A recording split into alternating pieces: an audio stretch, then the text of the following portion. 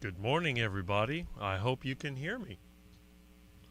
Let me know if you can, and let me know if you can't, because around here, anything is possible. Well, let's see. We are back to the old living room. If you remember when I did my very first interview, which was in August of 2022, I think it was. So, this is the room that I was in, although this is a slightly different view. Anyway, let's see. Do we have a confirmation that we have sound? I don't see any complaints. It says, I can't hear. Okay. I can hear. Okay, good. So everything works. I hope that I sound okay. Let me just boost the volume over here and see what I sound like. There will be a delay, so forgive me.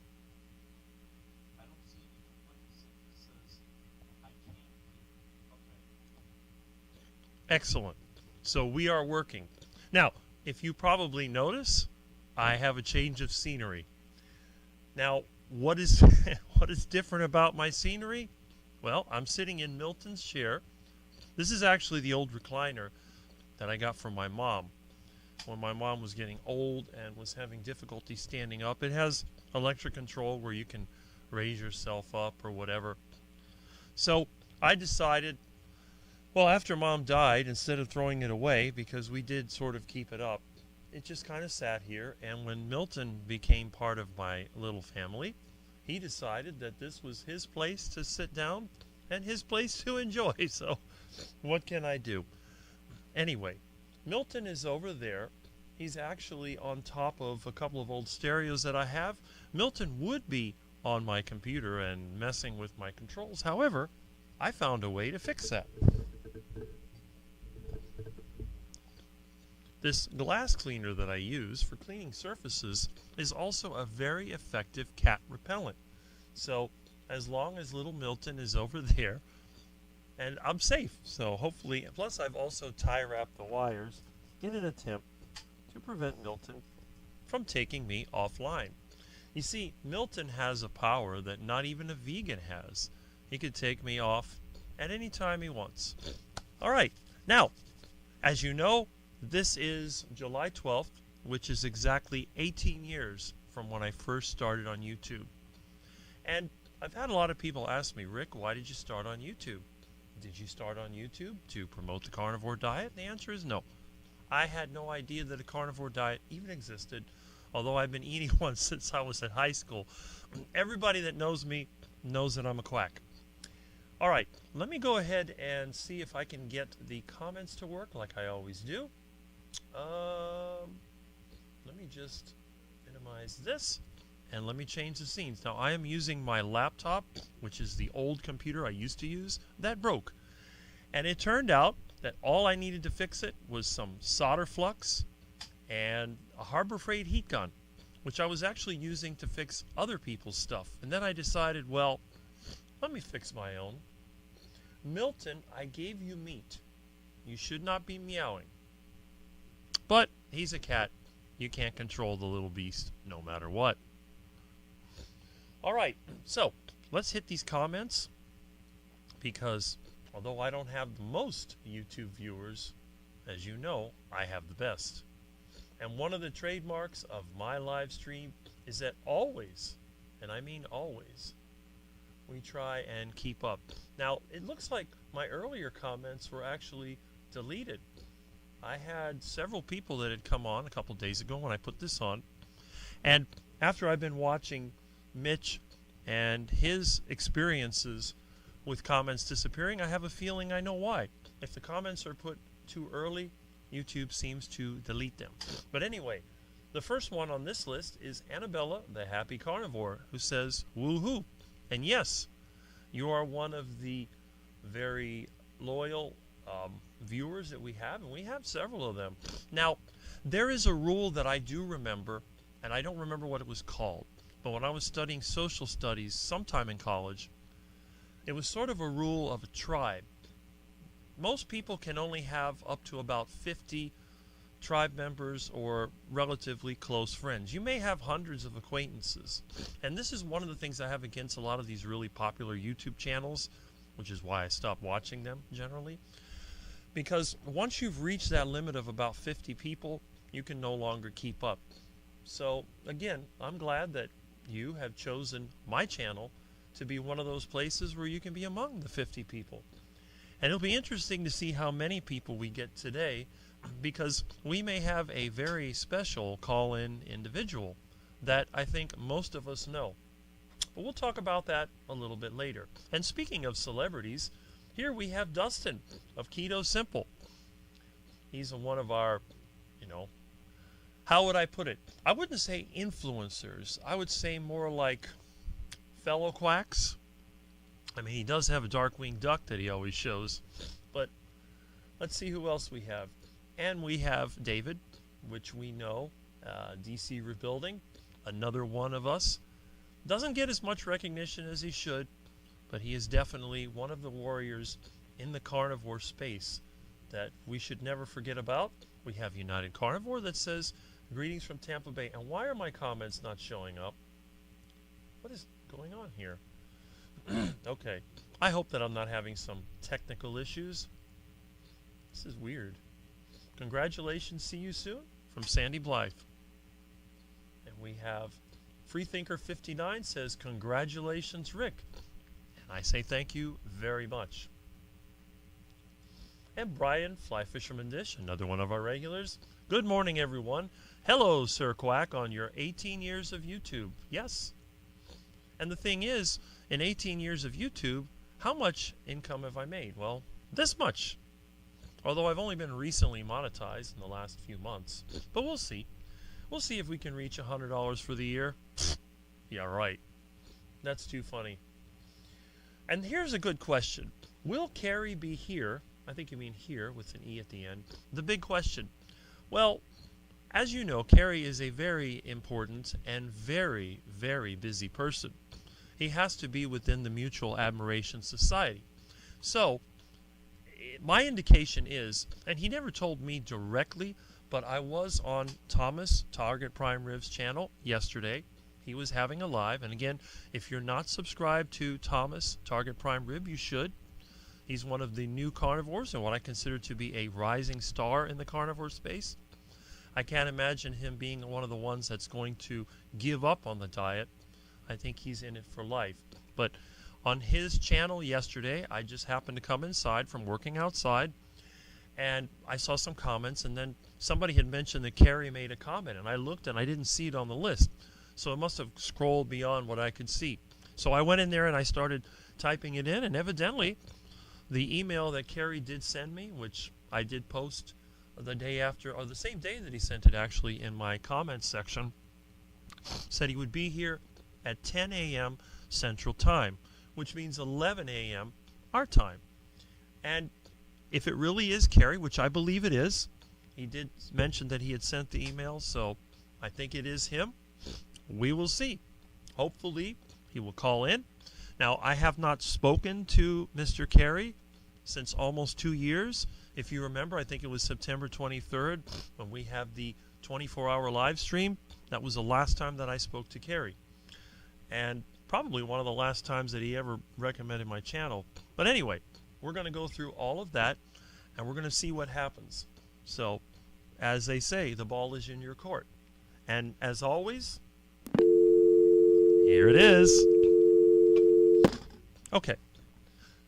Anyway, so we will reserve that time for him. Now, I had thought about maybe using one of the free streaming services, or at least the free portion of StreamYard or EVMux, so that we could see Kerry on camera. But here's what I think. I decided not to. I had a couple of my subscribers say just keep your usual format, because if Kerry wants to have a more detailed discussion, we can make arrangements to have a video conference at a later date.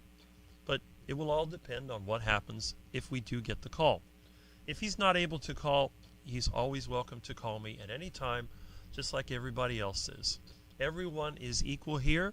We do not have a mutual admiration society, and we don't give special attention to certain people. Everybody is equal in my space, even vegans. So if you want to come on in and you're vegan, you're welcome to do so. I have no problem with that. Okay, so let's get back to these comments, And that one is not showing up, of course. Okay, there's always an issue. Good morning, all. From Melbourne, Florida. Congratulations, Rick. Well, thank you, Father of United Carnivore. Oh, and here it goes. Our live stream just went down the drain. Oh boy, Quackers, today is a very special day. Rick the Duckman's 18th anniversary on YouTube, and the real Kerry is coming on. Well, let's see. And let's see how many people we get. Let's see if we can break 100 in this live stream. Let's see if we can get up to the levels of Morning with Mitch. You know, morning coffee with Mitch. You don't get coffee here. Maybe that's why people don't want to come to my live stream. They're like, that Rick, he doesn't give you coffee. He'll give you bacon and eggs and cold water, but he won't give you coffee. But actually, you're wrong. You see, I used to make my mom coffee all the time. So if we had to get together, I would make sure that I try to get the best coffee. I do have one of those little grinders, and I have the little press and all the other stuff, so you can make coffee, and I will make you coffee if you want it. So that's not a problem. But for me, I won't drink it. That's it. Okay, and then Peter says Kerry will be calling at 11 at 8 a.m. Eastern, 10 a.m. Central Time. So again, it's just like they're saying that the president is going to call. So we have to make sure that we are ready for him. If anybody else is on the phone at the time, I'm going to hang up on you. So this is a warning. And that's it. All right, and Kitchen Witch 1885 says, "Hey Rick, thanks for bringing us all together today." Excellent. Oh. All right. So that's 3 hours from now, but Rick will be just warming up by then, so no biggie. That is correct. Okay. And Smoothie 420. Morning, Rick and the Quacky Meat Eaters. Well, morning back to you, another one of our great subscribers. And it says, Cherry Sue says, Rick is so handsome in this picture.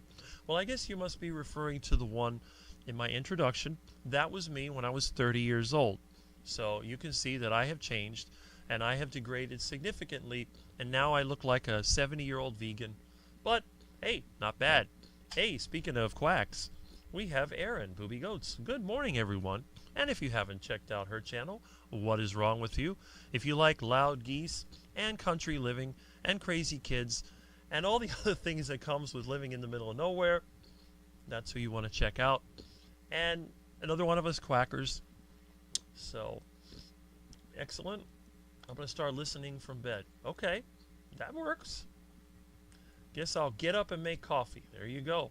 And I hope that it's good coffee to help you wake up. We got some retracted messages. And Terry Sue says, make me some. I love the 1950s and 60s photo slideshow. Well, that's what you get when you come to Morning at 8. Morning Live at 8 with Rick. And there's more 50s here than you could ever imagine. You got 50s telephones, 50s decor, you got bowling, you got everything that you can think of from the 1950s, even 1950s fashion, 1950s hairstyle. When you walk through the gate in my house, you have gone back somewhere between 1950 and 1970. Okay, whoops. Okay, it's not just me. And another one of our great carnivore subscribers, Mark Harmon. It's a shame that you don't post videos on your channel. I wish I could see more of you. You know, you're definitely one of us as a success story. We're glad that you're here as always. And Peter says, reminds me of when I was a little kid in the 60s. Well, yes. It's awfully quiet. Okay. Just made a full pot of coffee. There we go. A quiet little house. Lived a quiet little mouse and a noisy little cat. Happy YouTube anniversary. Well, thank you, Jay Bud. And we see that somebody knows that we have the, where did that go? We have the Celotex, the E is an O, C-E-L-O-T-E-X, 1950s Celotex Hush Tone ceiling tiles. This video is not sponsored by Celotex Hush Tone. The only ceiling tiles made from recycled sugar cane. So for all you sugar eaters, this leftover material has now become my sound barrier. Of course, this stuff was made before I was even born. This was made in 1958. So, I know the building it came out of doesn't even exist anymore. Good morning from Ponte Vedra Beach, Florida. Jerry Oitis. I have to learn to pronounce these names. But hey, another Floridian There's more and more of us here, and I think we are growing. And Brian says, I can hear you fine. And, yep, I hear a low hum sound. That might be the air conditioner. The air conditioner is a little bit on the, it's noisy, but the Shure 55 SH microphone, which, by the way, is also from what year? The 1950s, although this one, I think, was actually made in the 1970s. There's a piece of dirt there. But anyway, this is something I picked up at a yard sale when I was a kid. I kind of remember it being $10, which was a lot of money, but it might have been less. I wish my parents were still alive. They can tell me. My mom said, why'd you get that stupid thing? I don't know. I like it. And then eventually, when I got my hands on a polishing cloth and I got, polishing compound, I polished this thing up, and it looks like brand new. The good thing is that today, if you want one of these, you can actually buy a Chinese knockoff. They used to be about $15, but I think now they've gone up to 20 with the tariffs. Hey, Milton. Yeah, you'll be jumping on me. I know you. I just want to keep him off of the computer because I don't want him to knock me off. And evidently, Terry Sue says that, yay, everything works, and that I have good sound. Well, that is very good. All right. Hello, CB. Good morning, everybody. Good morning. Sound is good. Yes, it is. Everything is looking good. And yes, looks like 1950s ceiling tiles. Well, it's actually on my right, but it's the way the video is. I didn't reverse the video, but yep. This is what they used to put in all the old studios. They'd put it, in radio stations and sound studios and everything. This was the standard until about the 1970s when they stopped making it. And now the only place you can still get it. I actually built a machine that drills these holes, but it broke. One of these days, I may do it again. I have a lot of the old stuff, so I've been using that temporarily. All right. Yep. Okay. Let's see. Wow. These comments are coming in fast and furious. And Brookie is here. Is it true that Kerry is calling in? I hope so.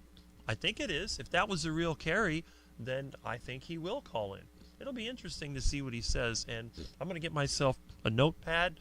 And I'm going to make some notes about some of the comments that people might want to ask.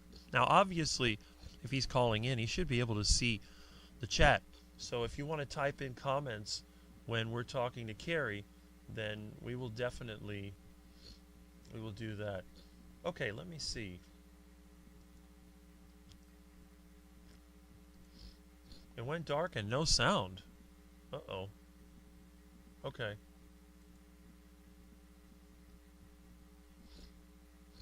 All right. Why is this not coming up? That's got to be, there we go. Sandy, yes. Kerry came on to Thomas's Live yesterday and said he would call into Rick's show at 11 a.m. Eastern Standard Time. All right. I have sound. I just seen an ad layered. Okay. Well, I think this one may have been monetized, but who knows? Yes, a lot of these carnivore influences are very suspect. And one of the videos that I'm working on doing, as soon as I can get my computer to cooperate, at least now it works, is I want to make sort of a chronological thing from the moment that I came onto YouTube in August of 2022. And of course, Joey deleted all those videos, so I'm going to have to find somebody. Somebody did send me one of his videos that they had recorded that had me in it. And I'm going to try to find the original one somewhere. And I'm going to make a timeline of what happened. It really kicked off in 2022. And for like a month or two, any video with me in it was really popular. Then it just sort of went down. And the turning point is that when Kerry came out there and he started pushing the carnivore diet, then he encouraged a lot of people to go on YouTube. And then there was an explosion of YouTube carnivore channels. And then, of course, wherever a lot of people go, the not-so-good people also go. So they're out there playing games, trying to get interest. And I think a lot of people saw it as a way to make money. I deliberately withdrew, and I stayed away from making videos until 2023 when I really started to get back out there and make videos. But I made like a couple of videos just to let people know I was there. And then as time went on, well, I became more and more active. And actually, the reason I started the live stream is two reasons. One, I was inspired by our man Mitch. But also, some of the people that had watched my videos were concerned about the carnivore space and where it was heading, and they wanted me to get out there and to give my opinion. And I think some of you are here. I see a few of you that are here. So if you know I'm talking about you, you don't have to say anything, but that's it. Okay, let's see. I was here this morning. Yeah, 8 hours ago when I sat down with my coffee. Yeah, and they deleted those comments, which is a little strange. I feel special. Well, you are if you're here. Then I got deleted, yes. And I saw those comments. I was going to take a screenshot, but I usually don't post any earlier than 24 hours before, but I wanted to do it early enough just to see if that would happen to me. And it does. Lexus Jones, hey, good morning, everyone. Good morning. Glad you're here. Another one of our new carnivores rising in the carnivore community. So keep an eye out for her. She'll be in interviews, she'll be in live streams, and she's got an inspiring story to tell. And that's very important. And we need to take these to mind and take them to heart, because the more people that we see that go on this journey, the more we have to relate to. If somebody new is interested in the carnivore diet, then I think it would be nice to have as many different experiences as possible. Obviously, my experience is one of the least inspirational, because I started the diet to get a heart attack. And it's a big joke for me. Right, Milton? Here comes Milton. Hey, Milton. What? You want to come? You want to sit on me? Come on. You know? No? Okay. That's good. He's learning how to behave. This is the very first Live at 8 with Rick that I've done where Milton has free range of the room and he can come in any time that he wants. So, let's see what else we have. And Peter says he's a fellow quack. Yes, you are a fellow quack. And you are a regular viewer and commenter. And that's very good. Now, Peter, or Papa Carnivore, it may be an acquired taste for some people because he does tend to talk a lot. And he does tend to give his opinion. So, remember, he's a good person.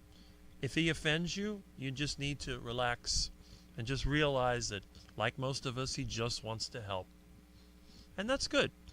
Now, as our friend Thomas, Target Prime Ribs, said, I'm unique because I can talk as long as I want. I can maintain a conversation with nobody else talking, but at the same time, I can sit back and I can let other people talk. That has been one of my good points, and I think it's one of the reasons why people either love me or hate me, because when they're having a breakdown and I'm almost laughing about it, they get mad at me. But other people, they want to vent, they want to go out there and they want to say what's wrong, and I listen to them. And then sometimes they'll go, yeah, maybe you're right. So that's a good thing. But again, I can get mad, and I do get mad. But it doesn't happen very often. In a debate or in a sort of back and forth, that's not going to happen. Now, if my life is in danger and somebody's coming at me, yes, that's a different story. Anything could happen. You could end up having a very large object thrown at you or being hit over the head with something. I mean, there's always some heavy object nearby. I got the bowling pin. You can do a lot of damage with that. But for me, I'd rather have a, I don't know how you'd put it, sort of a, what's a good word for it? Not a heated debate. More of a, I don't know. I'll come up with it later. But anyway, let's keep on these comments. We don't want to fall so far behind because I have a feeling today's going to be a very, very, very busy day. And, of course, we have some hellos. And MNJ is here. Hey, good to see you. Happy anniversary, Rick. She's in the...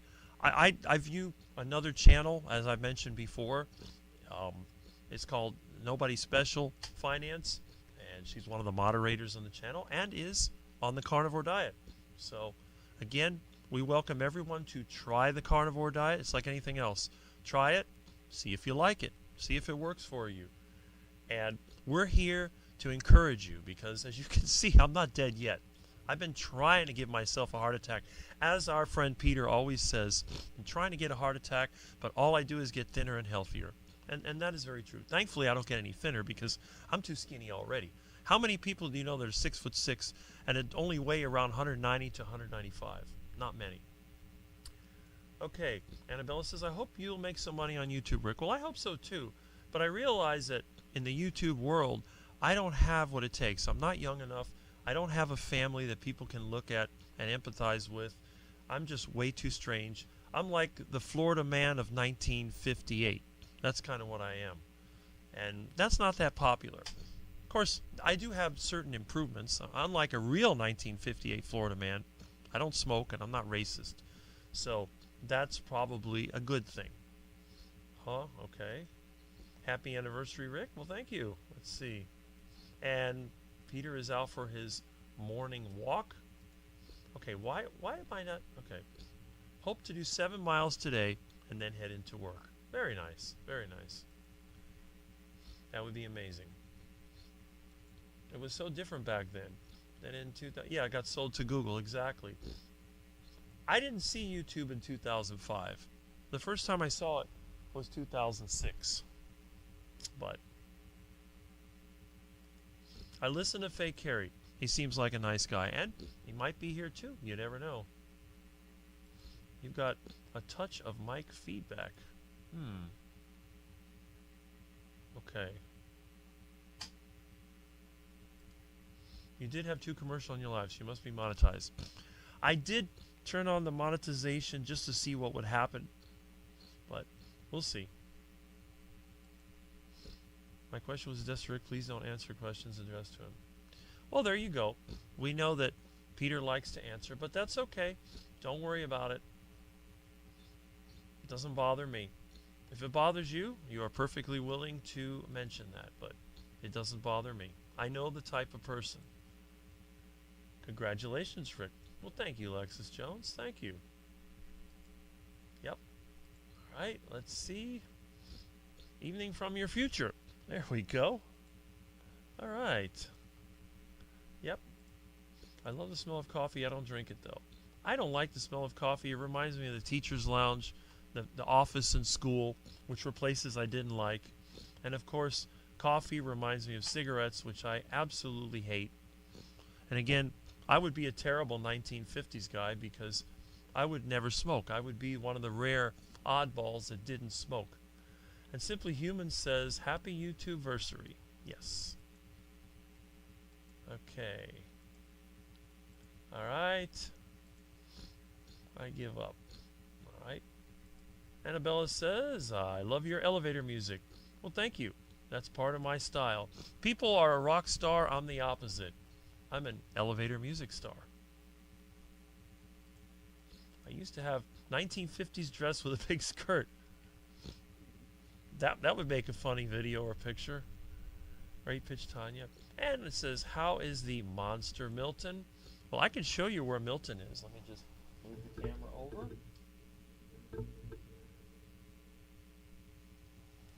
That is my monster Milton. As you can see, he is sleeping on top of a stereo that a friend of mine gave me and a VCR, which I'm going to look at. If it's good, I'll keep it. If it's not, I'll strip it for parts and junk it.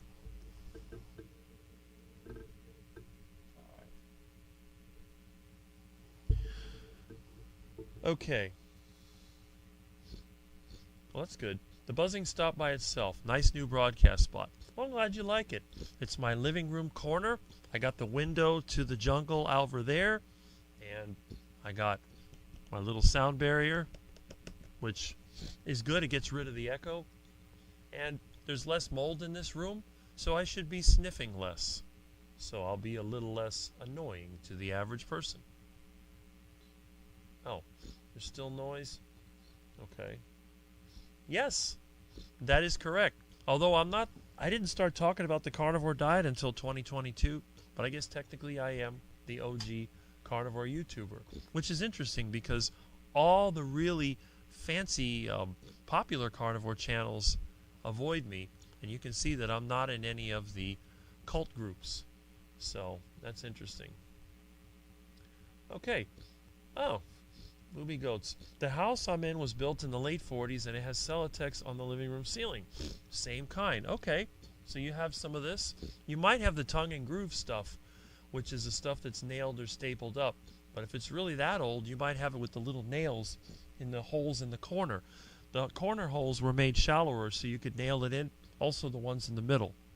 So, but I might be the only person in the world that knows about these things and still has them. The last place around here that had them is the Riviera Junior High, and they've been in the process of taking them out. I got to go over there, and problem is nobody speaks English, but I've been trying to grab some of the hardware, but I have a lot of it in stock. But I'm going to see if I can get more of it, because when I move, I'll be putting this stuff throughout my house, because I like a house that's quiet. One of my biggest complaints about buildings today, they're too cheap to put a ceiling in there. They just leave the structure open, and it's really noisy. It's like going inside of a warehouse or factory. And but back in starting in the 30s, I actually have a book that was put out by the Celotex company. But yeah, I think they've been long out of business. They had lawsuits for asbestos. Now, a lot of people say that this has asbestos in it, but I can tell you 100% there is absolutely no asbestos. If you have any of these ceiling tiles with holes in them, they are generally wood or sugar cane. If you see the little water stains where the roof leaked, there is no asbestos, period. However, there could be mold, so that's something to think about. No, I did not. I never talked about eating meat because I never thought that it was that important. It's just something that I did, but I never talked about it. What I did talk about was scammers, and I'm going to talk a little bit about that today once I get caught up with the comments. Wisdom tooth, okay. I couldn't think how hard you'd find it to go without meat. That's right. It would be, and that's another one of the topics I want to talk about.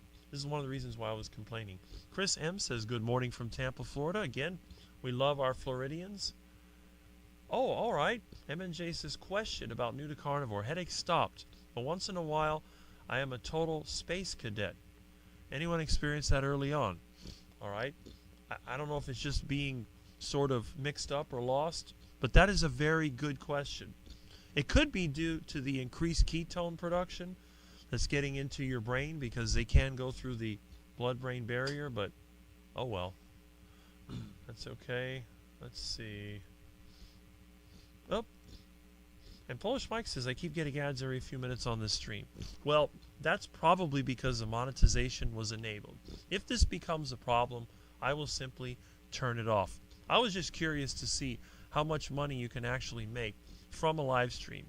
My plan is this.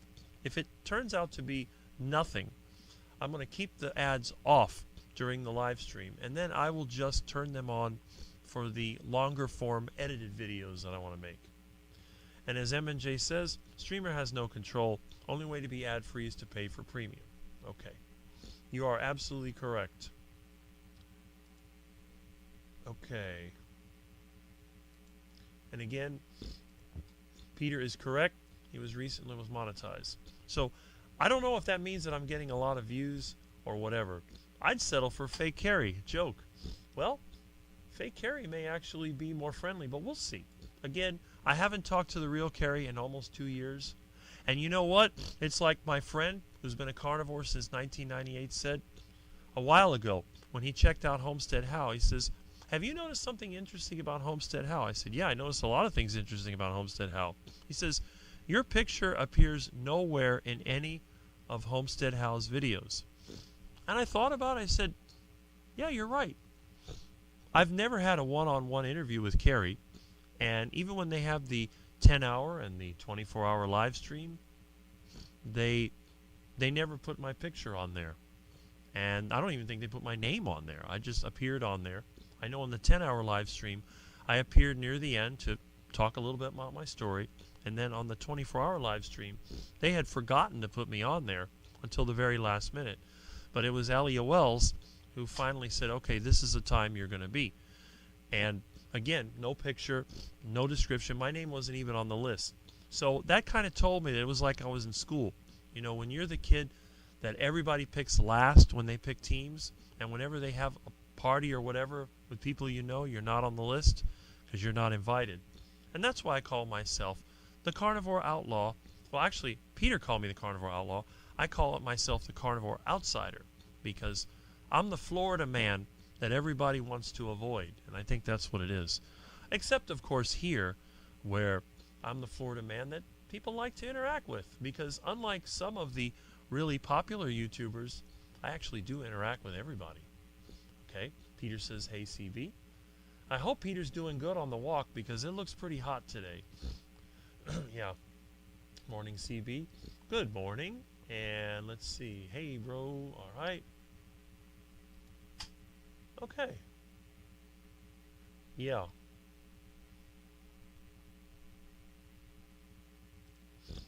Commercials are louder than the live stream. I wonder why the live stream... I could turn up the live stream maybe. Hold on a second. Let me see. I'm going to go and attempt. Let me see if I can attempt to turn this up. But my computer is acting funny. Hold on. Okay, here we go. Let's see. How about now? Does that sound louder or is that way too much? Let me know. By the time I know, it'll be too late. I'll look at the live chat to see. It's always... yeah. Okay. Let me rush through some of these if I can. All right. It's worth upgrading to YouTube Premium. All right, so... and CB Carmack says, good morning to Aaron. Every time it goes to commercial, it goes dark and no sound. That might be something with your browser. Okay. YouTube Premium. I don't engage with imposters. Okay.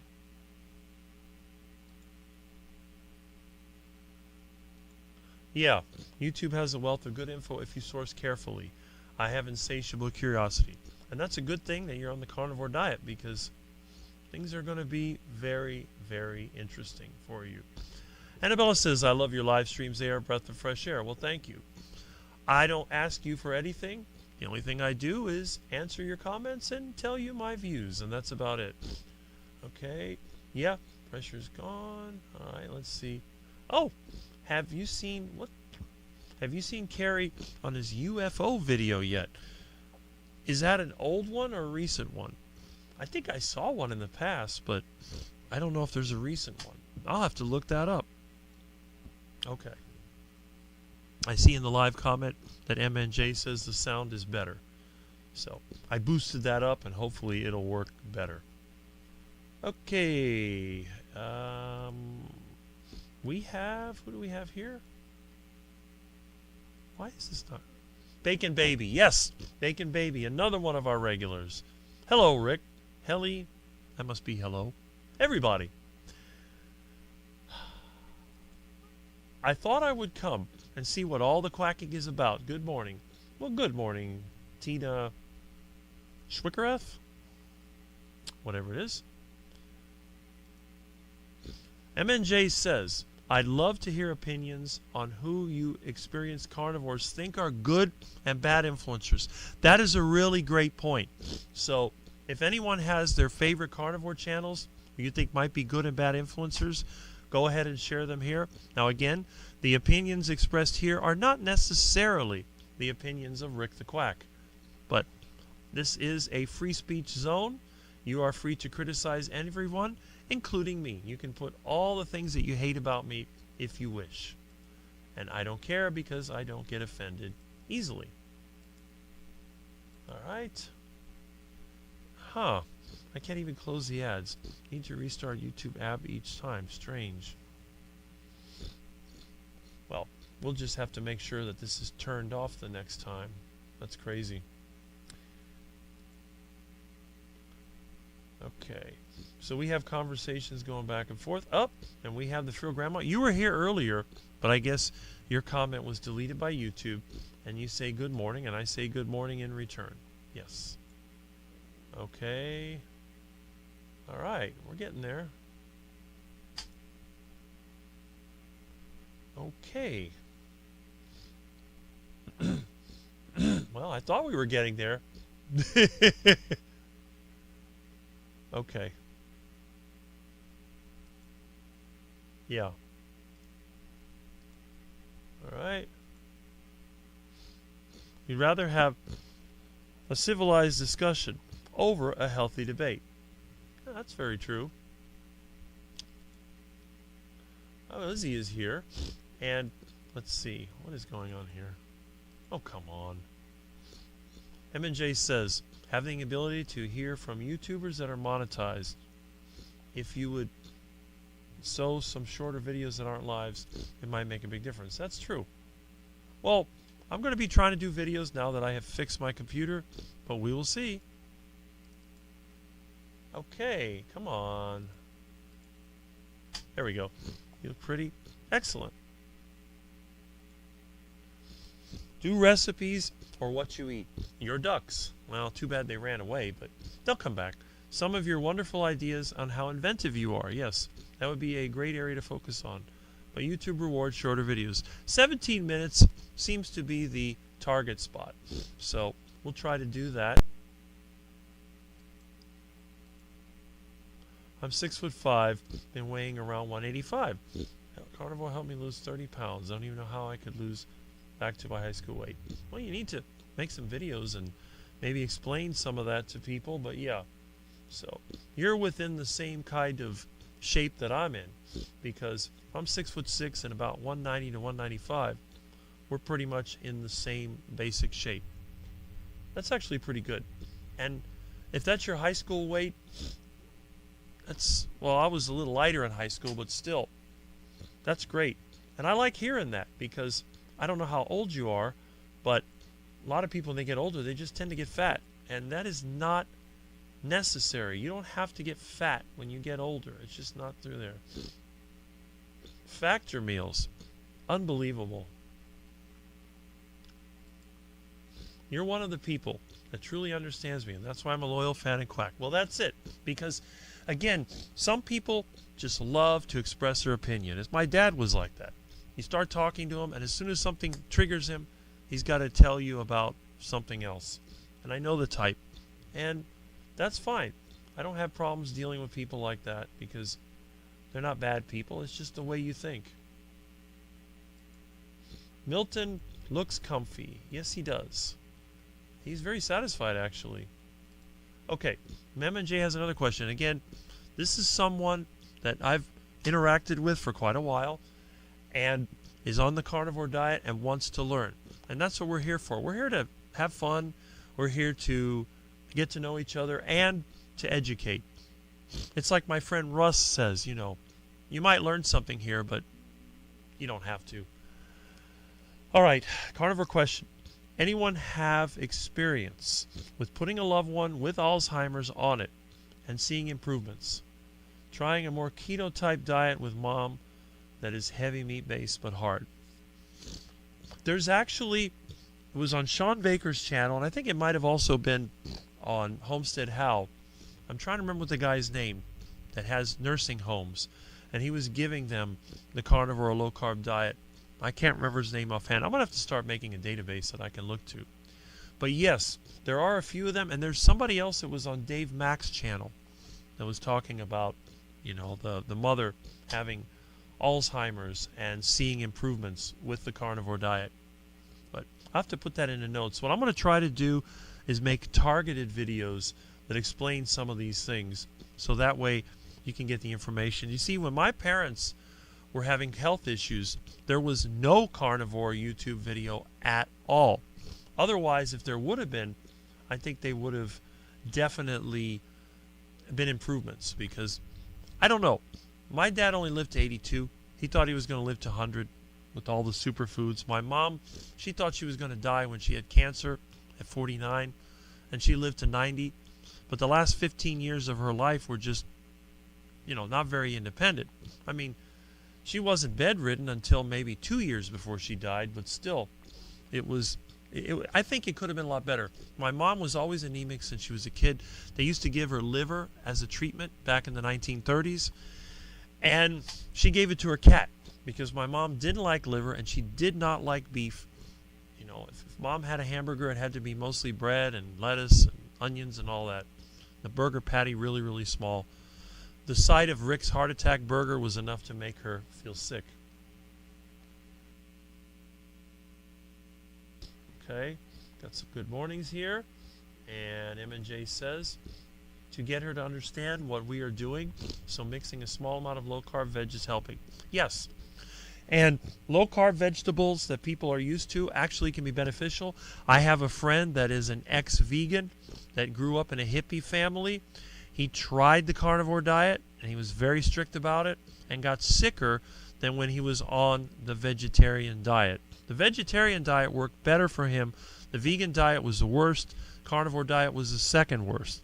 So what we did, we created what I call the meat-based keto diet, which is about 50% animal-based foods, and the other 50% could be a touch of dairy, fermented vegetables, and seasonal fruit. And that worked perfectly for him. It got rid of his skin condition, digestive problems. He put on muscle mass and eliminated the erectile dysfunction that was a problem. In fact, at this point, it's the opposite problem because his girlfriend, who is still a vegan, thinks that he's disgusting because he eats meat and is chasing her around. And yeah, so I may have strained the relationship, but he's very happy. And he's going to remain on that diet. He says, I'm going to keep doing it as long as I feel, no, I thought we had a call, but we don't. But anyway, okay, let's keep going. Morning, Ryan. Rick, thank goodness you never smoked. I think I have asthma from adults that smoked in the house and car as a child. I couldn't anyway. I am extremely allergic. Remember, I have a sinus condition that I've dealt with since I was a kid. I get really sick and I start sneezing uncontrollably when I'm around even third-hand smoke. I was doing a job. I was doing some electrical work at an old restaurant where people used to smoke, and they stopped smoking, a few years after that. And I got into a corner, and I got some of that dust in my nose, and I was sneezing, I was coughing, and I felt like I was even having trouble breathing because I got that stuff. It made my throat irritated. It was really, really bad. I had to go outside, and I ended up with a garden hose washing my nose out because it was itching. Once I washed all that crap out of my system, then I felt better. I went back inside, and guess what? In another 30, 40 minutes, I was coughing uncontrollably. I couldn't deal with it. Now, if I walk around people that are smoking outside, it doesn't bother me at all. I've been, on the bus bench. I've been, working outside some of these restaurants, and people are puffing away on their cigarettes and cigars. It doesn't bother me. But when I'm inside a building, people smoke, I get really sick. I get headaches. It's just really, really bad. So that's the one thing that I could never do. I don't drink either because I don't like the taste of alcohol. I do occasionally sip on alcohol when we go to friends' meetups, but a lot of times I'll ditch it in the bushes, put water in it. Generally, they say, what kind of drink would you like? Would you like a beer or wine? I'm like, give me a martini. Like James Bond, get a martini. It's clear. You can take a few sips of it, ditch it, put some water in it, and they never know the difference. So if any of my friends are watching, then you know why I never get drunk. So, okay, let's see. NAC helps me. Amazing. 6'3" and about 210. But my low was 199. Well, there you go, Peter. And see, Lexus, she loves how much you talk, Peter. You have a lot to say, and that's okay. So you do have fans, and a good fan, to say the least, This is someone who's dealing with their struggles and using the carnivore diet as a tool in the toolbox. Making friends with people is also a great way to help. If you can make friends with the right people, people that are not trying to take you for money or whatever, then it's a great relationship, friendship, that you can talk to people. You say, I have this problem. It's like me. Whenever people I know have a problem, I'm the first person that they call to get solutions. It could be anything from legal issues to broken air conditioner to automotive problems or to problems with animals. My friend every now and then calls me when her yard is overrun with iguanas, and Rick is the iguana specialist. I always take care of the iguana problems, and I do an excellent job. Once I get through taking care of the iguana problem, you can enjoy your pool and your yard without fear of a lizard crawling up your pants. And believe it or not, this friend of mine that is so terrified of lizards, she had a small lizard crawl up her leg into her pants. And let me tell you, she had a panic attack, had to go to the hospital. So, when it comes to lizards, and if you're watching my video, which my friends don't watch my videos, but if you do watch my video, I'm not making fun of you. I'm just saying what I've had to go through. You live in a fancy neighborhood, it's full of iguanas, and I'm glad to help you to take care of the iguana problem. Debates are everywhere. So are the videos with the terrible behavior some people think is a debate. If we want them, we can find them, yes. And the thing about a debate, my rule for debate is very simple. Number one, you never attack a person personally. You don't call people idiots, fools, or excrement, or whatever term you want to use. You don't do that. You let them do it first. And if they're a vegan, they're going to laugh at you. You don't laugh at them unless they laugh at you. So they can say whatever they want. But it's like when you talk to one of those people, you go, they're always giggly, you know, like that. What is that? What's the man's name or girl's name or whatever that is? Mick the vegan. So that's one of the individuals that always has to laugh. And you think about our very favorite doctor, Mr. Bobblehead himself, Michael Greger. He's like that, and you know, a lot of times, I don't know if he was the one that used to do it, but one of them used to give his talks on a treadmill. It might have been him. He'd bobble his head and walk on the treadmill. Oh, well, it was funny. I don't see him on video anymore. I do hear his voice, but I guess he's gotten so vegan that he can't really do videos without people making fun of him. So he may be laying low for a while. And there's a lot of vegan scammers out there. It's really a shame. Any one of these vegans that has some kind of club or some kind of membership site, they're all in it for you know what. Okay. So, we're used to sniffing. We would think you were AI if the sniffing stopped. That is correct. And again, I don't hide it. I have imperfections just like anybody else. When people say, I'm going to go on the carnivore diet, it's going to fix everything, I laugh at them. No, it's not. Well, I've been on the carnivore diet and I never get sick. Well, maybe you don't, but I get the flu at least 3 times a year. It's not that bad, but I do get the flu about 3 times a year. I've already had it once this year. We'll see. Okay, let's see over here. I really appreciate it. I think that, okay, yeah. I just want to help you. I'm a good person. Yes, Peter, if you were not a good person, you would not be on my live stream. And that's a fact. Okay. Keller V. Is fixing your hurricane damage pull-up bar anywhere on your to-do list? I had forgotten about it, but I need to go in the backyard and find that pipe. I found one of them, but I couldn't find the other one. And the brackets, they were missing. So what I might do, I might design another one. What I might do this time is just get a couple of pieces of wood. Maybe you know what I'll do? I got an idea. I thought about, because I know the county gave me a hard time one time for the metal structure I had. I might get 2 logs or even 2 power poles and then just bore a hole. So I'll put 2 power poles and bore a hole through them and put the pipe through. I might do that. I have little Bob with an auger, so it'll be easy for me to drill the holes. I can use Bob to pick up. That's what I might do. I'm glad you reminded me, Keller V. I don't recognize, I've seen you before, but I don't remember who you are, but that's a good point. I've got some bacon in my teeth I'm trying to get out. Sorry about that.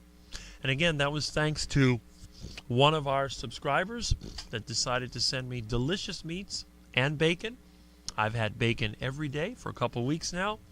I've gone back to BBBE instead of just, you know, CE or chicken and eggs or whatever it was. But thank you very much. Appreciate it. And by the way, that was another one of the things that my long-term carnivore friends said. How many of those big carnivore channels have ever hooked you up with some good meats or anything of value? I'm like, none of them? Okay. It's Only the subscribers that care. The big channels, they don't care. My view is this. The big channels, they use you for marketing. If you're the up-and-coming carnivore person, everybody wants to talk to you. Once you become yesterday's news, you're forgotten. And that's the way it is. That's kind of a shame, but I mean, it is kind of cult-like behavior, but I don't think it's intentional. I think it's just some sort of bias. And again, I call it the Mutual Admiration Society. I believe there was a movie by that name, but that's what I say with these groups. They start out being very inclusive with all kinds of great ideas, and they turn into a Mutual Admiration Society where all they do is compliment each other, and they think that everything that they're going to do is going to change the world. But the reality is, it never does. Okay. Hi, sweetheart. You're also slender. Slenderer than he was, that's for sure. Yes. Yes, there you go. I am, and of course. Wishing man, you might get back to that weight. Alright, that's good.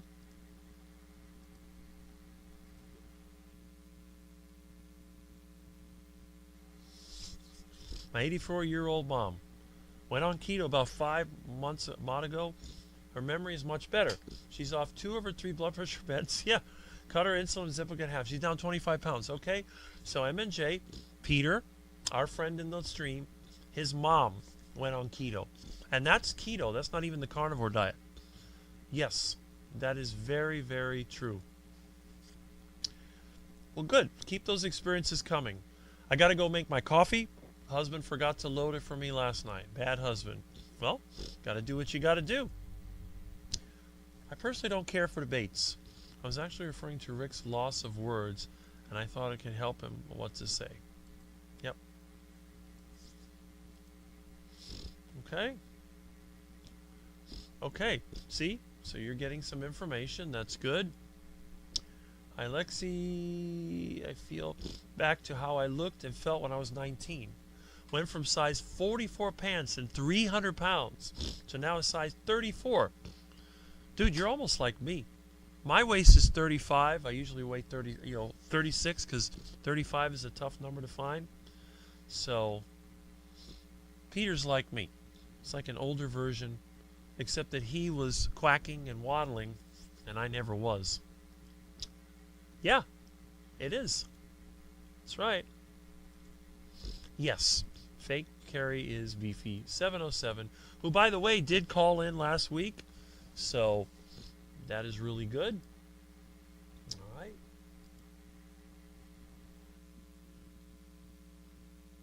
Okay, Feral Grandma says, a friend on a forum got her nonverbal dad to improve and be more responsive, but others were actively fighting her efforts. It really is sad that we know that the carnivore or keto diet can help people, and yet some people just keep going against it. Why? What is it? Okay, sister is iffy but not totally against. You should just try it if you can. Wish my mom would listen. I wish my parents would listen. They never did. They went down with that. They didn't even have to. It's always a Florida man. Yes, it is. A force shooting, yeah, right? From the other room. I was about 185 pounds. I was 18, so I'd be fine weight. Yeah, I'm no spring chicken anymore. I'm now 63. There you go. It's great news. 34 waist is definitely for slim. Yeah, like 35 waist is slim for 6'6". And I guess the sound was much better, so that's very good. Sounds good now. Another cool day. It hasn't been cold here in decades. It's always hot, humid, and disgusting. It's louder, but so in the humming. Guess that mic doesn't know the song. I wonder what kind of... I might be... Hold on. If I turn off the... let's see. Feedback is there. You'll hear it on the replay. I'm using equipment from the dump, so, you know. It's not like anybody's sending me fancy new equipment. It's just something I found. It works. Didn't notice the volume change. Okay. Huh. Alright. Whatever your person likes with these effect content, that's true. I subscribed to Rick's channel right after his first interview with Joey. That has been 3 years. It's going to be 3 years. I believe it was either August 22nd or August 23rd of 2022. So it's going to be 3 years. And very, very few people remember it. And like everything else, it was deleted. I think once the Kerry era popped in, then that's where everybody went to. So Joey grenaded his channel. Why he did it, I don't know. Because he was getting really popular. He had gotten up to like 14 or 15,000 subscribers in a matter of months. But then he went on this really weird raw meat, and then this goofy trip that he went on, and I mean it was a complete disaster. Then he decided to take on Ken Berry, and that is basically like shooting yourself in the head, because the majority of the carnivore people, they love Ken Berry. He's like their ideal, and they follow him. He's just top of whatever. I don't know the guy. I don't even watch his videos that much. My friend used to love to watch his videos, but I can't interact with him, so I can't say anything about it. But then he went after him because he drank coffee, and you do not go after the coffee. If you want to be in the carnivore community, stay away from the coffee. You tell people they can't drink coffee? Well, why would you even say something so stupid? If you eat 70% or more meat, you're carnivore. Coffee is, how much coffee is there in a cup of coffee? It's mostly water. What is it, like less than a teaspoonful of coffee? And you're telling me that that is going to make you not a carnivore? Really? Oh, but it's the oxalates. Yeah, but coffee is so heavily processed, the oxalates are broken down through the heating and the brewing process. Yeah, you got the caffeine, and there's plant toxins in there, of course. But I know people that their life revolves around coffee. And again, what would Morning Coffee with Mitch be without coffee? And Mitch smokes cigars. That's not carnivore. Or is it? I mean, if you were cooking your meat and some leaves fell into the fire and you breathed it in, are you still a carnivore? That's a good question. Of course, we know it's all silliness. It's all divisiveness. It's like, my carnivore cult is better than yours. And I'm more of a carnivore because I don't eat any plants. Well, then we have other people. For example, we have Tom, Frugal Prepper.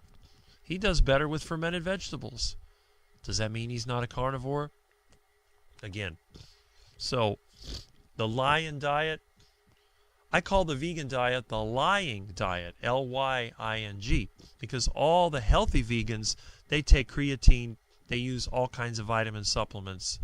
They say they're eating plant-based, but they're extracting from other sources to get the missing nutrition. So, anyway. Okay.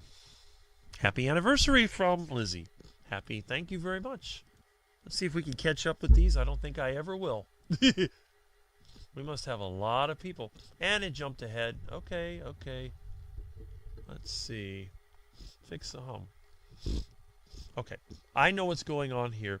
The hum is coming from the phone circuit.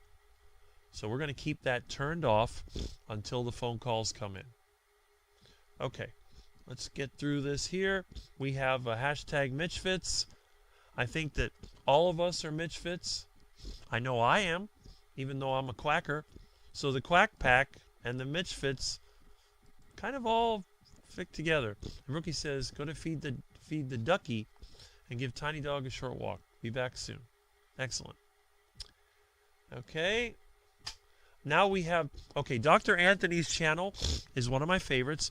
And Dr. Anthony Chafee was the very first doctor I ever interacted with and the first one to ask to interview me.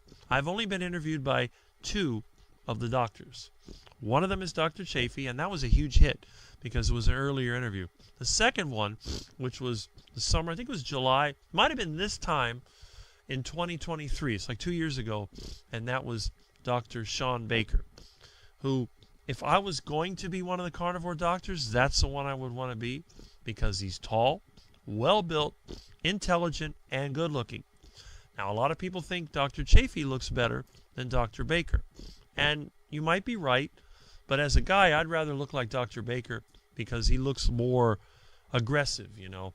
He has sort of a, I don't know how to describe it, but Anthony's friendly, and I'm a moderator on his channel as well. So yes, I try to catch all of his videos when I'm here. I would recommend Dr. Chafee's channel. Dr. Chafee is also very caring. He's gotten so popular now that he can no longer answer all the questions, but in the beginning, when he wasn't that popular, whether you paid for the question or not, he would answer the question. And, you know, he tried to help. He was also the one that discovered who claims to be the longest carnivore on YouTube, which is the rancher Maggie White, I think was her name. And she's the one that displaced me. That's probably the main reason why channels like HomesteadHow lost interest in me, because with her as being the longest carnivore, I was no longer relevant. But Dr. Chafee is somebody you need to look at. He's a little extreme. He eats a diet that I do, which is basically the plant-free diet, although he has admitted to eating some plants.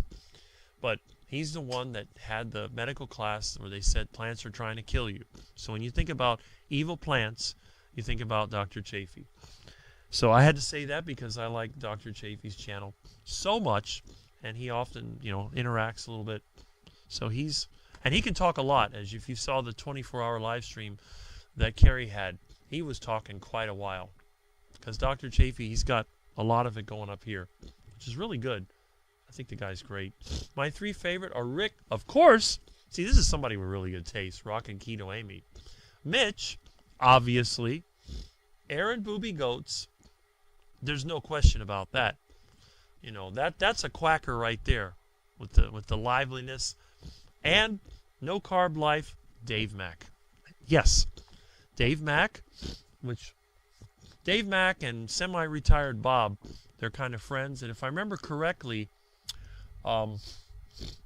semi-retired Bob interviewed Dave, I think first, and then I think it was Dave.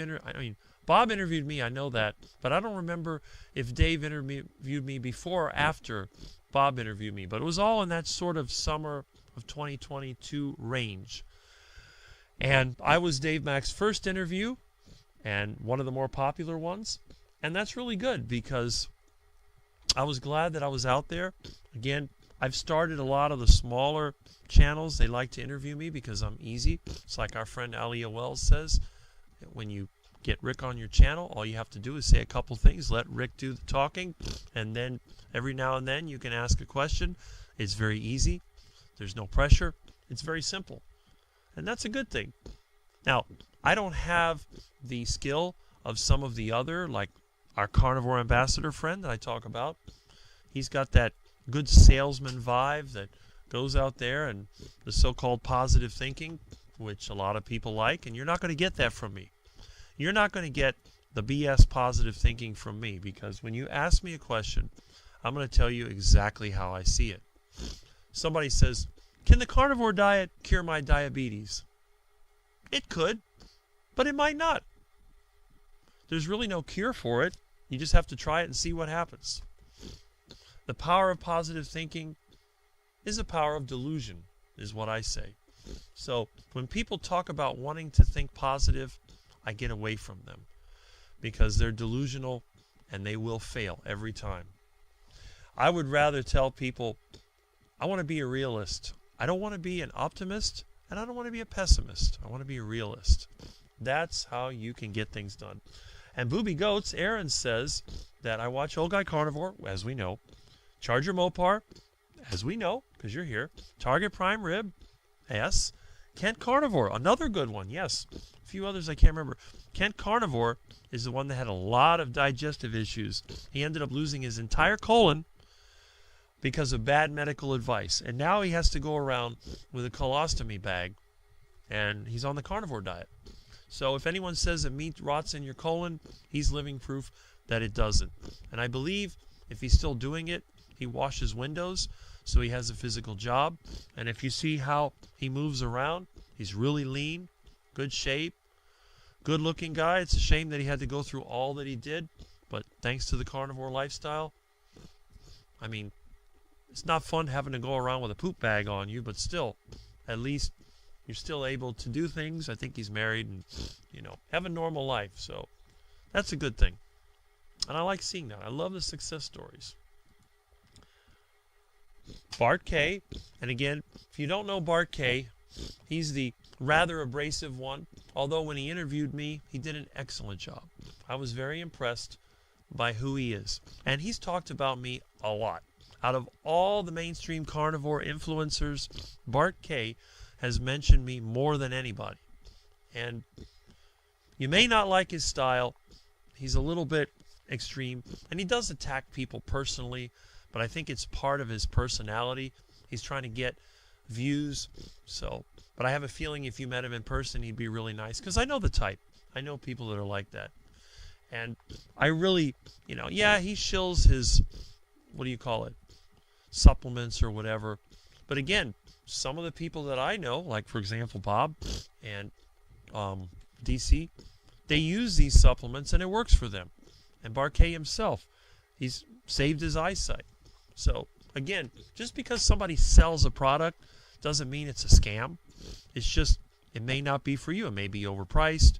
It may not be your thing. But he never forces you to buy his stuff, and that's good. He puts out videos. Again, Barquet, check him out. Eddie Goki is like Barquet Jr. This is a young guy that had tremendous amount of health issues and was able to reverse it.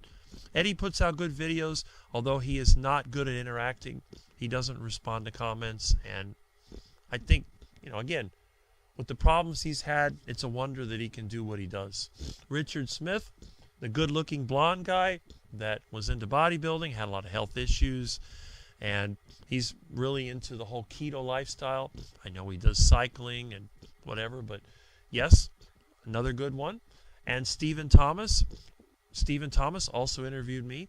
He's like 60-something, looks amazing. But he was another person that had a so-called healthy lifestyle, and then it started to fall apart, went to the carnivore lifestyle, and he's winning. So again, these are great choices. I like these channels. And of course, Target Prime Rib too, yes. And again, Thomas, he's nobody special yet, but he's beating diabetes. He's trying to get over some of his, issues. I don't know if it's really a mental issue, but, some of the doubts that he has and the ability to relate to people. So we're going to help him to get out there and to be more popular. He actually went to a meetup with another one of our subscribers, Louis Latito, or whatever his name is. So Thomas is getting out there, and that's a great thing because, again, nobody wants to be by themselves and forgotten and sick, And Thomas, he's out there carrying heavy weights. He's got part of his feet missing, and he's still able to get around. And I'm glad that he found the carnivore lifestyle, and I really do hope that he improves as much as he wants to, because I don't think he's going to give up, and I think he may be around for many years to come. It's just a matter of how much damage was done. Lizzie ain't saying she's a gold digger, okay? Mitch's channel is lovely. I wish I'd watched his channel earlier. Well, at least you found it now. I like your channel too. And Cindy's. I also like the one you hop into on Monday nights. That would be Carnivore Talk, as mentioned over there with Bob and, one of my really good subscribers that you've probably seen. You may see him sitting there vaping, as he's trying to get over that. Kurt, we'll shout out to Kurt over there, another one of my top tier subscribers. And yes, I'm glad that Bob set up Carnivore Talk because we have a lot of these carnivore groups out there, and some of them are gated communities. They'll only let you in if you pay to play. The Carnivore Talk is free. And of course, the biggest free community, as we know, is the Dr. Kiltz community. And again, if you really want to make a difference in the world of carnivore, you have to have a place where people can meet for free. But at the same time, if you have a little extra money and you're willing to, you want to donate it to something, what better cause than to donate it to one of our carnivore groups, or, you know, even to one of these carnivore projects. I mean, you could do that. You have the guy Lash with his carnivore retreat dream. There's a lot of people out there that could use money. Now, I'm too poor right now, but eventually things will improve. And there it is, Carnivore Talk. Yep. And Lewis is here. Hi, Rick. Happy YouTube anniversary. I was just talking about you. Happy anniversary. I agree. Yeah, it's from the Mixer Electronics. What it is the phone patch. The phone patch has a problem, but I will fix that. I'm going to put a filter. Okay. Few names to check. Thank you. Pajamas are starting to fall down. That means you're losing fat. That's very good. Okay, now we're talking. This is another one of us that seems to have been forgotten. You don't seem to see him on any of the main channels anymore. But this is Jonathan, who is usually here. He may pop in later. But, oh, he did mention to me he was going to be out. So, yeah, he may pop in later. Because he did put a message on my last video, my last picture that I did of my little makeshift studio. But, yes, Jonathan Carnivore Muscle is a carnivore bodybuilder, but he has severe spinal issues. So he's in constant pain. And yet, instead of sitting around and doing nothing and complaining and being a fatty lump, he does spend a lot of time having to lay down to control the pain, but he does get up, he does do things, he even goes to the gym, wins bodybuilding competitions. Yes. And he has a really good sense of humor. Now, most of his videos, they're sort of AI assembled, but you can tell the humor comes from him. There's funny ones about the vegans with the mean vegetables. Oh, those cartoons just crack me up. I don't know how he does that, but... And he even made his own carnivore documentary. And if you watch Mitch, Old Guy Carnivore, you'll see that documentary, Mitch liked it. And we know that Mitch is one of us high IQ people, so I have a feeling that, you know, Jonathan should have more reach. I don't know why he doesn't. Okay, let's see. I watch the same people. Booby Goats, my channel, Semi-Retired Bob, Dave Mack, Jerry, Helen, etc. Yes, I think we all kind of watch the same channels. Let's see. I've been working hard to lose the weight. Well, you will. I'm a loyal Booby Goater. Yes, okay, let's see. I hope you are enjoying a great morning. I hope so too. Love Jerry. I'm not forgetting all my favorite channels. All right. Let's see. Yeah, this is what I was talking about. Dr. Anthony. I can't remember the guy's name offhand, but I'm sure somebody else will remember it. Have you seen, whoops, Metabolic Minds YouTube videos? That's a good question. Again, send all those messages so MNJ can see it, so you can start looking at it, which is kind of nice. All right. How often do you eat liver at all? I haven't had it for a while, but I used to eat it daily when I was younger. And then after that, it was maybe a couple times a week. I actually like liver. I prefer the liver raw, but I have cooked it with other meats. Sometimes I'll add it to the ground beef. Has anyone noticed an improvement or worsening of chest pain on carnivore? Well, I don't get chest pains unless I'm trying to bench press a transmission in my truck and then I get it the next day. And you can ask me how that happened. But no, I haven't. But if anyone else has, I'm sure they will leave a message. Yes. Yeah. Nursing homes are general. Exactly. That's why I tell people I'd rather be dead of a heart attack than being in there. And Russ is so great. Homesick Buckeye Channel. Keto Cookout live show is Tuesday at 8:30, I think. And you are correct, it is. It alternates. Russ is on every week. Every 2 weeks, you're going to have either Laura Russell, which is a carnivore nurse, who's pretty familiar with hunting. And then the other 2 weeks, you have the downgrade. You have Rick the Quack, who is basically hunting feral animals because there is no real game over here. Okay, let's see what else we got here. Yeah, watch as many as I can. That's the problem. There's almost too many. Let's see, don't get me started. Okay, here we go. Whoop. Russ and Keto Simple. That was Dustin, who was here earlier. He has his at 7:30 on Sunday morning. And, of course, at 8:30 on Sunday morning, we have our favorite, the person that you wish was doing it now, but isn't. He's taken the day off. He took his own advice. Take the day off and eat meat. Okay, there you go. Now, I've seen that before. I know some people really get into their sports teams. I have to admit, I never did. I watch Kilts and Cindy also. Yes, you're probably talking about Cindy DeManchi, which she's done a few interviews and a few videos too. I never had chest pain, but I do some folks. A brief experience, heart palpitations, rapid heartbeat, or on but it passed. Anyway, you have Paul Saladino that had heart palpitations or whatever that was. And not enough horses. When are you going to start a YouTube channel? Yeah, that's a good question. For somebody that talks so much. Chicken livers twice a year. Used to like beef liver, not anymore. Okay. Strained relationship. He's functioning. Yeah. Dustin lost over 200 pounds on carnivore. That is correct. He's still heavy. Still fat. But the thing is, there's nothing wrong with being overweight if you're getting healthier. It's like Russ. Russ is fat. And he's not going to be offended because we make fun of each other all the time. But Russ is very fat. The only carnivore I've ever met in person, and the only one of 2 YouTubers I've ever met in person. But he's healthy. I mean, as big as he is, he can walk back and forth without a problem. He doesn't have heart issues. He's one of the very few people that can be fat and be relatively healthy now. Could he be healthier when he loses weight? Sure. But the thing is, he's not losing weight that quickly.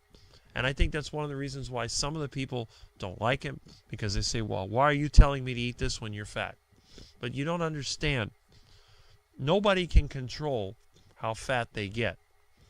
It's just a byproduct of your living. Genetics, lifestyle, whatever. You can try to starve yourself, but starving yourself doesn't always make you healthier. So if for some reason you're on a lifestyle, you feel good, but you're a little overweight, don't worry about it. It'll get better. You can always make adjustments. As long as you stay between 2 sides. You don't want to go over one side or the other. If you stay within those 2, you'll be fine. Yeah, chicken liver is delicious, especially with fried onions. But again, onions are not carnivore, but who cares? I have fermented onions that I keep when I make sauces. I have friends that love pacemaker pizza, which I haven't made in a while, but they do love beef cooked with tomato sauce. I got them off of the barbecue sauces, which are toxic crap. But I figure that fermented tomato sauces with onions and peppers, they love that stuff. So I got another friend of mine that loves chili. Now he makes carnivore chili.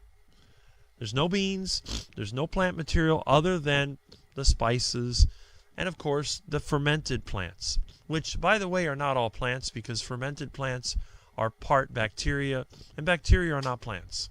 So, pretty nice. Yeah, I'm way behind on this. Okay. I'll haunt a bunch of the carnivore channels.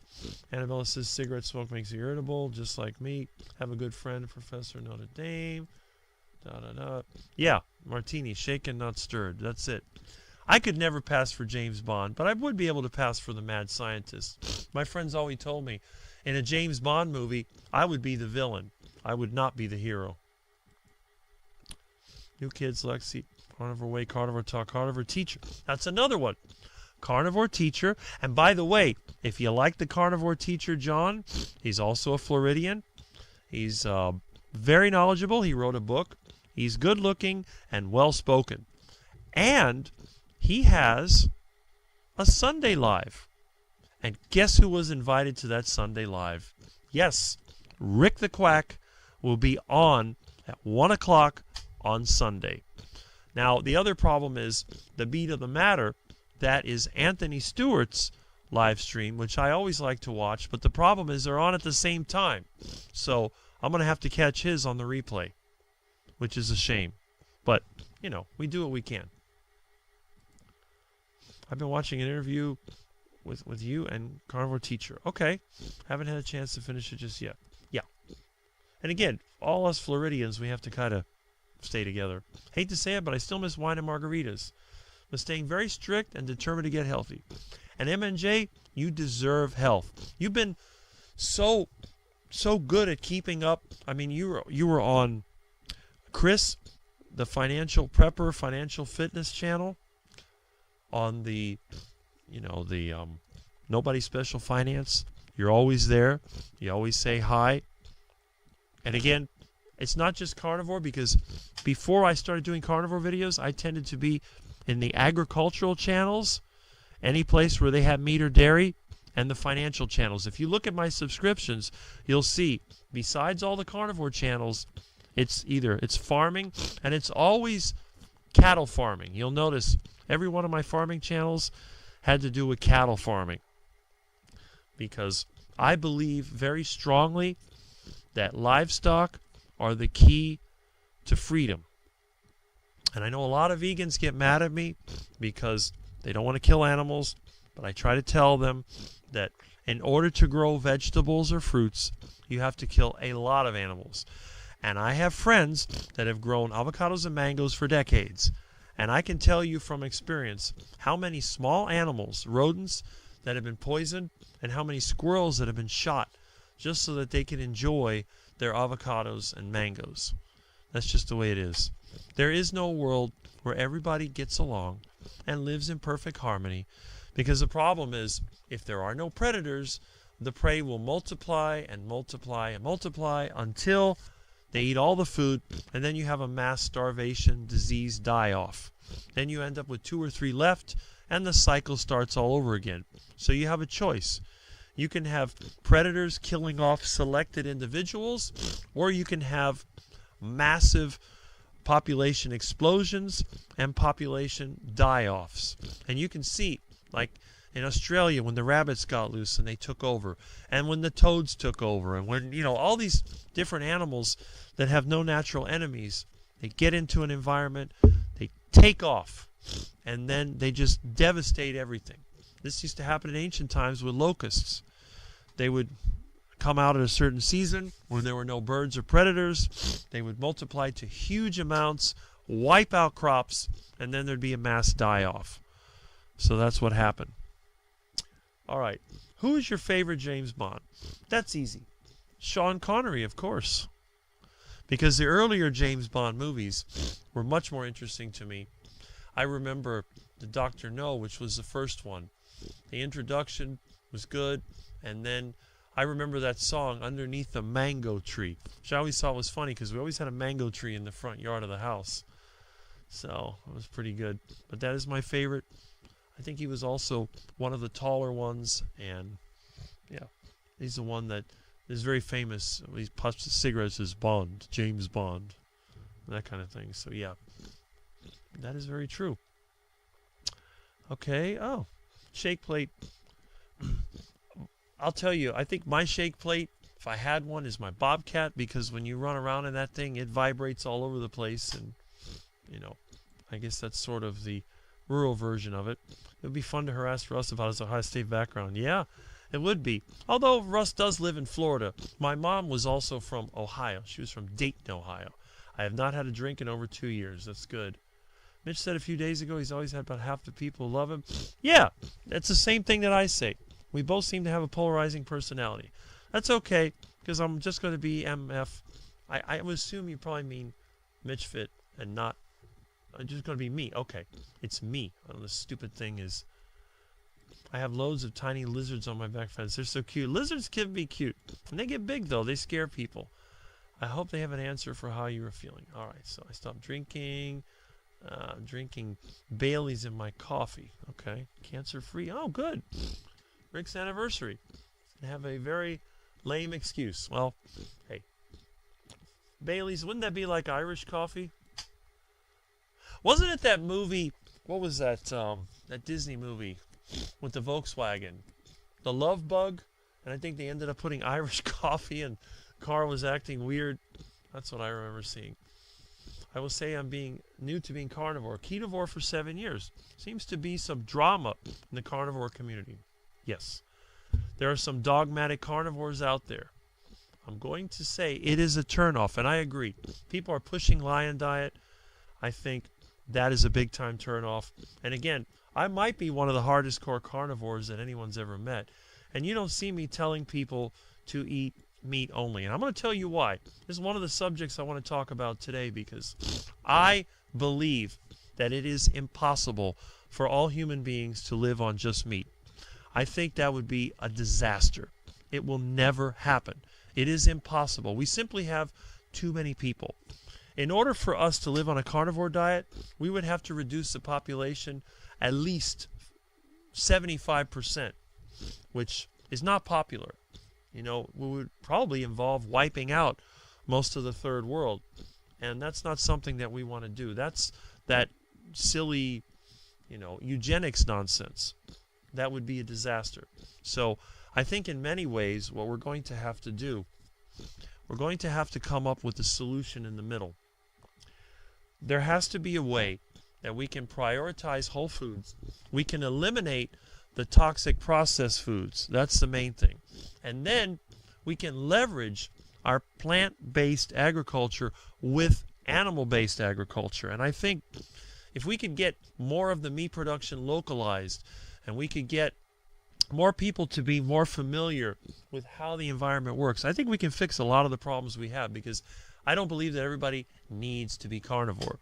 And again, this is probably why... Oh, we have a call. We have a call. Hello. Hello there. Is this Krispy Kreme Donuts? Well, this is Rick.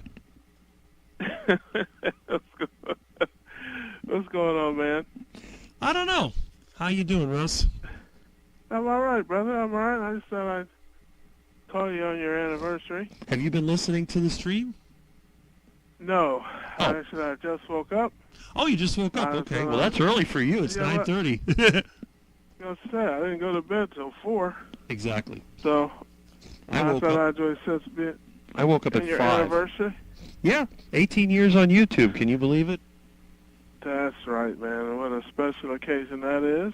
Yes, it is. So come on, man. I can miss a few Z's to do that. So I thought I'd do that, man. I certainly appreciate you, and happy YouTube anniversary. I appreciate you, that you have invited me to be one of your team instead of just the quack that's wanting a heart attack. Yes, hello to the family. Peace and love. Peace and love. Hold on. The Reverend is over here. Uh-oh. And Uh-oh. I just get ready for sermon. He's going to grab the. Okay, Reverend. Just yes. Ketogenic blessings and greetings to Deacon Rick. Deacon Rick, blessings be upon you, our carnivore brother. This is a special day for our brother Deacon Rick, and he's out in the streets hunting ducks and iguanas and eating them live, sometimes killing them in the killing fields, and upholding the carnivore standards, waving the carnivore flag for all to see, hither and yon. And we are thrilled and grateful for your years of carnivore service. Blessings be upon you, my brother. May you be in ketosis forever. May you be in ketosis to the end of time. And we will... you're a little behind on your ketogenic tithes, brother. When can we get an offering? When can we get... That's a good question. You want an iguana? No. We need green cash money, sir. That's Cash App, PayPal, Zelle, promissory notes, IOUs, Western Union. We take it all here at the Ketogenic Temple, and we need it right away. Well, we don't do any of that. So what we'll do, we'll get a carrier pigeon, we'll get a homing pigeon, and we'll strap some money to it and send it off. Well, that'll be fine. Just don't eat the pigeon before you that's what I'm saying. Don't eat the pigeon. Any fowl on your property will be eaten. Don't eat it. Send the money. Yes, that's right. Put those, and a word to all our brother and all the sugar-sick souls around the world, put those biscuits down and get some beef that's ground. There you Keto go. will save you. Amen to that. If you're sick and you can't get well, eat some beef. You'll have a new story to tell. Come on, somebody. Wish I had a witness today. As we Amen. go through life, folks are trapped in donut dungeons and pancake prisons all over the world, but Deacon Rick is working to set them free. And when they're free, they'll be free of all. Well, amen and amen. Here's that Buckeye fool. He's behind on his ketogenic diet too. That son of a. Okay, Reverend. Okay. Yeah, go home, Reverend. Go home. Yeah, that's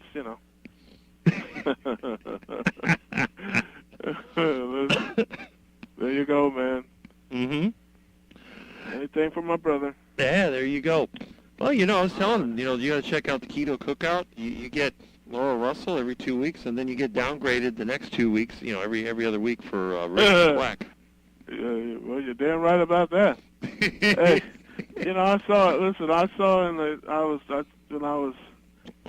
in, I saw Rockin' Amy Keto talk about something about the dogmatic carnivores Mm-hmm. that are out there, and she's right. But hey, come on over to the Keto Cookout. We're very, very forgiving there. We don't believe in all that stuff. It's about health and wellness. It's not about any particular diet or what you call yourself. We want everybody to be healthy and well. We want to get good information out to people because we've been lied to about our health and things that are supposedly good for us. It's basically, you have to throw out everything you've ever learned about health and nutrition. Everything they told you to eat, stop eating it, and everything they tell you not to eat, eat it. It's basically, it's like bizarro world, upside down world, where up is down and down is up. So, and that's what it's about. It's what it's always been about for me. Obviously, I eat carnivore most of the time. I have my struggles, but I do eat carnivore most of the time. And but the fact of the matter is, most people will not do that, and most people don't need to do it or have to do it or even want to do it. I would, and again, this is not a criticism, but I don't know how many carnivores I've talked to, and I've talked to a lot who say, I wish I didn't have to be hardcore carnivore. I wish I could eat a few vegetables. I wish I could eat a little bit of this or a little bit of that. And, but I just can't because it really gives me problems. So I think God put a lot of things on earth for us here, and people need to just find their way, find their health and wellness. Right. But keep the main thing. That is, keep your carbs low, proteins and fats high. That is the overall moral of the story. Don't be afraid of cholesterol. Don't be afraid of fat. And then just find where you fit in. So, as I said, man, I love the family. I certainly need the support. People think I do the Keto Cookout for them. I really do it for me. Well, that's it. That's what a lot of people do. I mean, you see that in a lot of channels. That's like the new guy, Thomas. He does it for me, for him as well. You do it for you. Everybody has a reason. I think a lot of times it's just it gives you something to do. It gives you people that you can talk to. It's a sense of community. That's why I always criticize. Absolutely. It's an open community. It's not a gated community. No, and like I said, I have no problem with any ketogenic diet. It's all one big happy family. And vegans are welcome too. Absolutely, because it's funny. Like I said, I consider myself an evangelist first. I mean, I do it in a silly way with humor and goofy things, but my main goal is evangelism, to spread the word. I know what it's like to be trapped in a cage and feel like there's no way out, And it's like, I want people to have it. I don't want anybody to be like me. I want them to be better than me. But it's about evangelism. And, man, if you're a truly evangelistic and that's why you're doing it, of course there are other people who do it for other reasons. But you want to be where people are, who don't know anything about it. I don't want to sit around and talk to a bunch of zero-carb carnivores. Well, what are we going to learn from each other? You know, it's like, what do you eat, Fred? Meat. What about you, Bill? Meat. What about you, Phil? Meat. Dave? Meat. I mean, I want to talk to the guy with the donut in his hand. Mm-hmm. You know, I want to talk to the guy with the donut in the hand, a bagel in one hand, and you know, and a fruit punch and drink it. That's the guy I want to talk to. Mm-hmm. You know, those are the folks that need our message. You know, so right. Put me in a group with those folks, and I don't want to chase them away. Mm-hmm. You know, I mean, wait, at least let them get 2 feet in the door before you whack them in the head with a ribeye bone. You know, I mean, that's true. Yeah, so I think I say it all the time, carnivore is like jail. Not a place you plan to go, it's just somewhere you kind of end up. Mm-hmm. And for most people, that's exactly how they do it. They don't start there. They end up there, after getting their carbs down, getting their proteins and fats up, they feel better, and they see differences and changes in their lives. And then they just go lower and lower and lower, Right. And it takes time for people to feel comfortable doing it. You got to realize, too, people have their friends and their neighbors and their doctors all telling them they're crazy and they're going to die, it's going to kill them. I mean, people kind of need time to settle in many cases. Well, that's it. You don't want to put pressure on somebody because they're just going to give up. They're just going to go right to the duck food and start waddling and quacking. And that's what happens to a lot of these people. They get frustrated. They put pressure on them. Well, you're not doing it well enough. Forget it. I'm just going to go to the donuts and whatever nasty crap they eat. Yeah, that's definitely true. You definitely, I tell people that too, when I'm trying to help them or they're starting out. I said, just do what you can do. Right. Do what you can comfortably sustain. If you're torturing yourself, you're not going to, you're not going to sustain it. You're not going to keep up with it. Mm-hmm. I mean, but yeah, I love being around people that don't know anything about ketogenic diets. Mm-hmm. It's like you talk to somebody about ketones, they're like, "Oh, I don't play the piano." It's like, boy. So it's like, so yeah, man. So it's just to me, that's what it's all about. But that's my motivation, to make people laugh and smile, and to educate them, and to get them pointed in the direction of our great doctors and scientists that can give them real good information. Don't take my word for it. I still look like the before and after video. Yeah. So I actually mentioned that earlier. They're talking about people that don't lose weight. I'm like, well, my friend Russ over there, he's pretty fat, but he's pretty healthy. So, that's amazing. Yeah, I mean, my blood work is fantastic, and like I said, I'm not as yes, I'm still fat, but I'm not as fat as I used to be. Mm-hmm. And I say it all the time. I'm not the man I want to be, but I ain't the man I used to be. That's right. So, and that's my life. I always take the long way. I always take I've been swimming upstream my whole life. I'll get there eventually. I take the slow route, and you just wake up every day and fight it.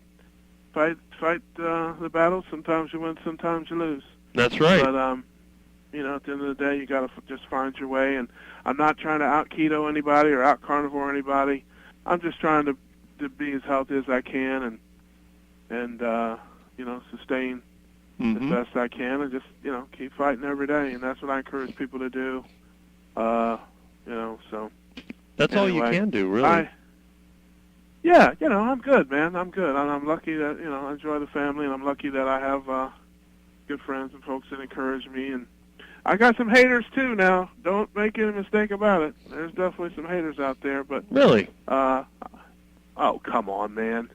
Haters everywhere. Well, I figured the haters would come to me, not you.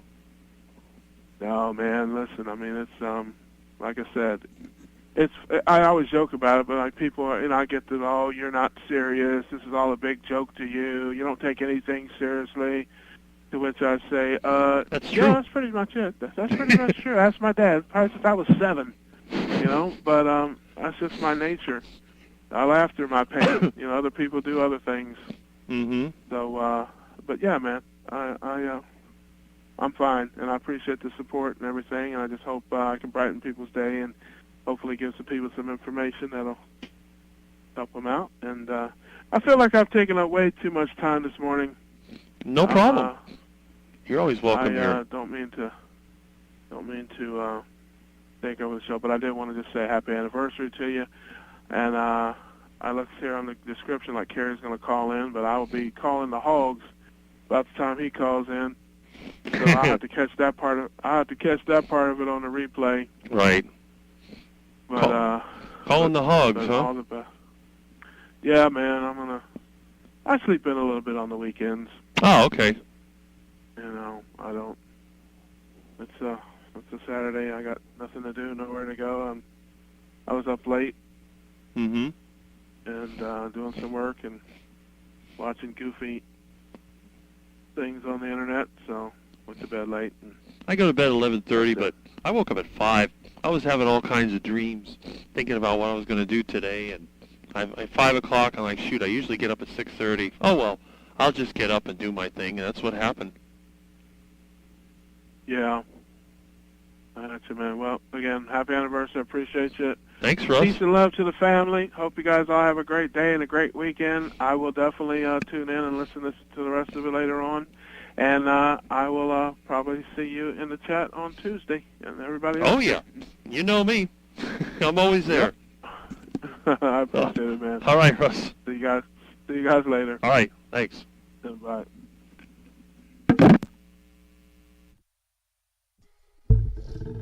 Okay. That was our friend Russ Mitchell. If you don't know him, from the Keto Cookout. And we were just talking about him, so I guess he must have woke up. Something must have told him, hey, call into Rick, see what he's doing. But that's great. So anyway, I'm trying to go through these comments, but I have run into the same problem that Mitch does. And if you're listening, Mitch, I know what you're dealing with every day. Honestly, I don't know how you do this every single day. You are an amazing person, in my opinion. And I mean amazing. Okay. Looks like, okay. I keep getting some deleted. There's so many of them. Yeah. Those are the channels. Let's see. What is this? Thomas has 2 personalities. One he uses a carnivore diet, and he will. Well, there you go. That's true. What's Eddie's channel? Under eating. Oh, is Kurt here? Let's see. That's another one. Harry Serpanos. I haven't seen him in a while, but he is out there. He walks his dog. Okay, so he is here. Excellent. Slide without hurting too much now. Okay. That's good. Yep.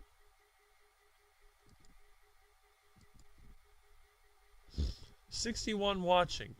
Interesting. And okay, why is this comment acting so weird? There we go.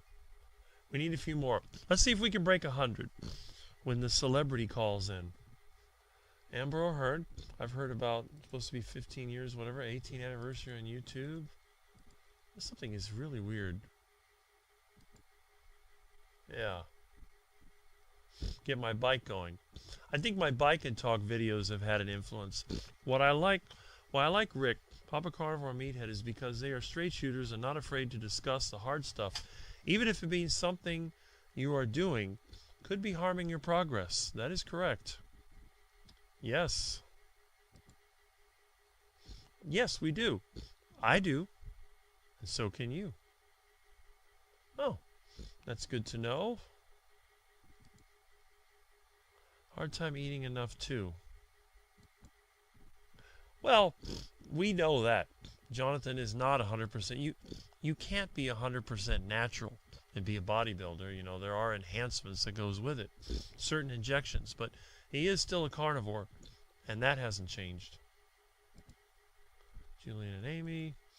Yeah, Russ is a funny dude, and he called in, so that's good. Had tachycardia from starving myself and low oxygen. My heart healed quickly on carnivore. I don't know why anybody would starve themselves. I'm the opposite. I love to eat. I can knock it out. I should have asked Russ when he was on the phone to relate. Of course, he's mentioned when we went to the steakhouse how much I could eat. Yep. I haven't seen that yet. But I did see people mention it. Mitch the champion. That is correct. Keto Simple is my buddy. That's right. He helped me get him a channel. That's right. He's got some YouTube talent there. Ah, yes. She is your personal friend. Well, there you go. Who dat? Huh. Okay. Yeah, my blood pressure's always been low, but, you know, I start to develop meat aversion. Well, you know, adding dairy may be a good idea. I can't imagine why anybody would get meat aversion, but everybody's different, so it may take a little bit of adjustment. It's just fun to watch. Okay. Yeah, Jeff is on live. That would be on Carnivore Talk. Yes.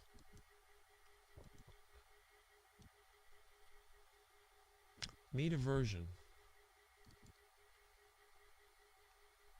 Okay. All right, there we go. This meat aversion subject is interesting. It might be something to look into because I just can't do it. Well, here's a request. Giving up a lot of food, but beef and butter is great. Yeah. Brookie says, make some sauerkraut, please, Rick. Okay. In fact, I've got some cabbages growing in my garden. I'm going to have to see if I can do that. My food processor broke, so I've got a spare, but it's buried in the kitchen under all that junk I took out of the garage. Or I may have to go to the thrift store and see if I can find another one. But I mean, I guess I'll do it with a knife. I hate all that cutting, but I'll do a sauerkraut video. Good idea. Nuke their progress with heavy cream. Well, again, if you're having trouble eating, dairy can really stimulate the appetite. I know I eat yogurt every day, so I am definitely one of those dairy people. Meeting Wellness has a nice channel, and she also made Rick's Heart Attack Chicken. Check it out. Wish I could take meds, take them with food. Oh, need to take them. Yeah, bone broth. You could do that. It's acquired taste, though. I love a few dill pickles with meat in hot weather.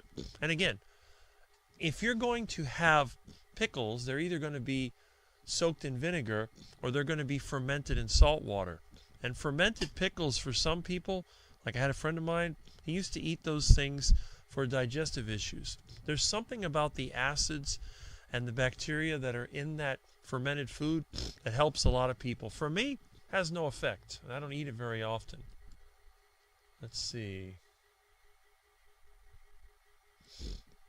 Max German has a pretty good channel as well. Sometimes he has me busting out laughing when surprising. And also, I was interviewed on his channel as well. He does tend to make his videos serious, but when he was interviewing me, he was getting a good laugh because I'm one of those people that really seems to get anyone with a sense of humor. I tend to draw it out. It's like Russ, you know. We're a couple of quacks over here. Oh. So Peter uses cream in his coffee. Yep. Got in the fridge, taking a big swig of heavy cream. Dairy makes me bloat. Okay. So meat aversion gets cured. Interesting. And Lizzie likes Max too. Yeah. I mean, Max has some good videos. And you know the great thing about Max and his videos, he tends to explain things in a simple way. He uses all kinds of animations. He's talented. So he's a good young carnivore. I like him. Now, obviously, he does sell his services or whatever, but everybody has the right to do that. Yes, I like Nobody Special in the mornings. I like The Shiny too. See, I watched that for a long time. Now, the problem I have is that Mitch's live stream is on at the same time. So what I have to do sometimes, I have to watch Nobody Special on the replay, or I have to watch Mitch on the replay. And if I do that, I'll hit the Nobody Special. And then when it gets into a subject I don't care about, I switch over to Mitch. So it's like a back and forth thing. Sometimes they're both on at the same time. I'm listening to two live streams, and then I try to pick out the one that has the more interesting information. So I admit to that. But what can you do? Okay. Yeah. So over here, okay. Yes, it is. If you like eggs or seafood, that can help you with immune aversion. Yes, you know, nothing like heart attack chicken, and like I said, chicken wings, legs, thighs, and ribs are great.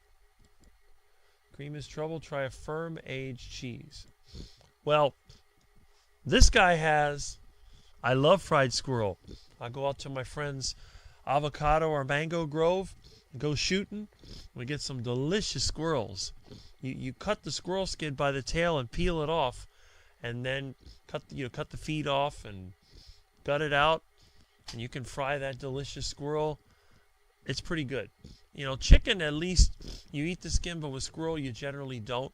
And squirrel stew is a very convenient way to eat squirrel. I've actually eaten engine cooked squirrel, but again, you know, I'm sure most people would be horrified that I would eat a squirrel. Oh, that cute little thing? That cute little thing is a menace. And as sort of an electrician and communications guy, I can tell you what squirrels can do to wires. It is amazing. Yeah, most store-bought produce has no nutrients whatsoever, plus anti-nutrients. Don't forget the glyphosate and all the pesticides that are soaked into that stuff. Regenerative farming. And again, we're not saying that people should not grow vegetables, because I tell everybody I know, whether you're carnivore or not, gardening is a valuable skill, and people who garden live longer than anybody else. So even if you don't eat plants, look at my yard. It's a garden. I'm always with my plants. It really is nice, though. Sean Connery and James Bond. I agree. The weather is so hot. 90 plus. It's horrible. It is absolutely horrible. The weather here is bad 9 months out of the year. I've never eaten squirrels. There are none in Australia. I've eaten rabbit twice and duck once. Okay. Yeah, takes out the lactose. Exactly. Same thing with when I make my yogurt. It's basically the same thing. Okay, please continue talking about possible ideas and solutions to create more beef for people to stay nourished. This is the thing that I want to do. That's why I think it's kind of a waste of time to make all these carnivore clubs and movies and all this other stuff, because our energy should be going into rebuilding the beef industry. There are less cattle today than there were when I was a kid, and we have more people. So something has to be done about this, and I think it's up to us to do it. If I was in the right position, I could do a lot, because I have a wide variety of practical knowledge. And I think in many ways, I would be an asset to the meat-producing community. The best bond with Sean Connery, yes. Swiss cheese, okay. I've never eaten squirrel. And Thomas says, sorry I'm late. No, you are not late. You are here. And that's the main thing. Hey, Thomas. All right. I love hard cheese, but it makes me a bricklayer if I eat too much. Some people get seriously backed up on cheese. Okay. Have these tiny alligator lizards where they get a foot long before someone's around. I miss my cat. She'd catch them if they got in the house. Cats love to attack anything that moves. All right, let's see. Oh boy. Okay. Why is this? Oh my goodness. Well, we're going to have to move faster. This is getting to be... Never had duck or rabbit. If this is a 9-hour live, you're early. Yeah. Herbie movies. Why are your comments not showing up? What is this? Okay, there we go. Oh. Yep.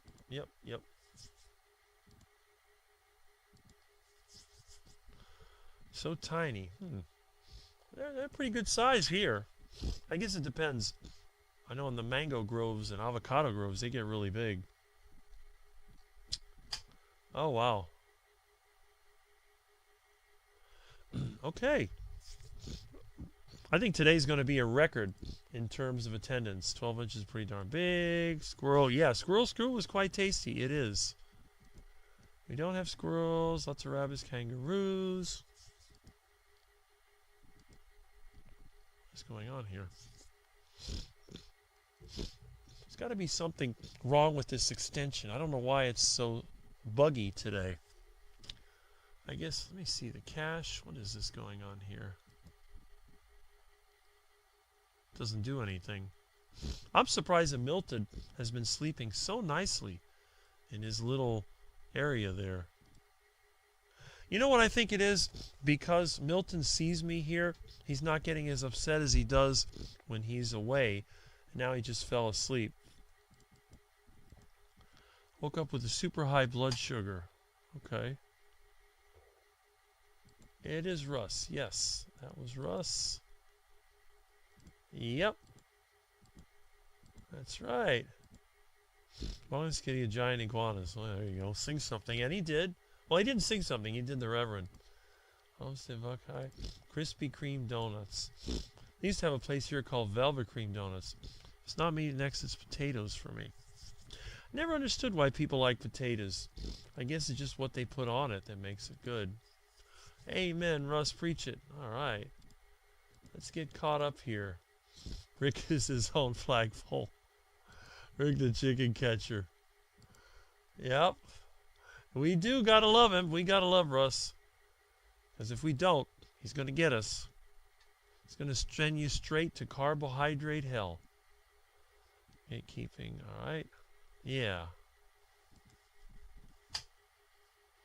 Well, lizards can scare people. I was cutting down. I took it just now. Okay. You have to weed off the medication slowly. It all depends on how much damage was done. I mean, you're losing body parts. There's probably a lot more damage than you think. Took some medicine. Yeah, it took me 1.5 years to get off my medicine. Well, there you go. And we have a very important thing. If you guys want to really help Rick, the like button is more important than you know. Smash it for him. And again, MNJ is on some pretty big live streams, so she knows what she's talking about. I never say it, but that's very good.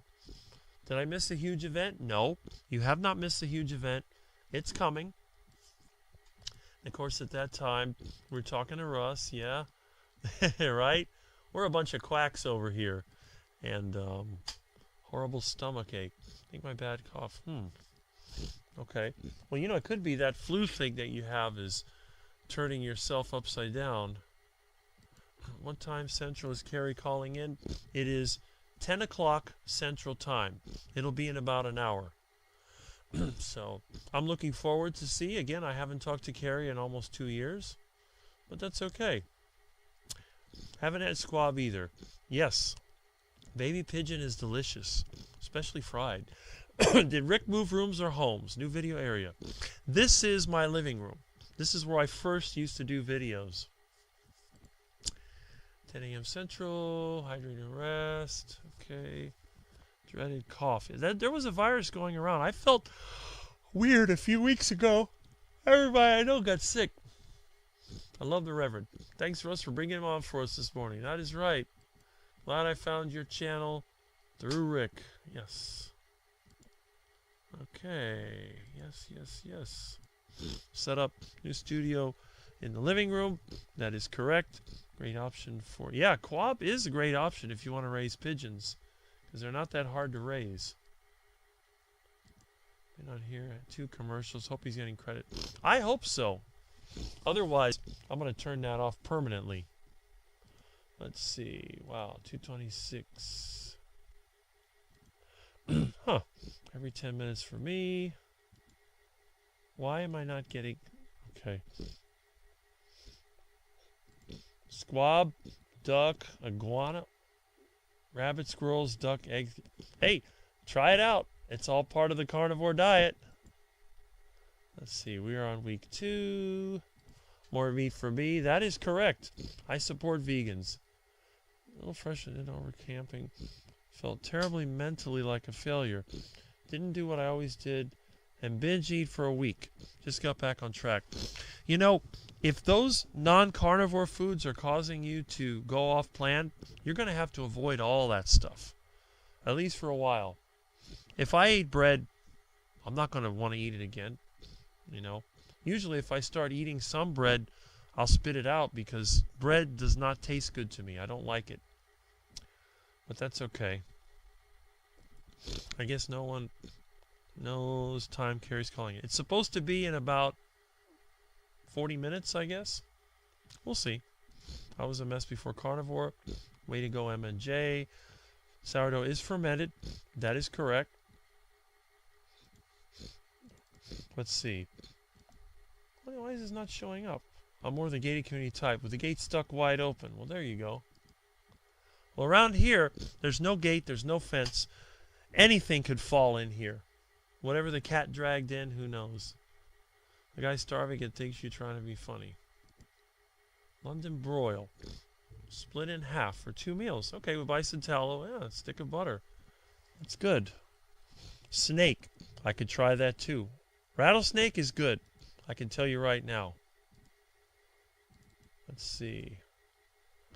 7 years of strict ketovore. Transition has been easier than coming from a sad diet. And that's the thing. If you could start with a keto diet, I think for most people that's the way to go. Rush is like a Christian likes to go to bars to preach it. Maybe carnivores need protest signs and stand in front of donut shops. That might not be a bad idea. But then again, we'll see. All right. How in the heck am I ever going to catch up with these comments? Oh, well. We're going to have to go into speed round here. Let's see. Dogmatic for everybody. Okay. We're going to hit every one of these. These are all pretty much for other people. Let's see. Keto Evangelist. All right. Come on. Oh, yeah. I remember Carol Burnett. That was pretty funny. Mrs. Wiggins with the pencil sharpener. That's pretty funny. Let's see. Russ says great spirit. Yes, he does. That happened a lot in the Carol Burnett show. Yeah, Vicki Lawrence. She had that, was it Mama's Family? Remember that? Dun dun dun dun dun dun dun dun dun dun dun. Do do do do. Taters are for haters. There's seriously some people out there so weak they could choke on a donut. All right. You know what I say? In Rick's world, donuts are something you do, not something you eat. Okay. And Dr. Nelson is here. Good morning. Another one of the great people on the Kilts Mighty Tribe. Saturday Night Live used to be funny. You can see he's also hilarious. Yes, Russ is funny. He knows how to make people laugh. I make people laugh, but it's not intentional. And speaking of making people laugh, we also think of Dr. Nelson as Lurch from the Adam. Not Lurch. I'm Lurch. He is Uncle Fester from the Addams Family. Okay, let's see. Graceful Lily, sorry I'm late. You are not late here. The fun is just beginning. Listen, Bruce, there we go. Let's get this thing moving. Come on, let's make it happen. Da, da, da, da, da, da. We got to get this cleaned up so that if our carnivore ambassador calls in, then we can have the comments ready to see. Well, I do the best I can. We're up to 71. Let's see if we can make 100. That'll be amazing. I'm glad Mitch takes one day off. All you guys need to. I worry about Erin getting burned out. But she's still on a roll. Butter, that is. Well, that's why I only do it once a week. Kurt doesn't wake up till 10 a.m. There you go. Okay. Make sure you switch to live chat from top chat. Okay. That's a good point. But will it let me do that? Nope. It just gives me the list. Oh well. Anyway. I need to study. 71 watching. That's really good. Roll that beautiful butter footage. Remember with the Bush's baked beans? Nasty things. I'm watching on my phone. Just got 2 ads. Must be mid-rolls. I think I'll turn that off. We're going to see how much money I get out of this. If I get nothing out of it, we're going to turn that off. Yeah. Hope I make all the pennies on the live stream. I think the Bike and Talk vids are what sealed the deal for me to be a Charger Mopar Rick fan. Excellent. Half the people here in this class. Okay. And we're the elites, yes. I like half-hour vids. Eric and Aaron are pretty good at those. It allows me to wear my earbuds and listen while doing chores. Well, mine are just Bike and Talks. I can usually get wherever I need to go within half an hour. And we have a good morning for Dr. Nelson. And it says having variety in carnivore helps meat aversion. Maybe that's why I never get meat aversion. Maybe ads will pay Rick. Hoping. We'll see. It's an experiment. Come on, what is this? Overweight, yeah, aversion. Okay, it could be. If you're overweight, you don't have to eat as much as us skinny guys. If you learn to like sardines, it works well when you don't eat meat. I may have a can of sardines in there. I love sardines. It's kind of expensive. Good probiotics help. Yeah, that's true. Gives your immune system something to do, I think, rather than attacking yourself. Look at Amy being carnivore and didn't know it. Yep. Right. Avoid stress. Listen to nice music. There you go. Nice plates. That is true. Don't eat off the engine like I do. Okay. Ton of sardines. There you go. Weird rumbling sound. Okay.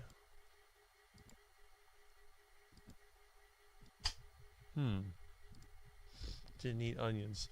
I like pickles. Okay. Used to like to put sauerkraut in scrambled eggs. Okay. Yeah, it helps a lot of people. So I do need to make a sauerkraut video for some reason. Sardines. John Michael from the Philippines. Happy anniversary. Well, thank you for being here. Milton, why are you yawning? Oh, you're tired, that's why. Smoked sardines, try them. Squirrel tastes like chicken. I used to hunt squirrel. See?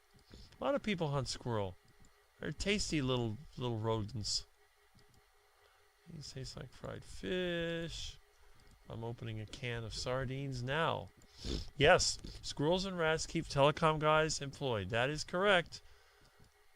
It's job security. We're growing veggies to feed to our chickens and pigeons. There you go. That's the important thing. You need plants to feed the animals. And speaking of animals, aw, look who's here. It's my little Milton. Hello, little Milton. I can move the camera over to Milton.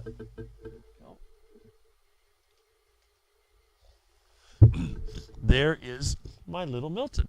So now you can look at beautiful Milton instead of having to look at ugly me. Okay. Huh. Covered in sardines. All right. Where is the popcorn? Well, I do have a popcorn machine, but it hasn't been used in years. There it is.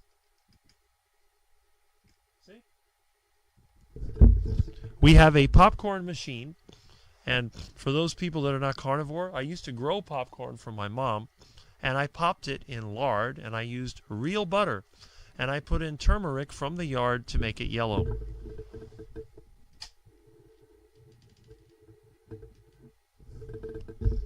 There's my gorgeous little Milton. Yes, you are such a sweetheart. I love having a carnivore pet. Okay, let's see. Oh boy. Yeah. Oh, we're getting there. We're getting there. We're getting there.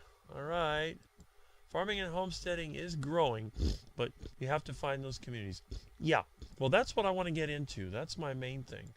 That's why I was kind of disappointed when Kerry went away from the homesteading thing into the whole carnivore thing 24 hours a day. So you need to get more into the homesteading, raising animals, even raising plants, whatever it takes. Okay.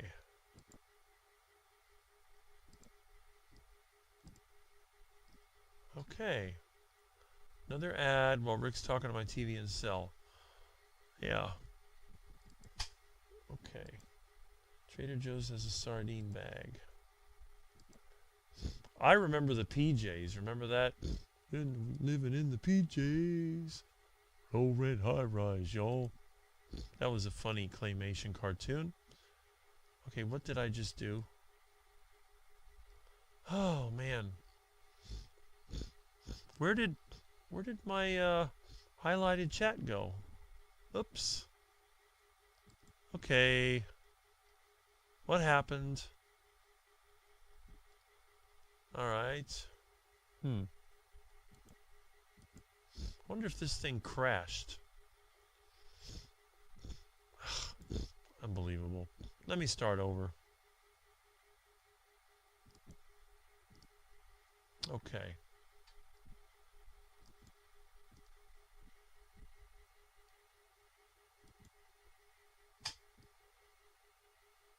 All right, there we go. What? All right, let's go back.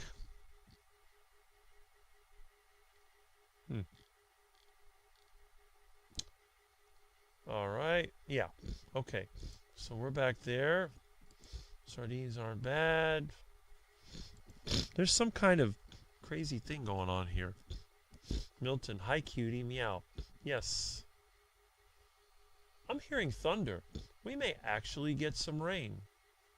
I hope the power or internet doesn't go off, especially if...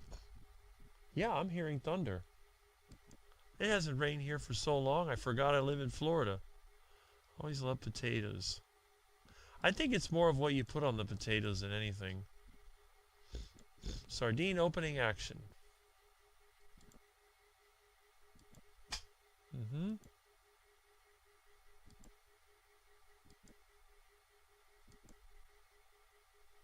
Okay. All right. There we go. Kurt is here. Good morning. What in the world? Okay, there we go. Yep, you're right. It's after 10. Okay. Yeah. The mold is mostly in there. When I go to another room, you've seen my older videos. There's a lot less in this part of the house. That section is where the leak was. There was a leak here, but I heavily peroxided it and bleached it. Plus, I'm next to, my little border over here, which helps a lot. Yeah, it makes a big difference. What do you think of the Carnivore Squad channel? I have to admit, I don't really watch it. I need to look at that. I've seen it a couple times, but I'm just so overwhelmed I can barely keep up. Yeah, bread tastes awful now. I hate it. It has sort of a moldy taste. Bread reminds me of mold. Cortisol, yeah, that's right. And there's Bob. I'm sure if you're still here, it's been a while. I mean, I just don't have a time on it, but, And good morning from Miami. I'll see you in a couple of days. Homemade whole wheel. Okay. Too labor intensive. What is this? Snake is too labor intensive. Not really. Not when you got one right there. I'm always looking. Okay. Knocked me out. Had to go back in. Oh well. That could be what it is. Maybe YouTube thought that there'd be a lot more people because I've never had this problem before. Yeah. All right. Huh. I think YouTube having some technical issues because the chat sometimes comes up black. Okay.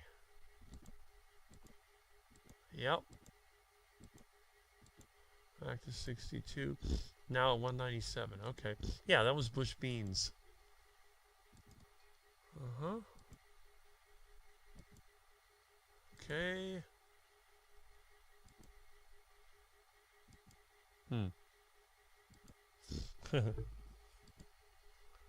We are getting rickrolled. Never going to give you up. Never going to let you down. I want this country to get in the streets, protest the price of food. If you want to protest the price of food, you need to go to the Federal Reserve and stop those sick people from printing another $20 trillion that they have coming next year. We got to stop these people by making the awareness that they are the problem. Their money printing is what caused this. And yes, Rick is styling in a new studio setup. And, you know, Bob, obviously, you have your studio setup. Mine is the 1950s version of it. Cats are the best. Yes, I love my cat. Look at that beautiful animal sleeping. He's gorgeous. Look at that face. Oh, he says, purr. He's a good kitty. What a sweetheart. Look at those teeth. He's such a cute little thing. Hard to believe that you're a little killer. And you're so friendly. We love you, Meow. Yes, we do. And see, this way, we can definitely know that Milton is here. And he's behaving very, very well. I think I've trained him, because when I first got him, he was a complete menace. But now, he's a great asset. He doesn't even claw the furniture. He's been well trained. He's a very nice pet. I really like him. Okay, talking about popcorn. Anyone surprised Rick has a popcorn machine? No, it's part of my home theater setup. My mother loved popcorn. She was eating microwave popcorn when I moved back here, and I'm like, nope, I couldn't do that. Let's see. I do have an old jukebox. I absolutely do. I have bowling lanes and all kinds of stuff in storage. Rick liked the new room. Well, thank you. I'm glad you liked my living room. Milton just looking at Rick. What's this? Looks like you deleted the chat. No, that's just the stuff that I've been through. Milton is a good boy. Yes, he is. Being seen and not heard. Tempted to see what popcorn would do. Let's see. 2 other guys are on with Rick on YouTube. This is getting strange, Rick. Yikes. I'm not sure what that means, but okay. Nice little loaf going on. Oh, yeah. Stomach ache.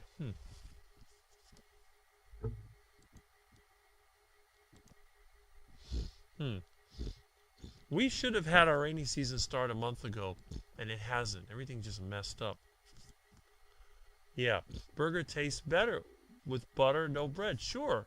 Bread is... What's the point of having bread? Getting out of cheese popcorn. Wheat rice.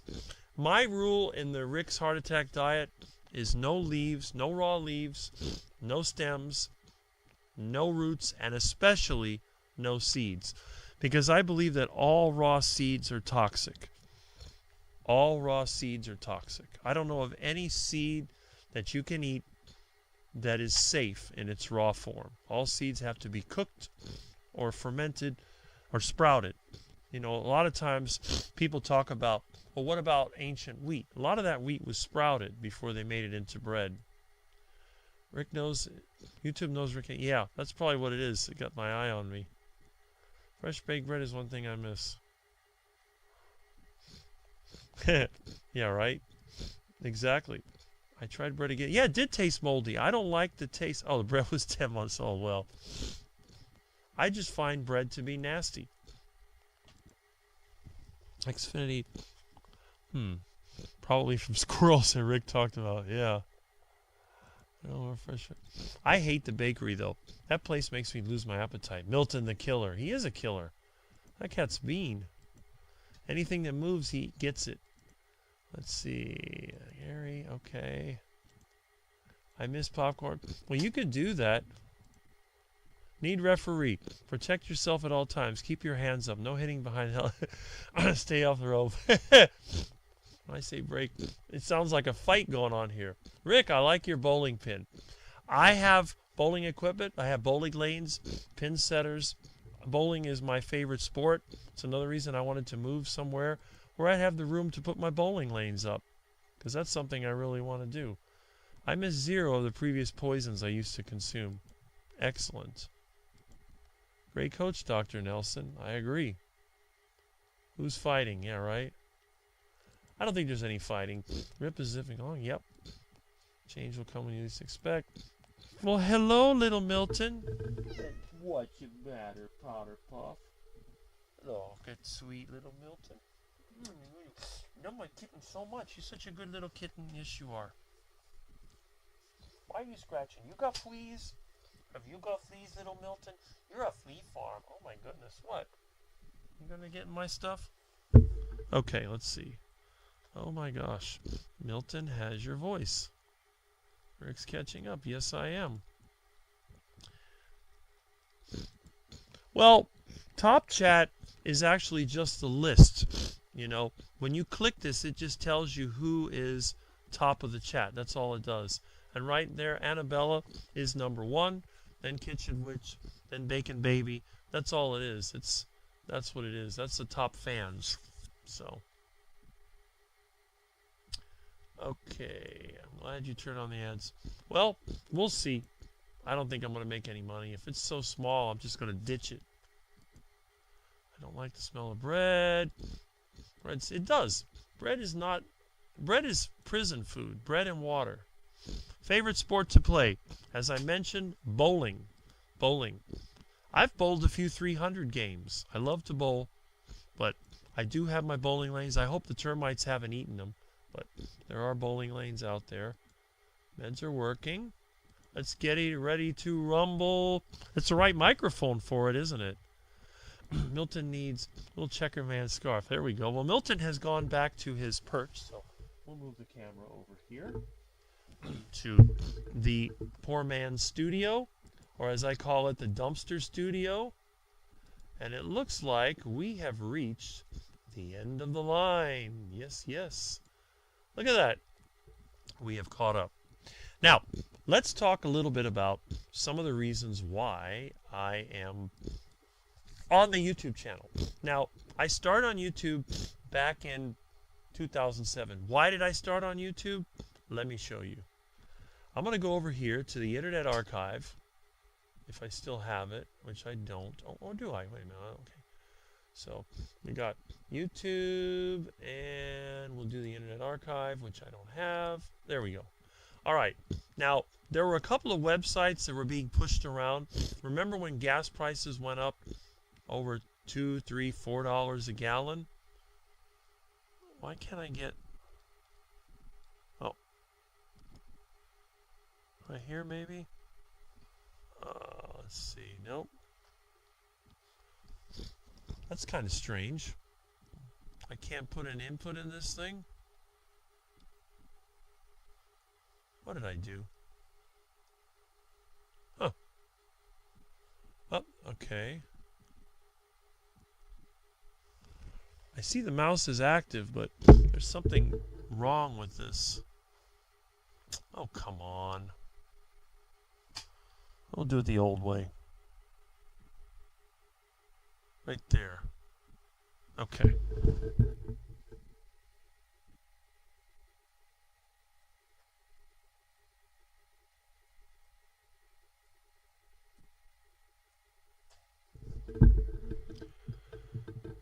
All right.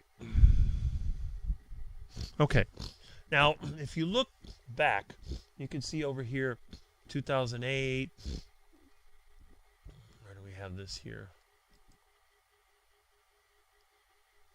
Here we go. Why isn't this coming up?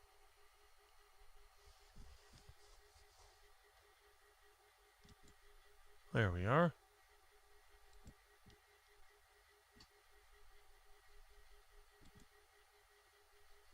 Okay. Huh. I guess it's missing some of the stuff. Well, anyway, I went on YouTube to try and dispel some of these scams that were out there. There were several of them. There was the free energy scam, which a lot of people used to be into, you know, that you could make an electric motor that would run with no energy. And then stuff like this. Run your car on water. And they used to sell these goofy water kits. And this was back, let's see, I started in 2007. They were pushing this crap. And on the internet, back in 2008, when we had the run-up in gas prices, this stuff was everywhere. The run your car on water nonsense. Now, anyone that understands the basic laws of thermodynamics knows that this is absolutely, positively impossible. But, as you can see here, they used to sell this goofy setup where you could make hydrogen out of water and then supposedly increase your gas mileage. The reality is it does just the opposite. It actually decreases your gas mileage. That makes about as much sense as connecting a generator to an engine and then having the generator feed a motor and just run forever, because it doesn't work. If I took an electric motor and a generator and I put them together and I connected the wires together, I cranked it and let it spin, it would just stop. Because, again, there's no such thing as perpetual motion. It is impossible. And when you transfer from one energy source to the other, you lose. It's the same thing like us. The energy that we use is solar energy. That's what our energy is. But the solar energy that hits the earth is far greater than the energy that we can utilize as a living thing. And again, this was a very popular scam. And another one was called water for gas. So we go over here. Let me see. And we just type in water for gas.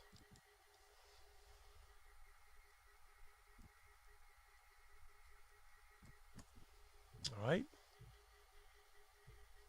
And there it is. Let's see.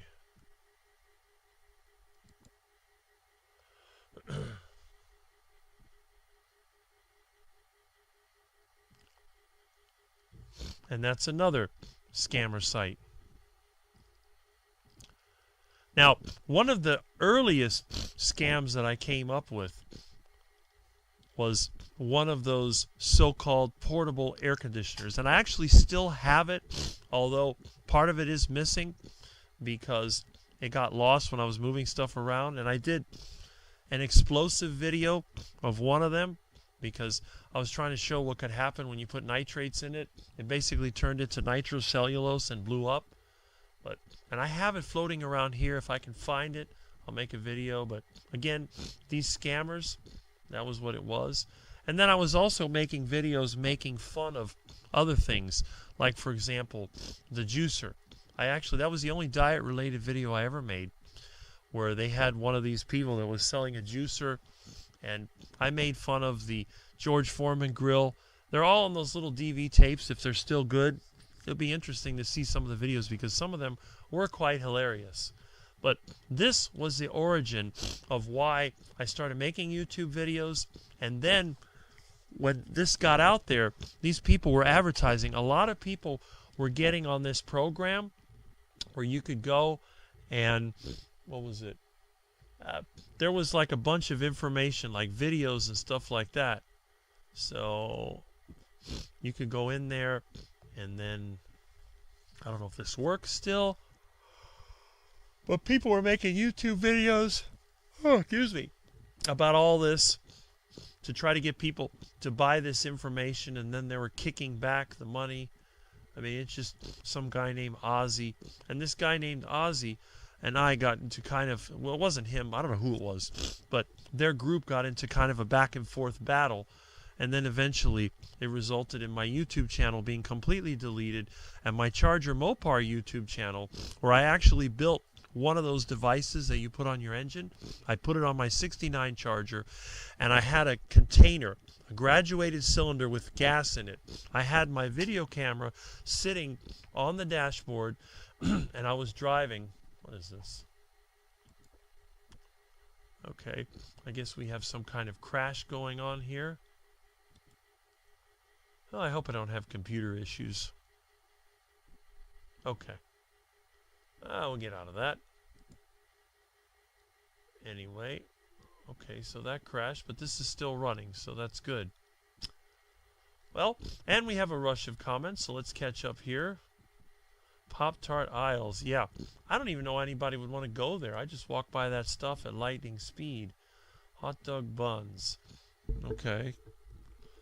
Found they were rock hard. Not a spot of mold.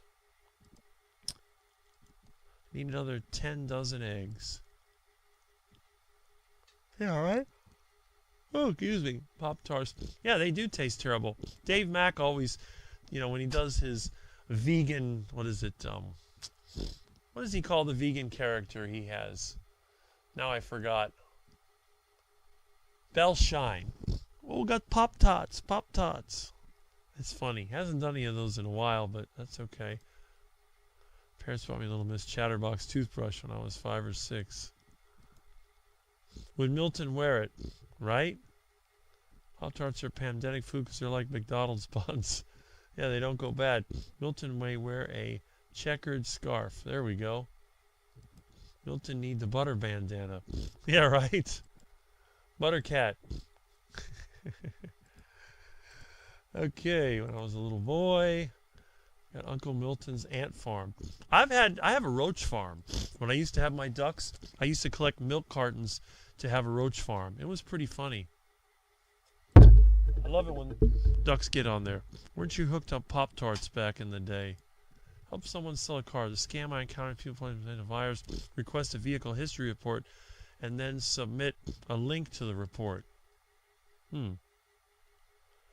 Carfax is a real one. Carfax has no data on any of my vehicles, though. That's the problem.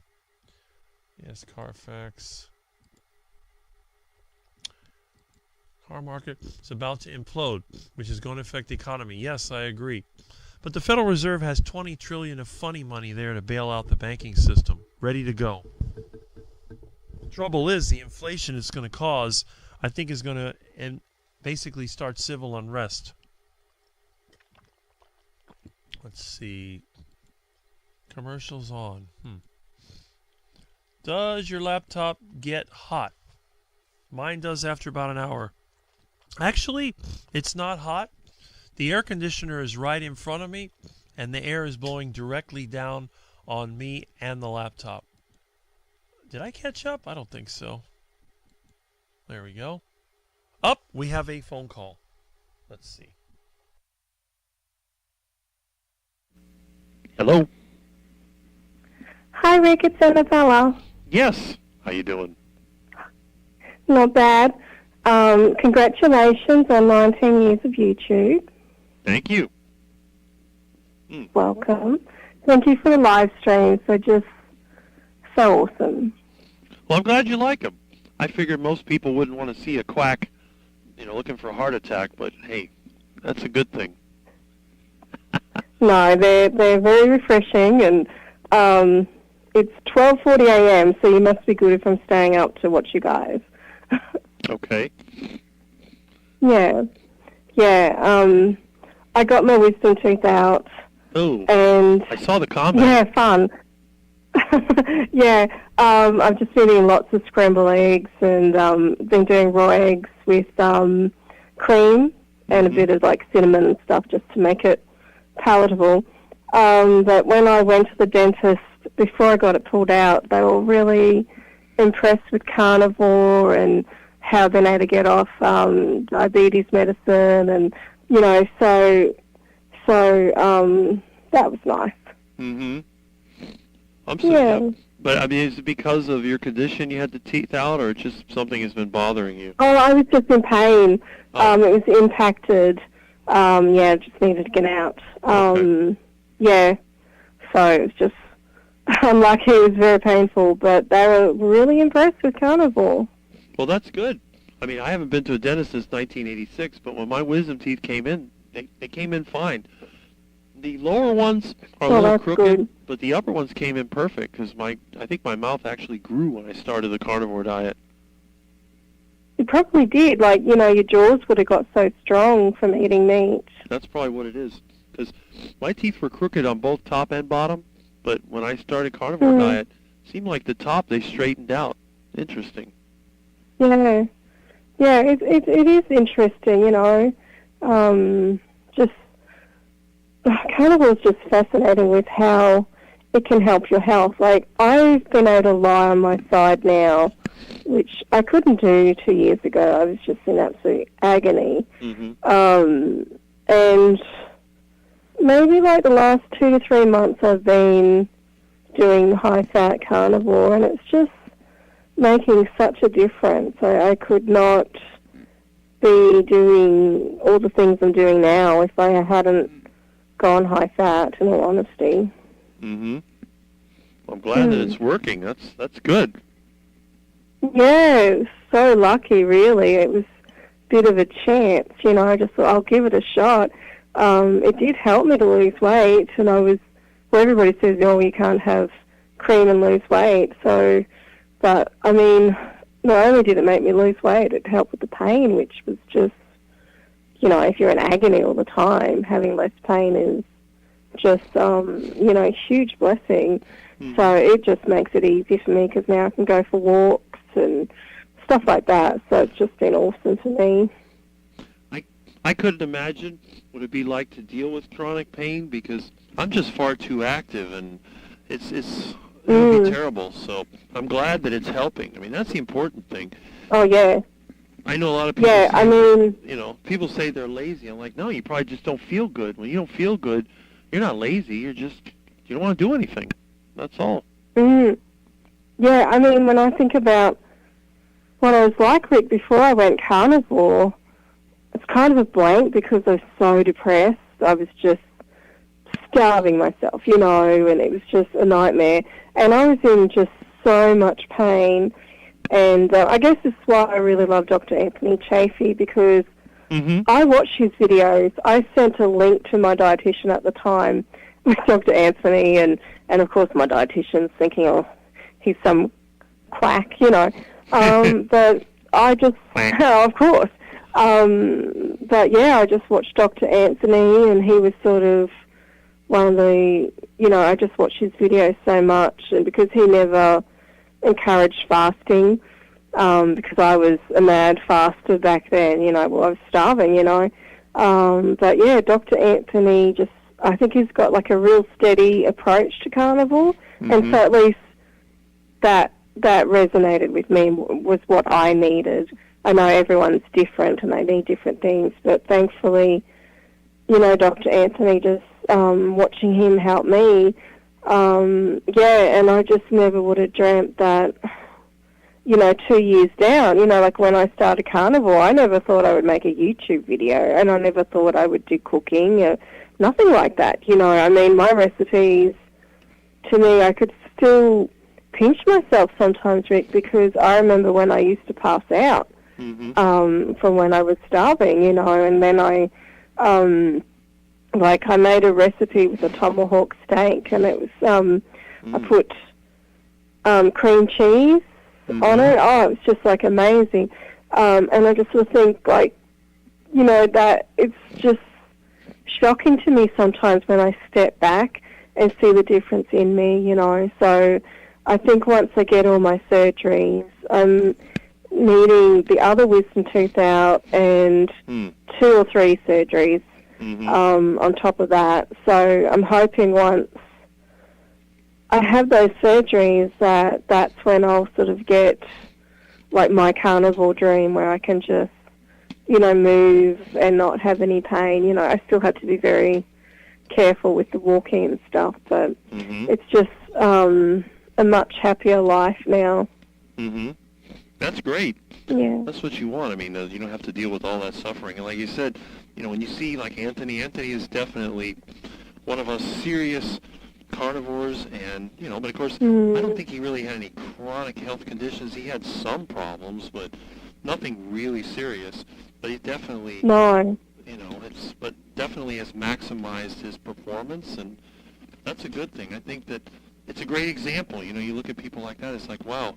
And being long term, that's the other thing. What has he been, 8 years? It's been Yeah, and he had that time when he was carnivore, like I think in his early 20s. I mean, it was quite a interesting story from, the professor that was teaching all the medical students, about plants. Well, I had done cancer treatments for skin cancer, and a lot of things Dr. Anthony spoke about resonated with me because I had done all the herbal medicine stuff, even like for chronic fatigue syndrome, and I did juice fasting. I know, what a nightmare. It was terrible because I would watch this herbalist that would say, you've got to eat vegan. Even at the back of my mind, I still thought meat was good for me.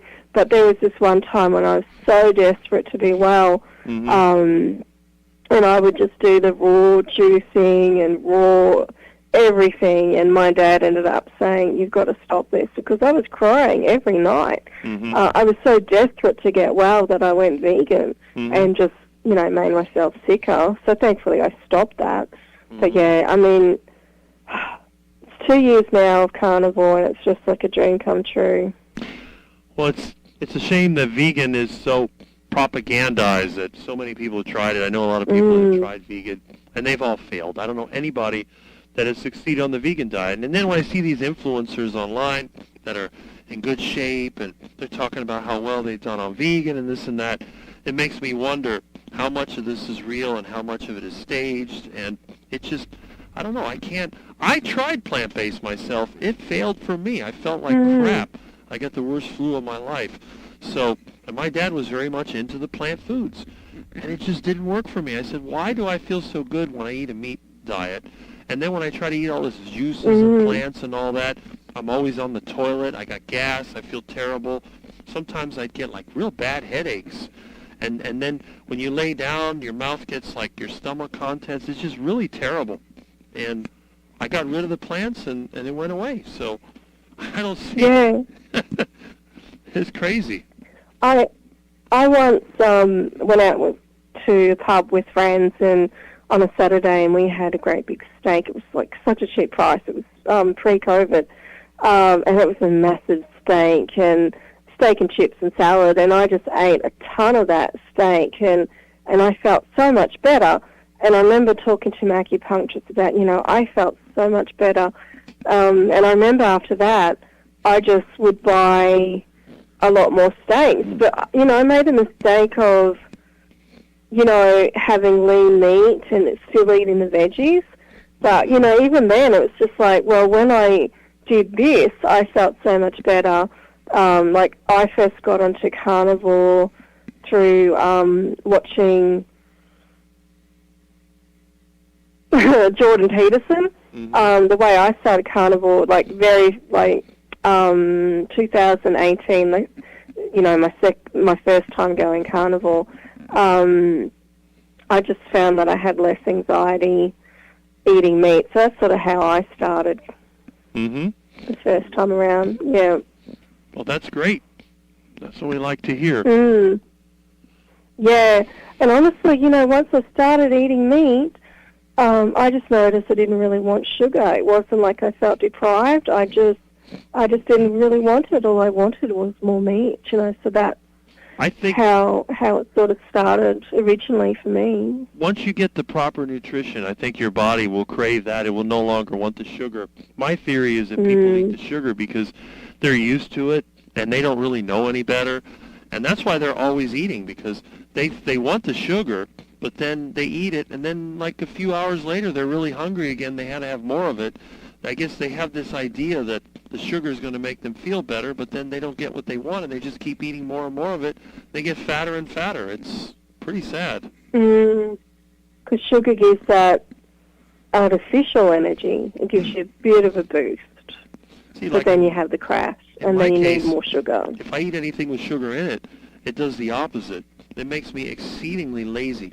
When I was younger, if I had like a sandwich or something, I would just fall asleep. I couldn't stay awake. It was terrible. Yeah. So I had an apple last year. My mum left an apple in the house, and it was a bit tempting. I grew up on an apple orchard, and I ate the apple, and I was exhausted. So I found that was really interesting, and no wonder carnivore helps you. If you eat an apple and you're exhausted, that's not normal. But that's how at least fruit makes me sick. I love it, but it makes me sick.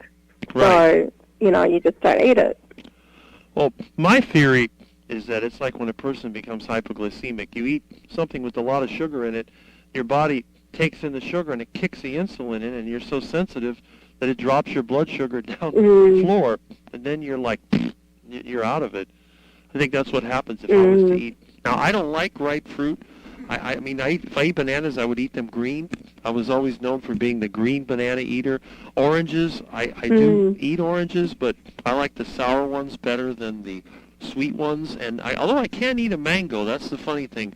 Mangoes are loaded with sugar. Yeah, me too. It doesn't bother me. I had a mango at Christmas. I didn't get any bad effects from the mango, so I might have one mango at Christmas. That might Should have been be debating that. I'd like to look into that, because the mango, you would think the mango's loaded with sugar, but there must be something else going on. I think a lot of what we know is not correct, and I have a feeling that there's a lot more to this. That's why I don't want to see people get dogmatic and say lion diet only, and like, no, we need to keep trying. If you want to eat fruits and vegetables, you should. Now, if you're addicted to that stuff, you better stay away from it. But if you're a person like me or someone that's not addicted to anything, you could try it and see what happens. We need to get the information ourselves, because the medical community is not going to do it for us. It's up to us. So, anyway. Yeah. Well, Rick, I'm going to go to sleep soon. Okay. I just wanted to ring and congratulate you. It's been a really fun live stream, and and just thanks for all your videos. They're really great. Well, I'm glad you enjoy them, and I will keep making them until I have my heart attack. Okay. You take care. Give my love to Milton. Give him a hug from me, and hi to everyone in the chat. Bye. Right. Thank you. Bye.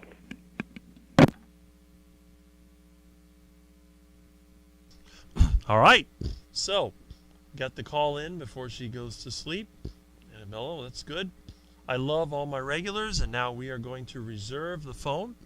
Hopefully in the next 7 minutes, we will get the very most important carnivore call that we've had in a while. And hopefully that will make our views go up higher and higher. It'll be interesting to see how long we can talk. Now, when it comes to talking, I am the biggest talker you will ever meet. But I also like to listen, and I am willing to listen to what's being said here. I'm going outside, okay. And I am caught up with the comments, so it'll be pretty nice. So anyway, let's see. Got to go soon. And again, feel free to go in and out. You can always watch a replay if you choose to. Some people may be listening to me while they work, and that's great. Maybe the kind of sugar, I think there's other chemicals in there, and this is what I try to tell people. I mean, we know that sugar by itself has effects, but sugar comes in many forms. Is that rain that I'm getting? I thought I heard rain. I've been meaning to water my yard. My poor plants are dying. My pepper plant looks like it's going to die. I've been putting off, thinking it was going to rain. 5-6 minutes, there we go. 5 minutes, it's getting there. Yeah, small amounts from time to time are tolerated by some, not everyone. That's right, Dr. Nelson, that is correct. And again, you have the experience, so you know. Yesterday was oppressive. Wow, 115 degrees. And Peter is back, 7.37 miles. That's like a typical bike ride for me. And that's a walk, that's pretty good. So, we got somebody that's healthy. And all the people that walk, my grandfather used to walk most of his life. He lived to 94. I think walking is another thing that can help you to live a lot longer. If you're going to sit around all day, you wouldn't want to be like me, sitting for hours at a time. I'm sitting here in this chair. It's pretty cramped in here also. I feel like I'm on an airplane, but that's okay. So, let's see. Okay. Carnivore, yes. I've been up since 4 a.m. I got up at 5, believe it or not. Okay, so we are caught up here. That's good. And now we just wait until we get our phone call. And then hopefully we are going to figure out exactly what's been going on between our different chats. And as you know, I am not an aggressive person. And that's fine. And it says, Mother Nature is crying. Yeah, right? Well, there's no tension here. That's the great thing about being in the carnivore lifestyle. We keep our stress level down. And the thing is, when you think about it, what do we have to lose? We have nothing to lose, but everything to gain by having a good, detailed conversation. I believe that 100%. None of us should be intimidating any of the others. I walked 8 miles earlier today. That's how much I do on weekend days. Well, that doesn't surprise me. Again, you got to make more videos. I always liked your videos, your workout videos. Very inspiring. Or my days off during the week. I must eat some more meat or fats. I'm taking nice naps daily. Yes, you must need more. You're probably low on energy, but again, it's a transition period. You just have to experiment. I think as long as you can get rid of any chronic pain and not be suffering, that's a pretty good thing. Okay, what do we have? I have to build my confidence on carnivore. You will. Give it time. You will. Dr. Kiltz takes 2 15-minute naps a day, and he's got the most energy I've ever seen, and he's 70. Well, there you go. Wouldn't every 70-year-old want to be like Dr. Kiltz? He's lean. He's active. He's got money. I mean, that's what everybody wants to be. I wouldn't mind being like that at 70. Yep. And he tried to go out, lasted 10 minutes, but had to go back in. Thomas, if you don't feel good, you need to concentrate on taking it easy, eat good food, and, watch TV, stay here, whatever it takes. But don't push yourself. Pushing yourself when you're sick, trust me, is not a good thing. Milton, you better not try to hang me up. I'm going to have to spray you. Where is that spray? Yep. Yeah, you stay away from that phone. When I'm on a phone call, you got to stay away. But you can go over there. That's it. Yeah, purr. I love that little purr sound. He's a sweetie. Okay, let's see. We got the countdown going here. We got 2 minutes. 2 minutes. Let's get ready to rumble. Super hot and humid. Yes, it is. 92 degrees. Although it is shady now. That's a good thing. 1 minute. Now, we're not going to make sure that it's at exactly that time. Did your BS come in? Okay. Dr. Kiltz walked 5 miles. Currently 120. Okay. It's not healthy to nap that frequently, and we can't do that because we work. Prioritize night sleep. What is it, Milton? Are you hungry? Milton, you can't bother me now. I am busy. No, Milton. Milton, no. Milton, stay away from... Milton, no. Stay away from the computer. Be a good kitty. Don't knock me offline. I've been waiting for this. No, Milton. Milton. No. Milton, what are you doing, huh? Okay. Oh, Milton. Milton. All right. Okay, Milton. Good. Milton, you're a good kitty. Okay, so we are here. The phone is open, and at any time, our carnivore ambassador may be calling in. So that'll be good. And let's see, we'll hit the comments in the meantime. And by the way, semi-retired Bob was here. I forgot to say hello to him because I was on the phone call. And let's see. Getting worried? Good. You could cook an egg. Let's see. Come on. You could cook an egg in 3 minutes, Rick. Yeah, probably could. The engine takes a little bit. Oh, here we go. Here is the call. Hello. Hello, Rick. Yes. Kerry here. Hey, what's going on? Having a good day? I am. How are you? Good. It's been hot here, but I've been inside. I'm enjoying the air conditioning, just having my live stream. Hey, congratulations on 18 years on YouTube. That's pretty incredible. Yeah, that's true. Thank you. But I haven't really been that active, I was real active in the first 3 years. My channel got deleted. Videos got deleted because I was attacking those free energy scammers. I hate those scammers and those people with their ridiculous claims that you can run a car on water and you can get energy from the vacuum. So I got knocked off. And then for 10 years, I didn't put any videos because I was taking care of my parents. And then it was like 2021, I started putting more videos. And it really wasn't until I hit the carnivore diet in 2022 when they interviewed me, then I started getting more active. Then I discovered your channel shortly after. So it's been an interesting history. Yeah, 18 years is a long time. Our triplets just turned 18 like 2 days ago, so it really puts it in perspective for me. Yeah, that's true. It's just, for me, it doesn't seem like that long. It just seems like not that long ago. A friend of mine told me about YouTube in 2006, and I saw a couple of videos. Then in 2007, it was like, wow, I could put videos here. And then my friend of mine bought some stupid kit to try to run his truck on water, and he ended up in the hospital. And then that's when I got mad. Then they had these people with these portable air conditioners. They were all over the place scamming people, and I got mad about that. So I said, okay, I'm going to start posting videos. And before that, I don't know if you remember, it was so hard to get videos on the internet because the bandwidth was hard to get. And then we had GeoCities web pages, and you're lucky if you had an animated GIF file, so video wasn't going to happen. Oh, yeah. Yeah, I remember that for sure. Mm-hmm. But that's great. So, so 18 years has been a while. And you've been, about 10? How long have you been on YouTube? It'll be 10 years in October. That's what I thought. 10 years. You started with the homesteading, and then I missed the homesteading videos. Those were kind of interesting. That's how I kind of found your channel. And then next thing you know, I was like, oh, carnivore. Oh, how neat is that? So it all kind of went together. It's like I have finance channels I watch, and I got some of the people on the finance channel. The one moderator that I know, she's on the carnivore diet now. So it all kind of comes together. Right.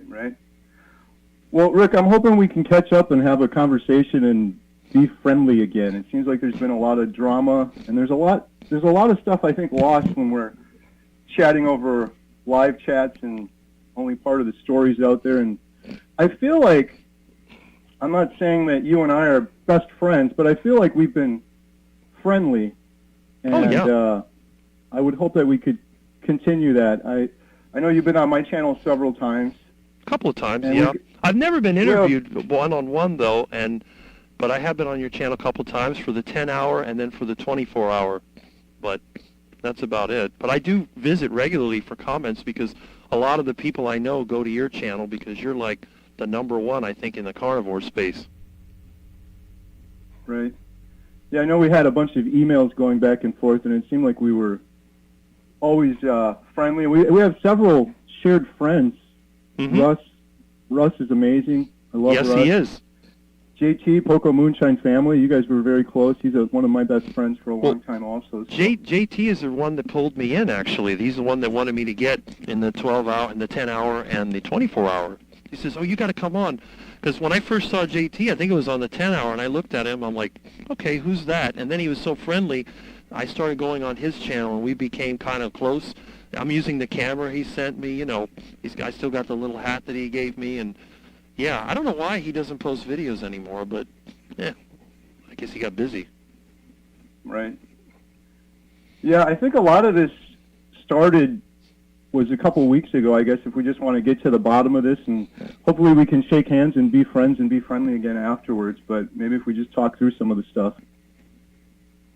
Well, I wasn't aware we weren't friends. It's been 2 years since we talked, almost 2 years. I think it was September 23rd is the last time we talked. And I sent like a couple of emails, but I know you're busy. You got a lot of people. You're going around the world meeting people. You got, all the popular people, so I kind of stay out of it. I just go there to, like you said, some of the people that we know together that I chat with. That's my thing. Right. Well, I guess I considered us friends or friendly this whole time, but maybe this is where the issue arose. Was I think it was like a couple of weeks ago, I saw you were doing this Saturday morning live stream, and I'm like, this is awesome. I'm going to jump on here. I don't have a bunch of time. I watch so many videos, by the way, but mostly on TV, so I don't comment a lot, but I watch Mitch all the time. I love Mitch. I know you like Mitch as well. Mm-hmm.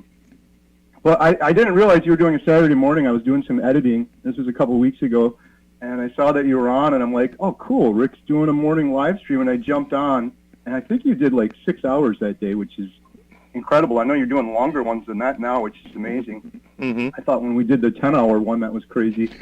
But I guess in terms of being friendly, this is where I was kind of shocked because I jumped on your live stream, and the first thing you were talking about was me. And it was kind of, from my perspective, mean-spirited. You were talking about the documentary is a big waste of time. It's going to bomb. And then it just went on for like 45 minutes. I believe that. It wasn't just the documentary, it was the membership site. I believe that too. Yeah, I was right. That's exactly what I say. I believe that it's sort of a pay-to-play gated community kind of thing. And I think instead of spending so much time on that, we should be concentrating on the food supply. We have serious issues in the meat industry that we really need to concentrate on. The documentary's great. I think I tell them, if you want to donate, go ahead and donate. But I think that it's like a secondary thing, because people make documentaries all the time and they go nowhere. You know, it shouldn't be the focus. Yes, do it. But I'm saying we need to do other things too. We have critical issues to fix. Oh, there's definitely critical issues to fix, but just from my perspective, just so we can get all this out there, it was 45 minutes of you talking about the documentary's going to bomb, our membership site not needed, big waste of time. Our meetups are too expensive. Yes, and it was just one thing after the other for 45 minutes. It was kind of mean-spirited. I was kind of shocked, because you'd never said any of those things to my face, and I disagree with all of them. Well, I'm glad that you do. I'm glad you disagree, because that means that it's going to keep you motivated. If you disagree with that, then you believe in what you're doing, which I've said, and I tell everybody, Kerry's the carnivore ambassador. He's going around spreading the information about the diet. And again, that's your choice if you want to do that. But there's always a disappointment factor. A lot of people, they tend to put all their eggs in one basket, and they get their hopes up, and they think this documentary is going to change the world. And then when it doesn't, they get disappointed. It's like a doomsday group where they're telling everybody the world's going to end, and then the world doesn't end, and then they give up. And they throw out all the good stuff with it. I think the problem with that is you're prejudging something that you have no idea about, which is fine. You can say whatever you'd like. But let me give you an analogy. Let's say our good friend Mitch is his life's work is going to become opening a restaurant. And this is his big dream, and he's working towards this, and he's putting everything towards it. Would you go on and say, Mitch, we don't need another restaurant. There's thousands of restaurants out there. This is a complete waste of time. You're setting people up for failure. People are going to get excited for your restaurant. No one's going to want to go. And you've never tasted Mitch's food or seen his vision or any of that, and you're prejudging all of that. Well, would that be fair to Mitch? If Mitch asked me, it would be fair, because that's my opinion. And that's what people ask me in my chat. You know, what do you think about Kerry's documentary? That's what I think. I'm being honest. You're more than welcome to think it, but I guess the problem I have is prejudging something that you haven't seen a minute of. Well, that's it. That's the point. You're judging a restaurant before you tasted the food. That's a very good point. It's horrible. point. It's going to fail. It's ridiculous. Why are we even doing it? But that's a good before point. You've even tasted the food or visited the restaurant. But even a restaurant that has the best food and the highest quality service can still fail, because if it opens in the wrong location or at the wrong time, it will fail. And I have another friend that actually opened a restaurant. It was a pizzeria, but I told him it's going to fail because it was too much money and it was in the wrong location. And guess what? It failed. And I got a lot of heat for that. Well, Rick, you cursed it because you were negative about it. And I said, it doesn't matter. There's no such thing as negative and positive. There's optimist and pessimist. I'm skeptical, so I'm not a pessimist, but I'm a skeptic. What I'm trying to tell him is that this could happen. I'm not saying it's going to. Of course it could. Yeah. I mean, it could businesses succeed. Fail all the time. Restaurants are the riskiest businesses. But my point is prejudging over and over and over again. And you've done it in the chat of my live streams. You've done it on your own. And it's free speech. Like, it's your opinion. You're welcome to. But I just honestly think it's unfair to judge something that you have no idea what it even is yet. Well, but this is the thing. If you were to tell me that, which you are doing now, I won't do it anymore.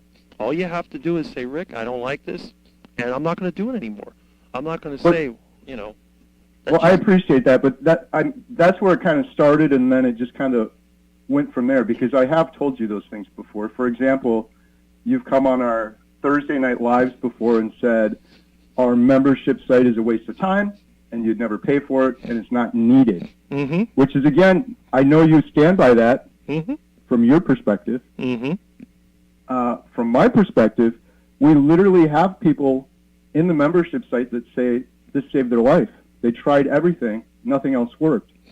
And I get it's not for you, but you've been doing carnivore. I said this to you on one of the live streams. Yes, I said, you did. Of course, Rick, this isn't for you. You've been doing carnivore for decades. Mm-hmm. This is for people like Bill Knott or Jeff DeProsperous or people that are just starting carnivore that need community.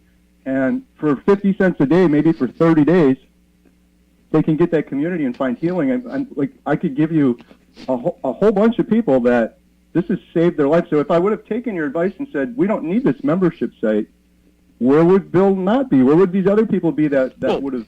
Did you charge Bill Knott for his membership? I don't charge any. Bill Knott found me through YouTube. Right. And all my YouTube videos are free, and everybody could do YouTube, but there are many people that YouTube is not enough for, and they need more. I understand. Again, having a community is important, but making money, because there's a lot of us that are poor, like me. I don't have disposable income. I'm more poor than anybody. I have to eat roadkill. So it's kind of, it doesn't fit right with me where you have a group where you have to pay to get in. It's like, oh, no. You know, if you don't pay me, you're not getting in. And I understand there's free things on YouTube, but most of these people that you've helped, I think they started off from the YouTube channel, not necessarily the paid group. My channel has grown, and I have so many people that are new to carnivore. I just get bombarded, and the biggest message I get is they're failing because they don't have community. Right.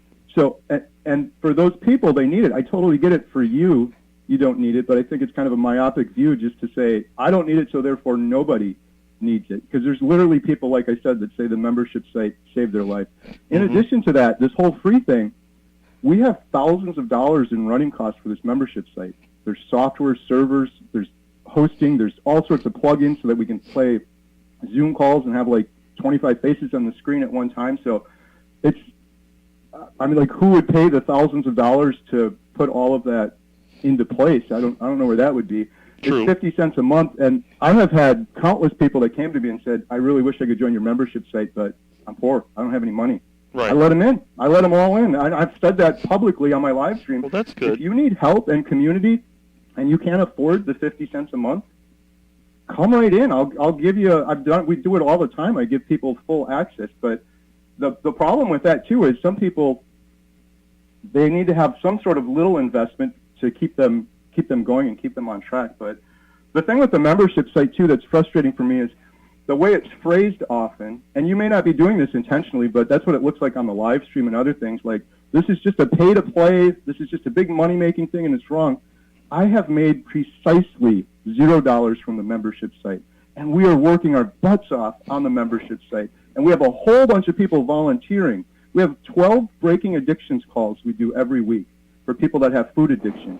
My friend Lynn, she spent hundreds of hours in there not getting paid anything. So this is a passion project, and when it's phrased as, this is just a greedy pay-for-play, like they're just trying to fill their pockets, I don't get any money from this. I go to these calls weekly at the expense of my business that actually makes my family money, at the expense of my family because they don't see me anymore because I'm doing all this stuff. I don't get paid anything for it. I don't get paid anything for the meetups. I don't get paid anything for the documentary. All of that goes towards the documentary. So the other thing is the meetups. And so, like I said, you mentioned this before on the live stream, and we talked about it on the live stream.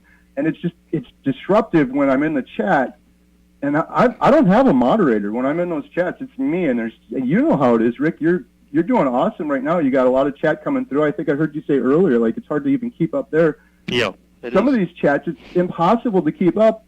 And you're in there probably 20% of the chats, and 90% of what you're saying is awesome and it's great, and then there's this disruptive stuff like, we don't need this pay-for-play stuff, and I'm just thinking, there's people in here that maybe could have benefited from the membership site, and they're getting scared away from it now, sort of thing. So, I don't know. The last thing I was just going to say real quick, too, is the meetups. That was another thing on that first call that I joined. I think one of the meetups was like $80, and you and several others were like, this is crazy. They're just basically like, we're just taking advantage of people. It's $80. We've done like 15 meetups. I've done several free meetups. I encouraged you. I even said to you, do a meetup, Rick. You don't need money to do a meetup.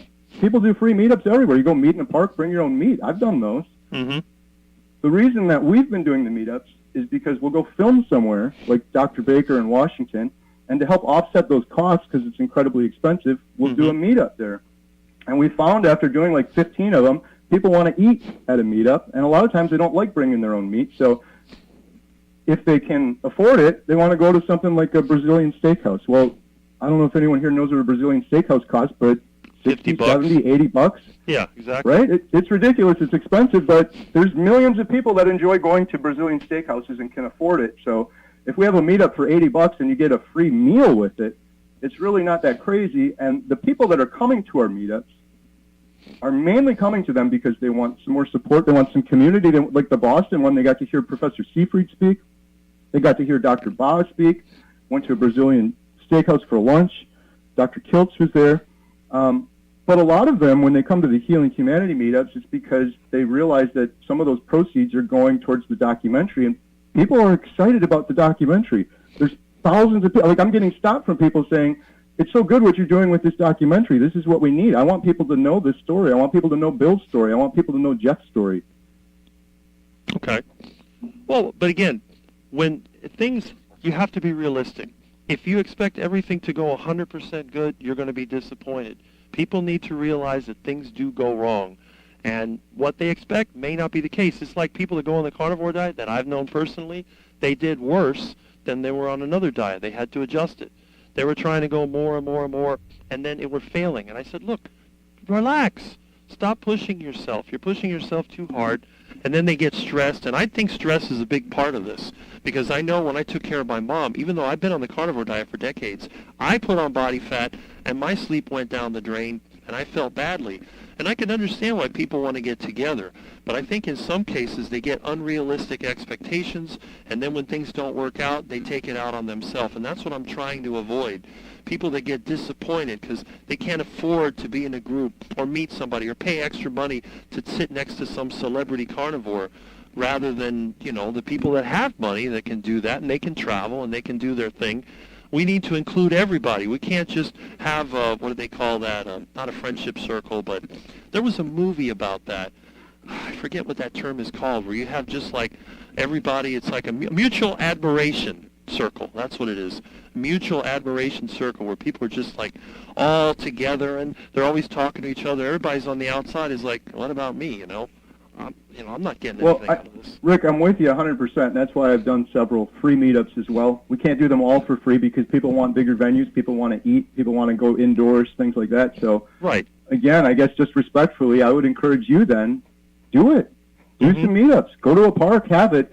And that was the other thing, too. It's like, I feel like we were always friendly. The last interaction I had was you had said several times that you had never been to a meetup. No. I remember Nia from Nia's Way, who, shout out Nia, she's incredible. She is. She's got a big heart, and she's like, we should get Rick to a meetup. And she put out an email to me and several other people, and I was one of the first people that raised my hand. I'm like, out of my own personal funds, I'll donate to get Rick to one of these meetups. And for one reason or another, that didn't work out.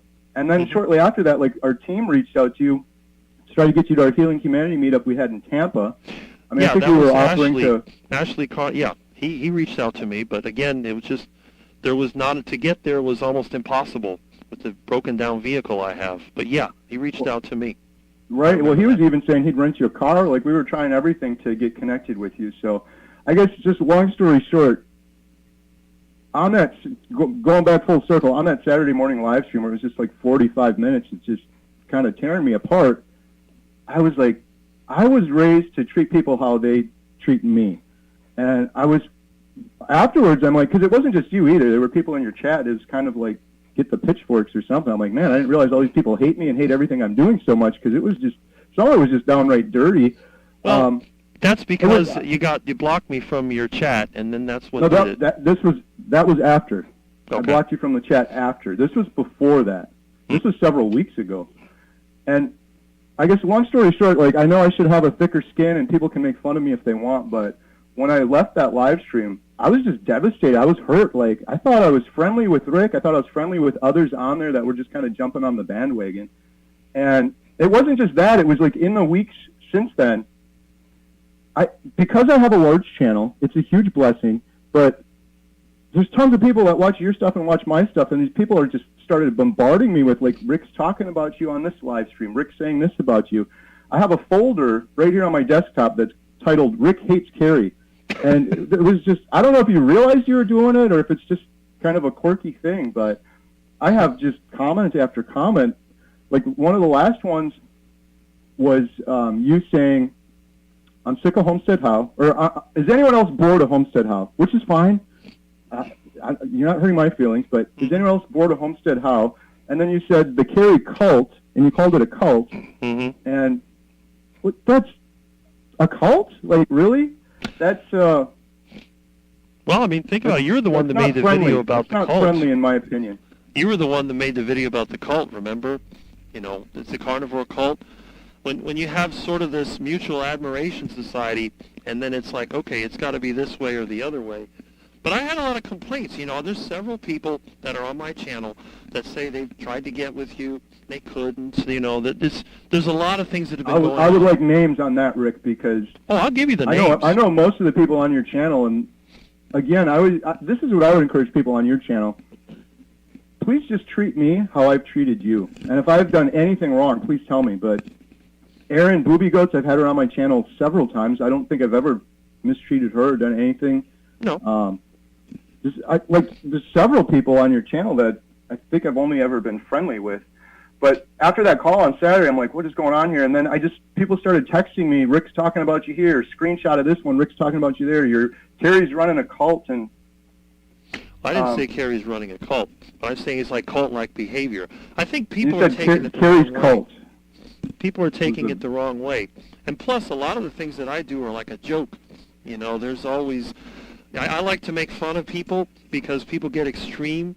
You know, don't act this way because it goes against the whole carnivore diet. You know, my version is called the heart attack diet. The idea was to get a heart attack rather than live miserable. That was the whole thing. So there's always going to be these little differences that go back and forth. And, you know, it gets mad because I'm thinking, well, Kerry blocked me from his chat. Didn't even tell me anything about it. If he had the decency, he would have at least sent me an email or called me and say, hey, Rick, I got this problem. You know, what can you do about it? I'm like, look, you know, I'll take a break from your channel for a while. Or I'll tell everybody what's going on. But nothing happened. It's just all of a sudden, bam. Right. It's like, what is this? Rick, I'll say this.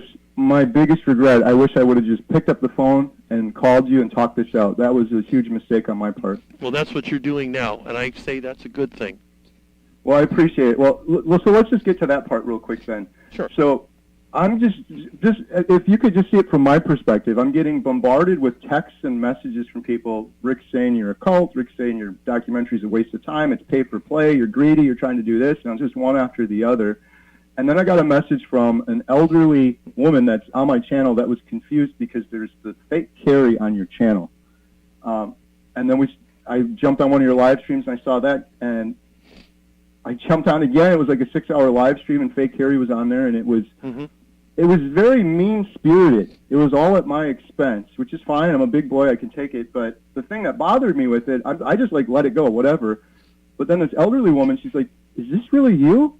I'm confused because it says HomesteadHow, and it has my logo, and it just has a 0 instead of an O. If she would have stayed on for a couple hours, she probably would have seen, like, okay, clearly they were joking around, but some people jump in and jump out. She was legitimately confused. I had several other people email me legitimately confused. And I'm like, I'm just going to let it go. Hopefully it'll just go away. And then a couple of weeks went by, and again, I get a message from one of these good doctors, a literal doctor that's been practicing medicine. He said, Kerry, is this you, with a screenshot, and it's on your channel again.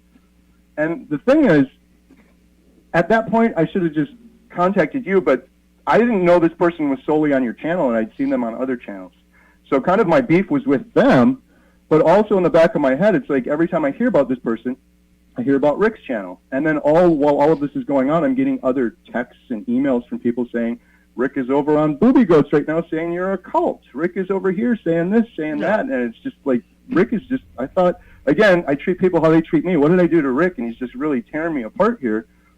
So all of that came together, and I'm like, how can I stop this person? Because he's legitimately confusing people.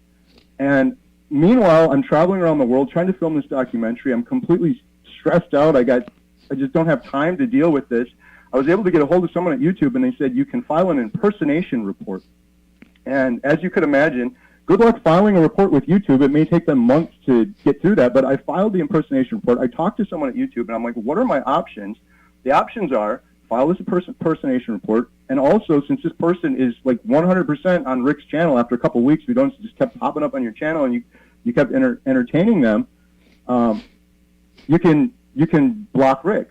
So those were the options, and I wasn't going to do it. I probably should have definitely called you and talked to you, but that was the day someone sent me the message where I think you were on Booby Goats, and you said, I'm bored of Kerry's channel. Is anyone else bored? The Kerry cult.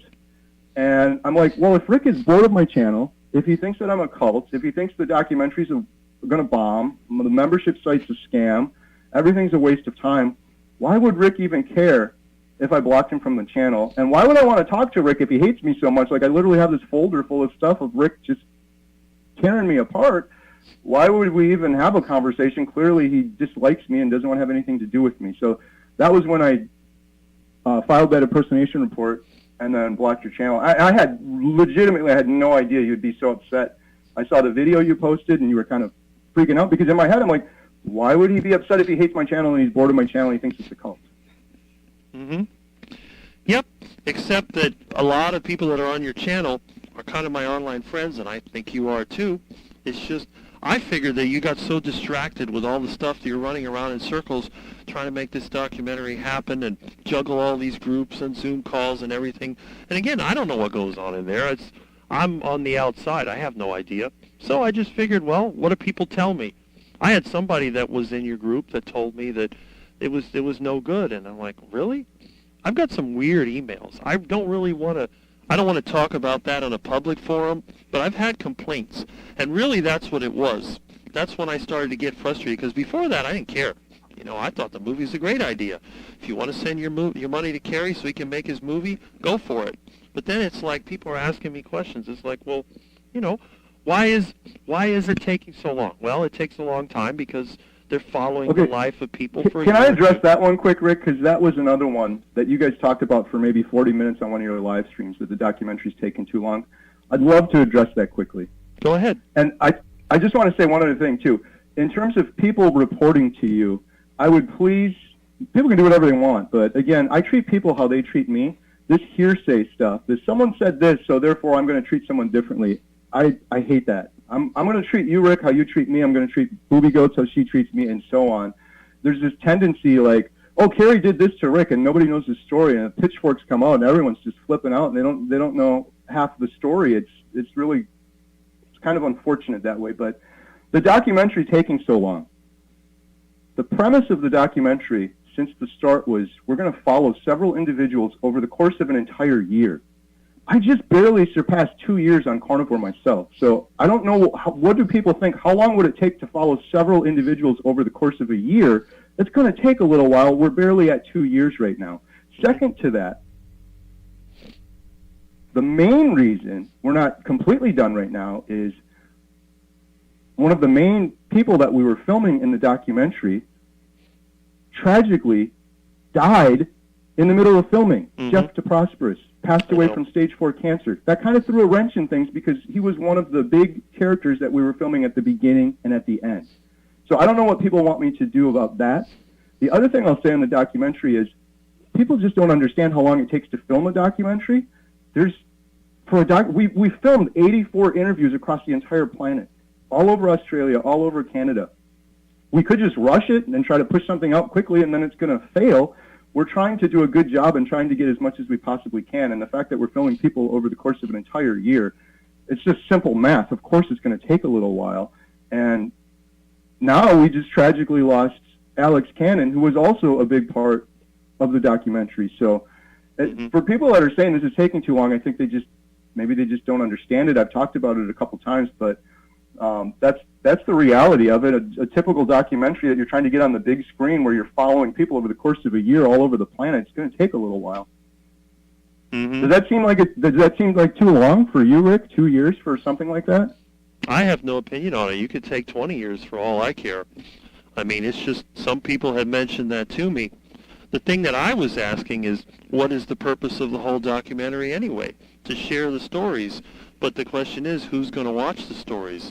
It's probably just us, the carnivore people. I don't think the general public's going to care. False. I disagree with you on that one, Rick. And that's again, like, you're a good person, and I know when you eventually watch the documentary, I'd love for you to give me your perfect and unbiased, whatever, good or bad, you hate it, you love it, it helps people, it doesn't help people. But all of this speculation, when you haven't seen a minute of the documentary, is kind of frustrating. And just what you said right there, who needs to see it? So a big documentary just came out that was all about the science of carnivore. That's not what our documentary is about. And I totally agree with you. I agree with Mitch's commentary on that documentary. Who is that for? Because carnivores already know that information. Right. And if you're not carnivore and you have an uncle and you want him to become carnivore, you can't send him 90 minutes of science. They get inspired by the stories. And how do I know this? Because I tell the stories on my YouTube channel, and Bill Knott, like his story right there, you don't think that's going to inspire people? It is inspiring people. He has people leaving comments on his channel that his story saved their life. If Bill Knott can do this in Alaska, I can do it. So, what would happen if Bill Knott tragically died?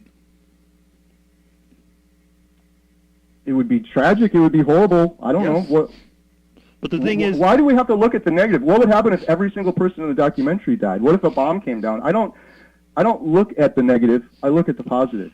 If Bill Knott died, it would be tragic. Healthy. It would be horrible. He's a brother of mine, but for 60 years he ate the standard American diet. So blaming that on carnivore would be ridiculous. That's what I'm saying. Because look at what happened to Alex. Any of these people could die at any time, and these people are going to blame carnivore. It's like Mitch. Mitch had a stroke. People were blaming carnivore for Mitch's stroke. And I said, you're ridiculous. Mitch will be back online in a month. Now, if you think I'm negative, you can look through my comments and you'll see, I told everybody Mitch will be back online in some form in a month, because I could see that. But what I'm saying is you need to balance. You can't just be positive all the time, because it's going to get you nowhere. You got to be both. Say, okay, it's like with Jeff. Jeff's story, I even put in the comment, I said, I'm glad that Kerry told his story, because he's gone now. And he can't talk anymore. The only way that his story is going to get out is through you. But the thing is, a lot of times people get so hung up on this has to happen and that has to happen. And then when it doesn't happen, it's like, bam, they get blindsided. I say, look, you got to have that skeptical mindset. Yes, I'm going to do the best that I can. But if it doesn't work, my world's not going to end. Well, you can be skeptical, and I'm going to choose to be positive. If it all falls apart and it's a huge failure, that's all on me. But being skeptical and speculating before we've even seen anything is what bothers me. Prejudging something that we haven't seen before. And the thing that bothers me, I don't care if people are saying my documentary's going to fail. It's not my documentary. From my perspective, this is Jeff DeProsperous. This is his story. So when you're saying it's going to bomb, you're saying Jeff's story's going to bomb, Bill's story's going to bomb. Maybe it's true. Maybe it all happens. But what is even the point of speculating it? It's going to happen. To be There's prepared. Stories out there. There's thousands of people that want to hear these stories. I go to these meetups and people are crying, saying it's so good that you're getting these stories out to the world. People are participating, and they want to see this documentary. Thousands and thousands of people want to see this documentary. So why speculate about something we haven't seen and prejudge that it's going to bomb? I just don't understand that part of it. Well, it's the way that I think. It's like you said, when you're in business, I've been in business too, and I've had so many great ideas that have all bombed. I said, look, most of the ideas will bomb. A few will succeed, but I just don't see, yes, if it's a passion project, it's not a failure, even if only you watch it, because at least the people that want to see it can see it. But if you're expecting it to go viral, you'll most likely be disappointed. That's my point. Well, again, we can speculate. We could see. We could go with your perspective on it, or we could go with Dr. Jordan Peterson that tweeted out our trailer and said this is an amazing film and it needs to be seen, it needs to be done. I watched the trailer and I wasn't impressed. It just seemed like the same old stuff. But that's just my opinion. We'll go with what impresses you or what impresses Jordan Peterson, I guess. Well, I guess some people are worth more than others. But I'm talking about the average man, the average Joe six-pack. Who are you trying to appeal to, the elites or to the average guy? That's the question.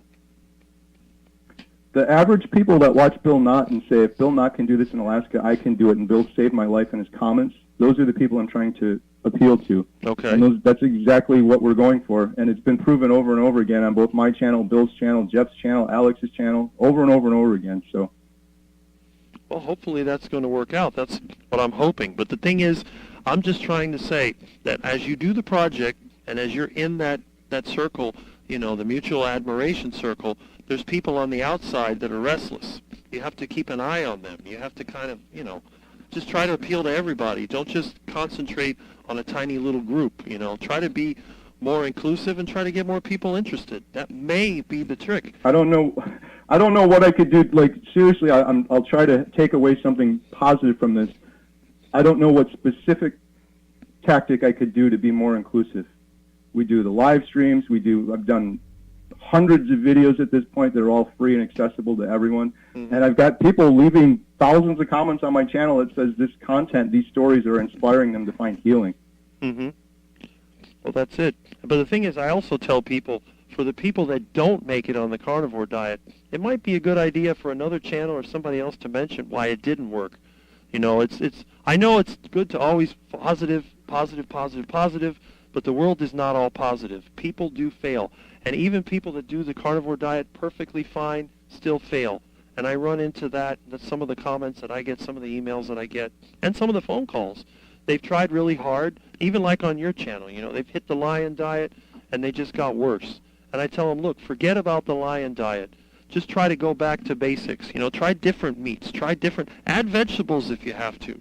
It's just, people get a little dogmatic, and then they think, well, they're failing, and then they blame themselves. When things don't go the way they're supposed to, they turn it on themselves. I say, don't do that. That's self-destructive. But, you know, again, I'm not like you or all the other people that have had health issues. You know, you've had the heart issues. You've had just a list of medications, everything. I'm not from that group. I'm from a completely different place. I don't have a tray full of old medication bottles. I don't have the AFib, the IBS, or any of that stuff. So I don't understand what's going on from that perspective. Right. That's why I would encourage you, Rick. I think you're incredible. I think you're great. You've been doing this for 40 years, but I would encourage you to understand that there are people going through their own personal journey that is not like yours. So when you say, I would never do a membership site, I don't need this, there's other people that are struggling and hopeless and suicidally depressed, and they've tried everything, and they're trying carnivore, but they need a little bit more community. Of course, that's not for you, doing this for decades, but every single thing that's out there in the world isn't for you. You know, you've been doing some awesome videos riding your bike. If you're riding your bike down the road and you look up at a billboard and there's billboard for adult diapers or women's feminine hygiene products, are you going to pull your bike over and say, this is ridiculous, this isn't for me? No, it's not for you. You move on. There's lots of things out there that are not for you. You've been doing carnivore for decades now. You don't need community, but there are people that genuinely need community. So that was the issue with the live chat too. Like, we've had the conversation a couple times, and it gets frustrating because I'm trying to moderate all of these comments. I'm trying to have a good live stream for people to get good information, and then it's just like, here's another comment from Rick. Like, is this one good? Is this one bad? It's just saying this is a big waste of time, pay for play, greedy money thing. And again, I don't get paid any money for any of it, so it just gets frustrating. Mm-hmm. Well, but again, my views are my views, and like you said, I'm entitled to them because this is experience I've had over the years. I've been around quite a while, even though people might think I haven't been around that long. I've seen so many groups come and go, everything from religious groups to, you know, meetups and sales groups and all that stuff, and it's like these guys that have, what is this guy's name that's real popular? The tall guy, he has all these self-help things. Tony Robbins, that's one of them. Then these real estate people, sometimes it's like, I'm selling this, and you get the wrong impression. I know you're not that kind of person. I've said many times, you know what I call Kerry? I call him the carnivore ambassador. I've never said that Kerry's a scammer. I've never said that Kerry's trying to take advantage of you. But I say that in general, groups like that and things like that, they lead to that cult-like behavior, and they lead to sort of the pay-for-play mentality. If you can't afford my group, then I'm not for you, and that kind of thing. And that's what I'm afraid of. I don't want the carnivore space to go that way. I don't want it to become like some of the vegan groups where they have subscriptions. And then, oh, you're not doing it right. You have to pay me more money. I don't want to see that. And then the other thing is, when the documentary is over, then what?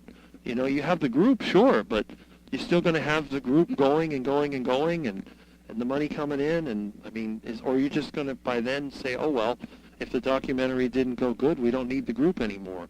And then the people are like, well, where do I go? You know, that's what I'm... The reason that we did the group is because we believe it's going to be needed when the documentary goes. People, that's the biggest question I get from people. I need more community, I need more help, and after we do the documentary, we're hoping to do a series. So the whole thing with that, you not liking this, what do you think about Old Guy Carnivore Mitch? I like Old Some of these other YouTube channels. I love Old Guy Carnivore Mitch, but they charge. That's not, he shouldn't get to charge for his hard work. Well, you're entitled to charge for your hard work. I mean, you have a YouTube membership and you have a business.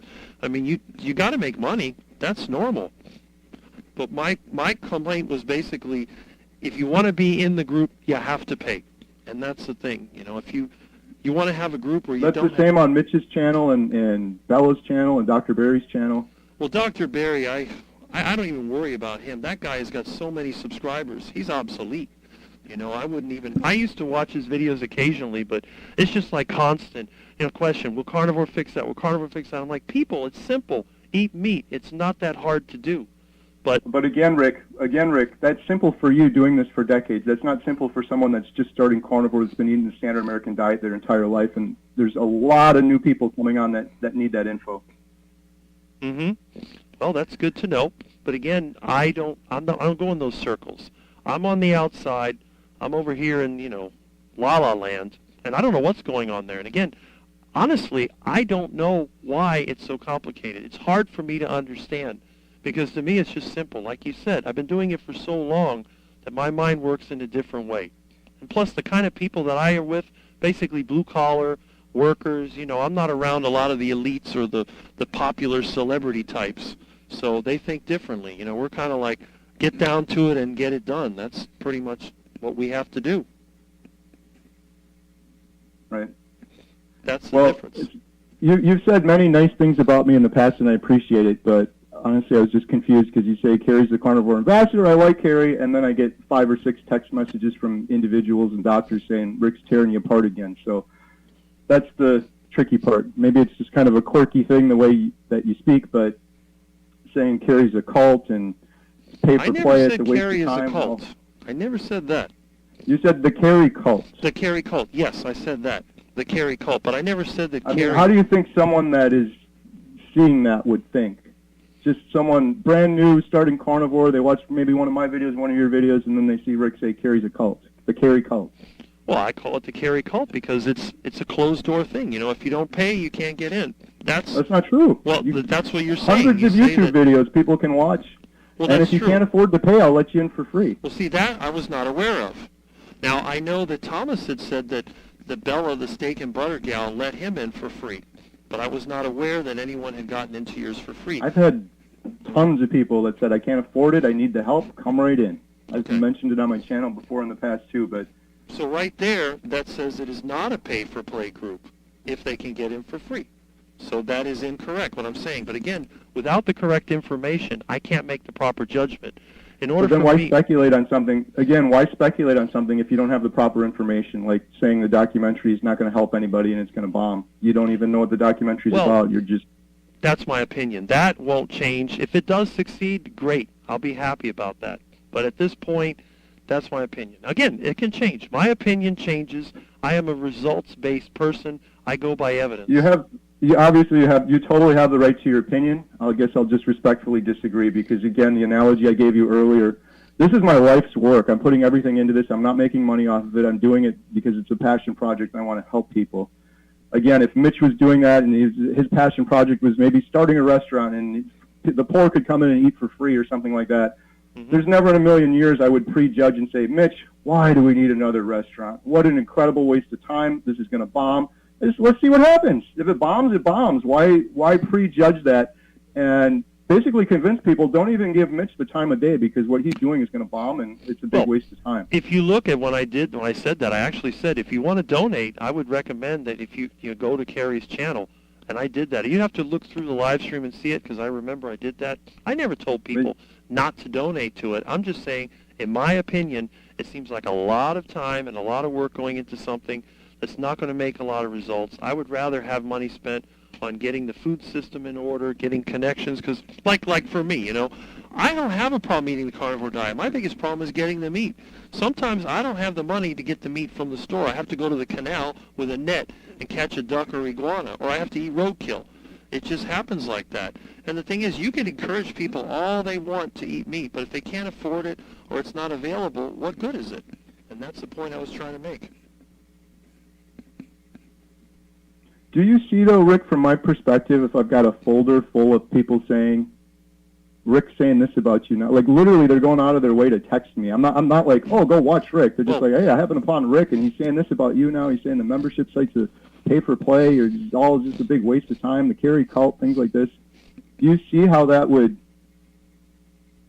Oh, I see. It's just it was hurtful. I know I need a thicker skin, and people are probably laughing at me. Suck it up, Mr. Big YouTuber. But it was just hurtful because I'm like, we're friendly. Like, I offered to pay for Rick, help donate to get you to come out to Hack Your Health. Mm-hmm. I'm looking through our emails. Like, we've corresponded many times. I've always answered you right away. Mm-hmm. You asked me about Dr. Baker. I literally answered you within 45 minutes. I've had you on my channel multiple times.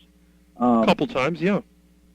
I would have had you on more, too. I've never said no to anybody. Well, I had Thomas on my channel. I had Booby Goats on my channel multiple times. The difference was they reached out to me and asked me, can I come on your channel? Oh, well, this is what I've never said no to anybody. This is what I told. I had a couple of people ask me. They said, why are you never on Kerry's channel? I said, because I haven't, because Kerry's a busy man.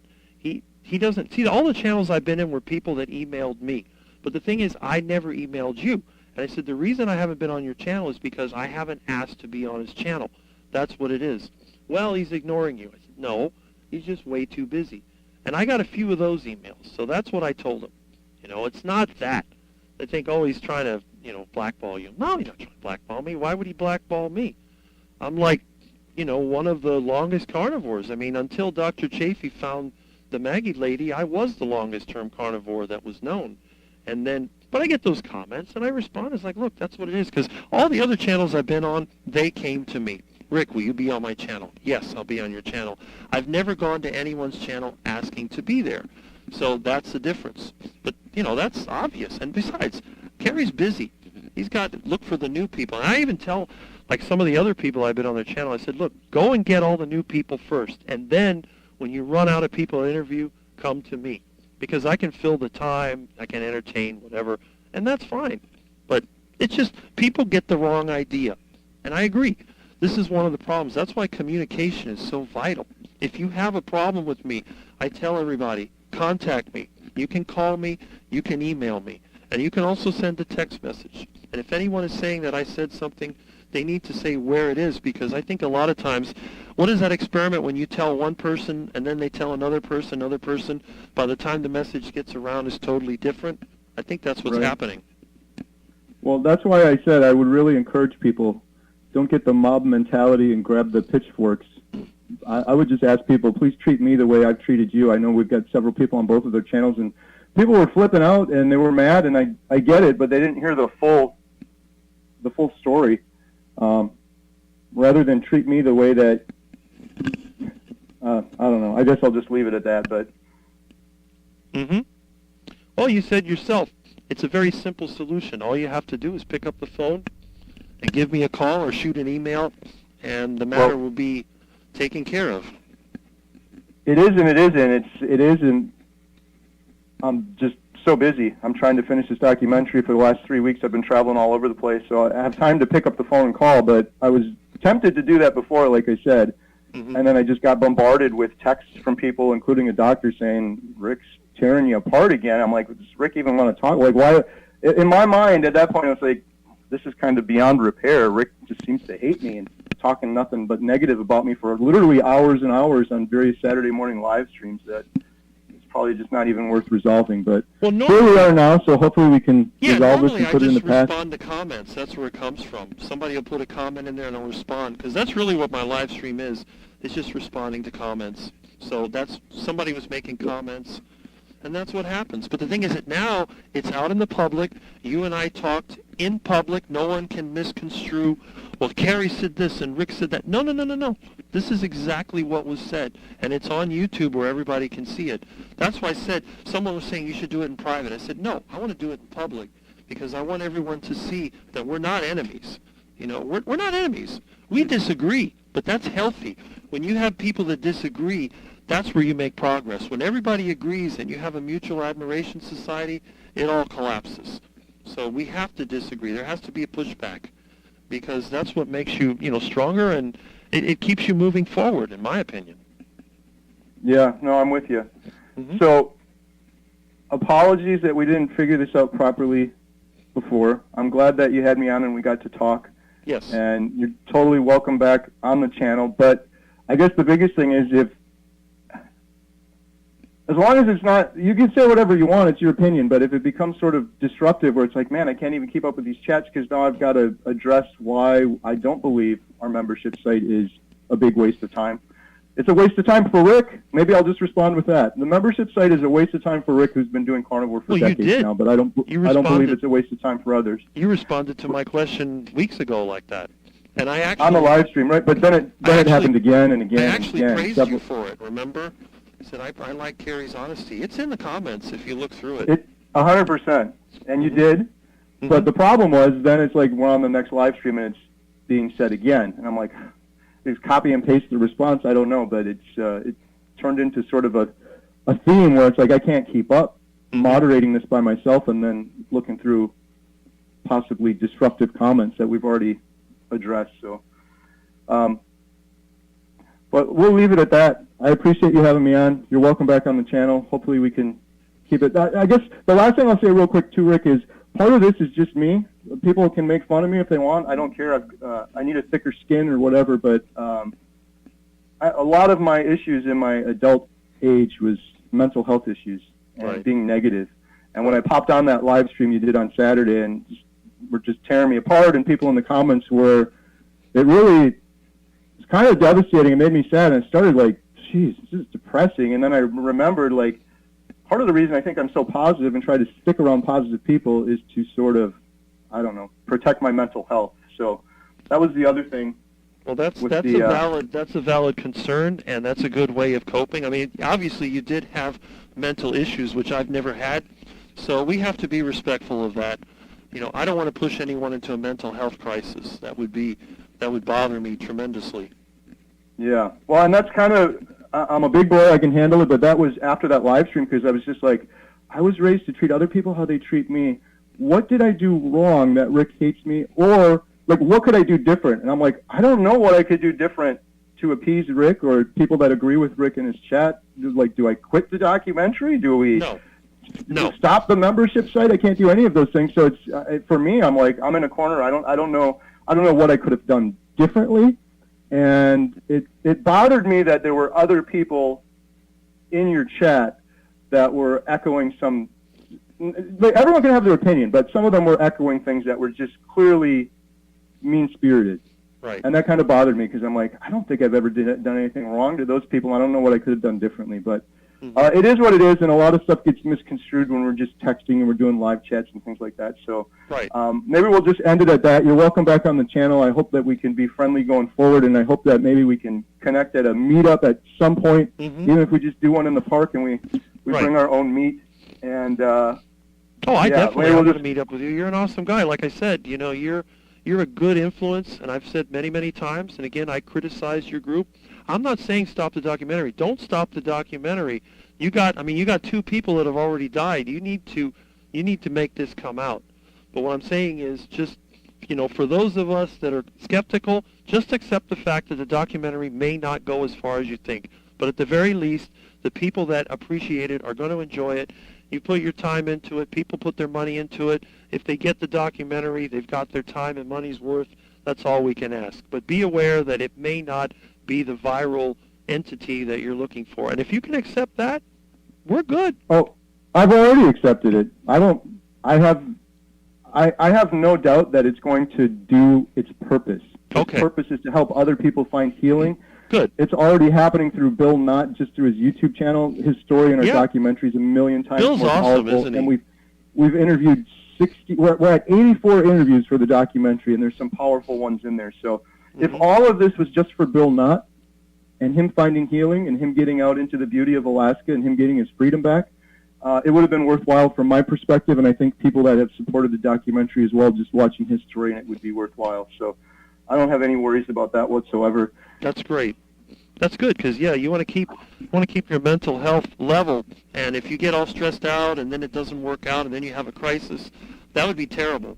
But if you can accept, if it does well, it does well. If it bombs out, at least if it bombs out with the general public, it did not bomb out with the people that really wanted to see it. And if you can accept that, then you're in a good place, and I'm in a good place, and everything is good. And we'll have this conversation again after the documentary's out. Absolutely. And it's not bombing out, it's saving people's lives. Well, that's it. We're going to see. We're going to see. That's why you have to get it done when you get it done. I guess it'll be next year, and then it gets out there, and we'll see what happens. That's a good thing. Right. Well, I appreciate you, Rick. Thank you for having me on, and congratulations on 18 years on YouTube. Thank you, and thank you for calling in. And again, we've got this. I think everything is on the table. There's nothing that's mysterious.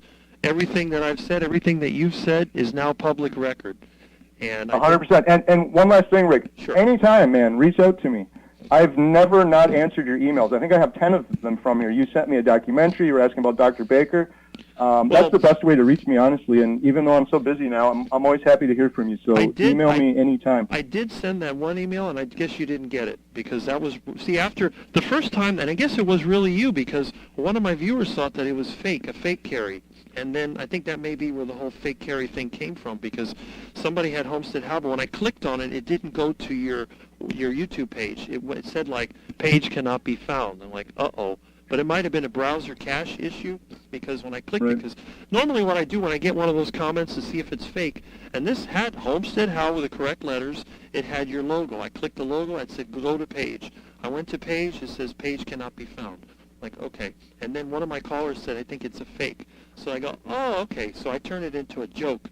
And that's where a lot of that came from. Oh, this thing is going to be a disaster. And, it was a joke that we were doing. And then I thought that's what happened. But evidently, from what you say, that was really you. That was really good. No. The very first time it was me. Yeah. And then after that, it was clearly a fake HomesteadHow Kerry. Right. And everyone keeps telling me, oh, it was just a joke, it was funny. But the examples that I saw were mean-spirited. Right. And that's the thing. That was kind of the culmination. Like, why'd you ban Rick if this guy's being mean-spirited? That wasn't the reason that I blocked you from the channel. It was all of those other things and all those other messages people sent me, culminating with the fact that fake Kerry was on your channel. And I think even one of the last messages was you said, I prefer fake Kerry over real Kerry. And it was all supposedly joking and in good fun. But in my opinion, it was more mean-spirited. In my opinion, if that was happening to a fake Dante Ferrigno or a fake old guy carnivore Mitch, that would have been shut down, or it would have been considered bullying or over the top, kind of inappropriate. But it is what it is. It's over now. I'm glad that we got through it, and we've open communication from here on out. That's the trick. You have to keep the lines of communication open. And again, when I sent that email, I posted it to my posts. If you look on my YouTube page, what I wrote, and I guess it didn't go through. And then I thought, well, it's fake, because then when they told me it was fake, I just played with this thing, went through the whole thing. We were having a great time. They're saying, Monticello Theater, and then 2020, 2030, and it was all in good fun. But again, since I didn't get an email from you, I figured it was all a joke, and you weren't watching. But now I know that it was real. And, that's obviously, it's a difference. And I got to remember that you do have some issues, not really a mental crisis, but there's issues there, and I don't want to be the one that stresses you out, because on the carnivore diet, you have to remain as focused and calm as possible. That, like you say, the carnivore zen. We don't want to have the vegan anxiousness coming in here for no reason, because there's no reason for this. We're not enemies. We're on the same team. 100%. Awesome. Well, thank you so much, Rick. I got to run now. We're heading to a family reunion. Enjoy, and thank you so much. Enjoy the rest of your 18-year anniversary live stream. That's pretty awesome. Congratulations. Thank you. Appreciate it. Bye. Bye.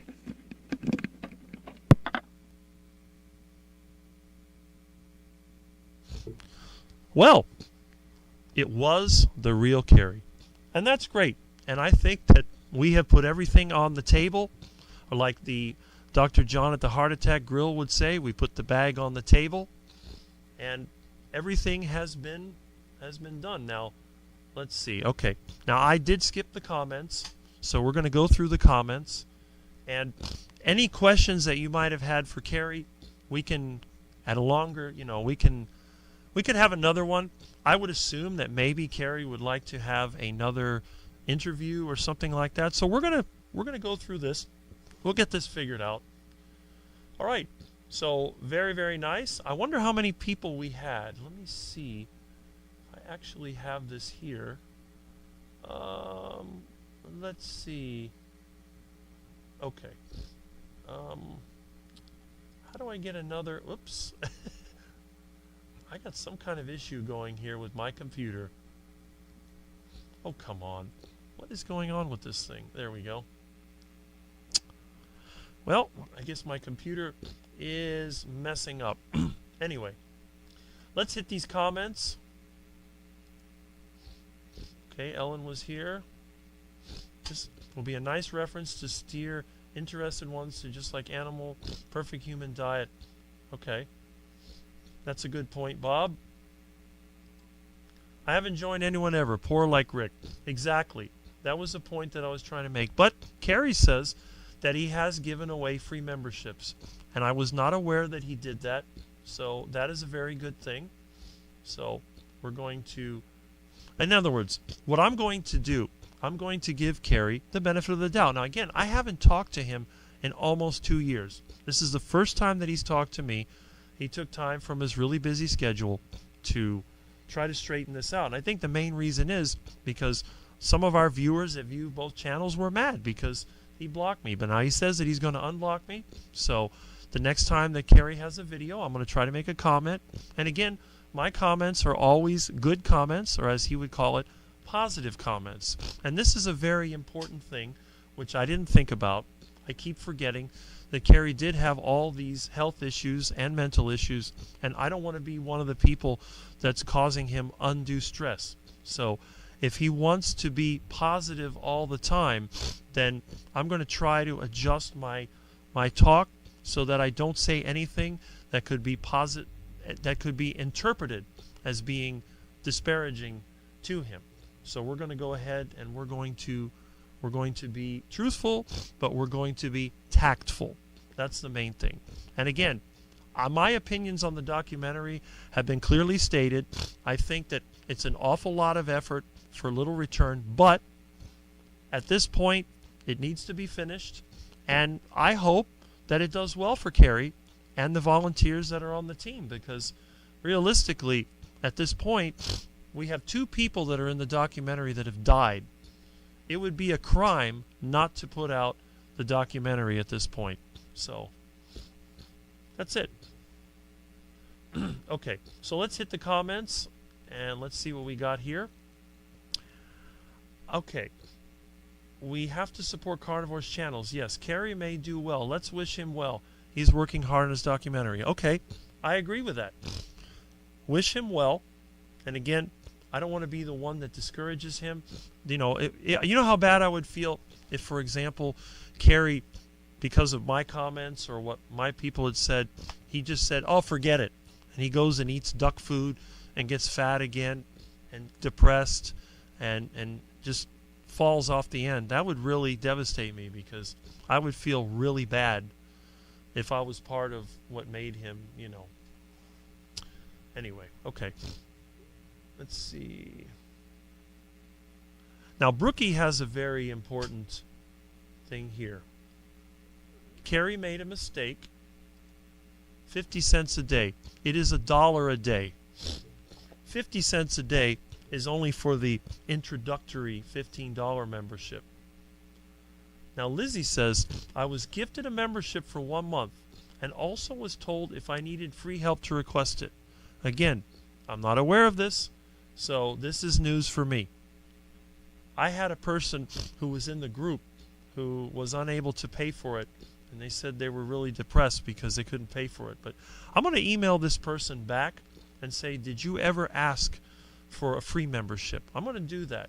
Now, again, I value privacy very much, because I wanted people to be free to email me based on what they say. But again, I am going to I'm going to email this person back. I should have time to do it today. Let me look outside.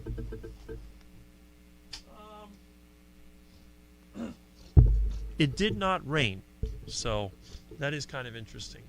But I'm going to do that, and that's something that we'll work through this. Documentaries are great for raising awareness among people outside the carnivore community. Some will believe a film, but not necessarily us talking about carnivore. Well, again, we're going to see. I have my doubts, but at this point, I'm not going to tell him not to do it. Okay. I hope I didn't lose any comments. This was a nicely detailed conversation, and again, like I told you before, Kerry does, okay. Yeah, address carnivore muscle issue. that's something that I was going to mention, but I need to talk to Jonathan first before I do that. I'm going to send him most likely an email about it, and then that way we'll see what kind of response he gets. Okay. Kerry's people are going to other, writing down people's usernames and screenshotting others who don't agree with Kerry. Okay. That is cult-like. That is a very important point. Is it neat I was mentioned a lot?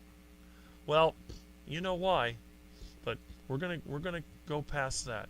Carnival must be being ignored. Yes, this is something which I am going to.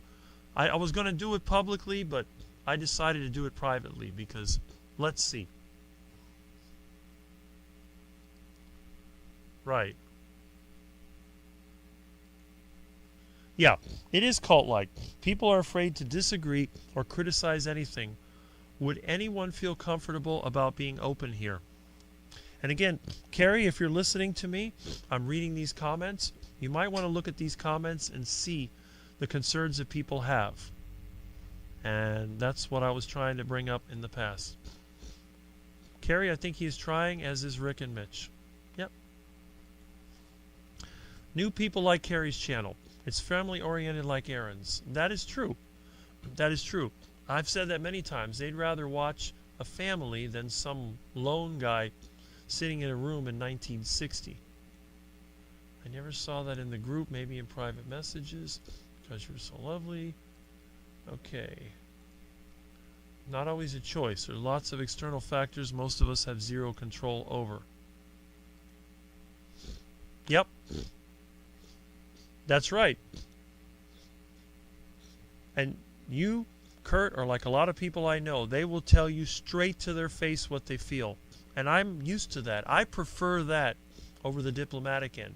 But at this point, what I'm trying to do, and I feel bad because I keep forgetting that Kerry had all those issues, and I don't want to be the one that drives him over the edge. It would bother me a lot. I mean, you think about people that have disabilities, for example. Are you going to make fun of somebody because they're in a wheelchair and they can't walk? Well, that would be wrong. But to drive somebody over the edge and have a mental health issue is not acceptable. So diplomacy is important. That is not true. You're beautiful and I enjoy your channel. Kerry admitted this was happening. Yes, he did. I would avoid a YouTube channel with people saying it was a cult. Okay. Yeah, that's right. Let's see. Well, that's it. That was the point that I made. See, Aaron, that was what made me mad. And Kerry admitted it. If he would have called me, if he would have emailed me directly, and I know he's busy, but before you take any action, you really need to, you need to call. And this is how wars can start. You get the wrong person angry, and they're going to think the worst, and they're going to be your enemy. But we're not enemies here. Why can't what he said nice things about me? You must say nice things, right? If Kerry would have called, exactly. If Kerry would have called, Bill, please go watch this live stream. All right. All I see is my subscription. I've been watching. Okay. Yeah, I wish this could have been private. Don't worry. There are other matters that should be private. I'm keeping it on a general, I figured it was better to be out in the public because I get sick and tired of these people sending me messages that I don't know if it's true, but now I know exactly what's going on. So why say that's not true? It is true. I think it would be good. Also wonder how you have time to release it when you're uploading high-quality carnival videos every day. I think what he's going to do is maybe get other people involved, maybe more of his family. I know his wife, they might be doing more videos while Kerry concentrates on the documentary. 5 or 10 out of thousands, right? That's a good point. I find this community lets us in if we're struggling, and I love that for every channel. Well, that's good to know. Again, I was not aware of that. Kerry had people sending him screenshots of others in live streams talking about Kerry. It's crazy. The editing alone is amazing on your channel videos. It's he said. Yeah, he said, she said. Exactly. That's why I did it in public. I did not want to have that happen. And this whole drama is miscreative. Ah, there you go. Terry Sue. This drama has most likely created more followers for both channels. That is correct. They thrive on controversy. And it says, this is a very important concept. Rick has said on multiple times to donate to Kerry's channel. And yes, I have. I've said it many, many times. Well, we're going to see. We will see. We have been able to get this out here. And you can see that neither one of us are attacking each other. We have our opinions. And I got a lot of comments. Yeah, that's right. People will have opinions, and my opinion is what it is. And it'll change depending on what happens. But at this point, it's not changing. Okay. Throw the folder away. Okay. Deliverables, yeah. Okay, so Adam says a distribution company will handle the deliverables and uploading the documentary and series to the platforms. All right, of course that costs money. That may be another reason they need so much money. Release the list. Okay. I'm done by. All right. Jordan Peterson. Exactly. Why does it matter? Because Jordan Peterson's opinion matters more than Rick. And I brought that out. Kerry needs a thicker skin. Kerry, you do have amazing content. Yes, he does. And again, this is from Fake Kerry himself. My cortisol is running high. I want this to be done. I always post, I love my Kerry t-shirts. I have in all colors. Rick just replies, good for you. Okay. You know, my blood pressure, if I tested it, is probably normal. I didn't feel nervous at all. I'm not fighting with Kerry. I'm not his enemy. I am just, it's like when you go and you show a movie to someone, you have the critics. I'm just being skeptical. I'm being Rick. I am a skeptical person, and I think that's very good. It's like in the Bible, you know, doubting Thomas. I'm like the doubting Thomas of the carnivore community. And I've been carnivore longer than anybody. Well, almost everybody. But I am doubting because I know that, as Kurt says, you're folder of BS. And BS is something that I don't like to deal with. For me, BS is fertilizer. Writing down comments is silly. Who makes a folder on PC about Rick? I'd like to see that. Let's see. Will the documentary heal humanity, as in the whole of humanity? Of course not. Most people will carry on as usual, which is Rick's point. Yes, Bob, yes. And we can talk about that on Carnivore Talk. Who cares? Please make peace. Don't worry. I'm glad we had a lot of comments going. I didn't go through the comments because I could see that Kerry was getting a little bit agitated, so I wanted to keep this going smoothly, but again, time will tell. Why is people telling? Because people are insecure. And I think in many ways, a lot of people, they're trying to find their way, but they're just not getting the results that they want. And they bounce around from channel to channel. And I guess they figure that my channel, you know, maybe it's an alternative. Okay, let's see. Will it help heal some among humanity? Yes, of course. The stories are inspirational, and that is Kerry's point. Good. I'll see you at 2:30 on your live stream. Yes, let's not have another 9-hour live stream here. We got to let other people do their channel. Plus, I want to eat my lunch. So we're going to get this over with before Erin has her live stream. And, you know, the Booby Goaters and the Quack Pack and the Mitch Fitz, we're all kind of in the same group anyway. People telling on others like we are in grade school. Yes. He did blackball you when he blocked you without talking first. And I do believe the main reason that he did talk to me the way that he did is because so many people were bombarding him. with that. And he admitted it, so that is very true. Okay.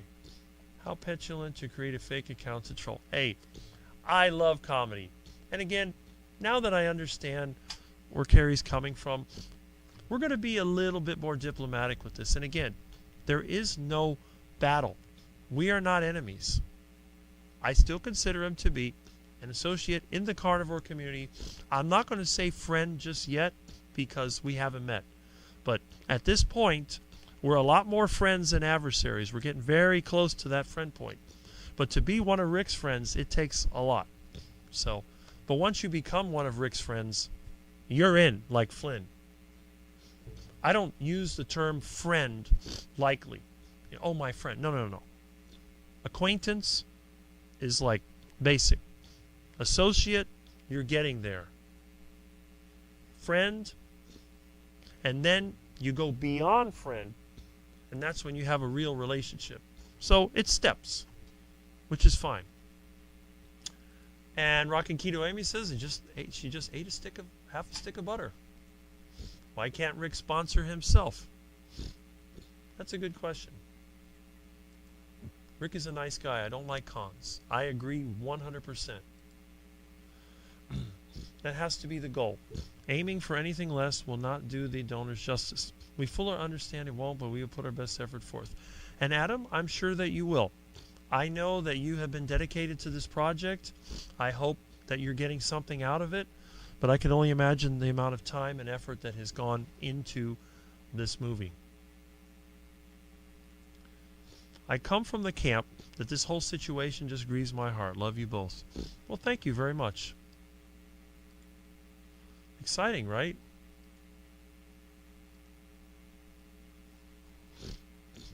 Kerry, you sabotage yourself just now with a folder of people's screenshot versus Rick or Jordan Peterson opinion on the movie. Yes. Because basically what you're saying is, as I mentioned in my conversation, you have the celebrities over here, and then you have the working man, the Joe Sixpack down here. And then, you have the quacks like me that are somewhere in the duck pond that you just don't really care about. But no, that's the perception that people may have. And let's see. Yes, Bacon Baby. And Kurt says, whose opinion matters? I think everyone's opinion matters. Okay, let's see. Peace is allowing people who have opinions that don't agree with yours. Yes. I don't think this will happen on one side. A good point, Ellen. Very good point. And there's probably one of the reasons why Mitch likes Ellen so much. That's good. That's the telephone game. Why the name? Got it. Why not unblock Rick? It's ridiculous. Well, he said he would. So let's see. I'll see if I can make comments on Kerry's videos, but I'm going to continue to make the same comments that I've made. I'm not going to, let's put it this way, I'm not going to say anything about the group or the documentary. I'm going to cut that off, but I'm going to continue to comment about his videos because all the comments I've made about his videos have been good comments in my opinion. They have not been critical, and they have not been, as Kerry would call, negative. So I'll continue to make the comments, and I will check in to see if my friends are there and say hello and see how everything's going. You're right, Ellen. There are people being cult-like about their favorite channels, and the brief time I was in a group, a gatekeeping type ruined it for me. Aha! Feral Grandma. And it's interesting because, again, I'm not asking for people to come out there, but if anybody wants to share their experience with a group, you can feel free. You can either call me on the phone at any time, or if you want, you can do an email, or we can even arrange somehow to have a video. We'll figure something out. But I like to get all the information out there. I don't want to have things covered up, and I don't want to have carnivore cults. And the best way to prevent cults is to have open exchange of information, and if we can do that, then that's it. I think I'll go back to just watching carnivore videos and not the lives. This isn't good for my mental health, and yes, this is a me problem. Bye, everyone. All right. That's fine. And again, I have to remember that a lot of people do have mental health issues, and I do not want to send you into a crisis. Yes, Kerry, will you unblock him? We will see. We will see. He says he would, and he seems to be a man of his word.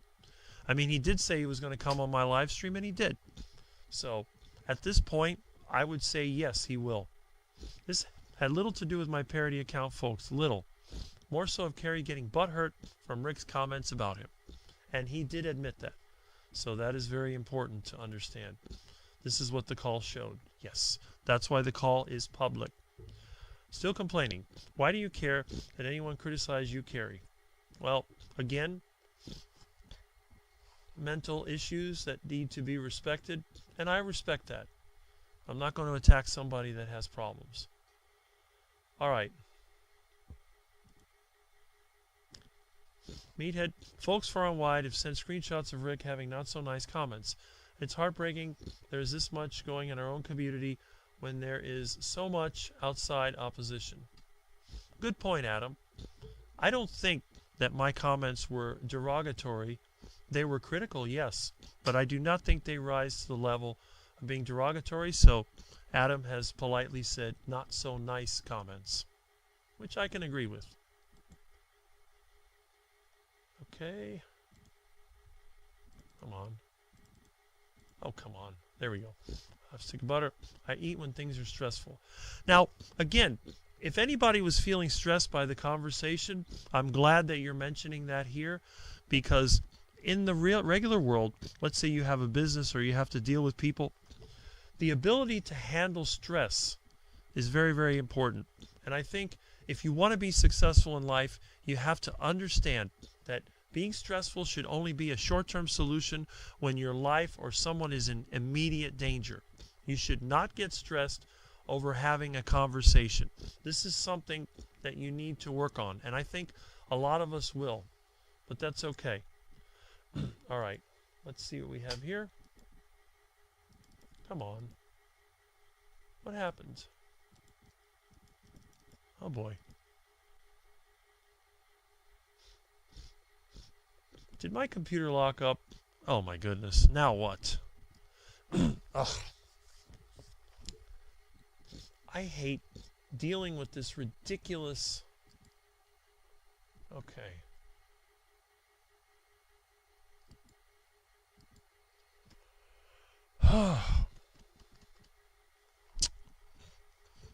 It looks like everything just sort of locked up on me. Oh well, we're going to have to start over.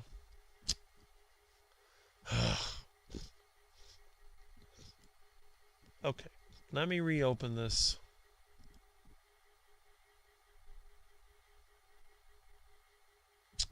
Come on. That seems to be a Google Chrome issue. All right. Okay, Google Chrome has crashed. Well, let's see if we can open another.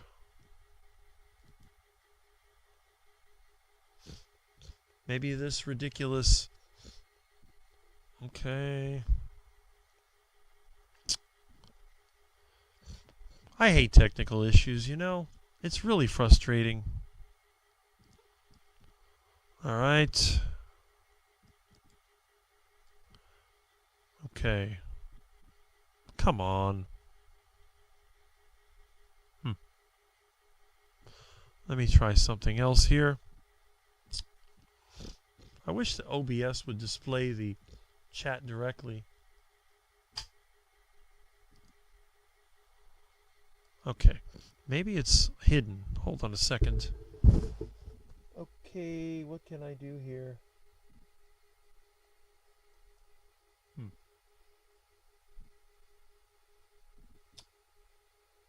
Oh, I hate when this happens. Alright. There's the chat. Oops. How do I get out of full screen?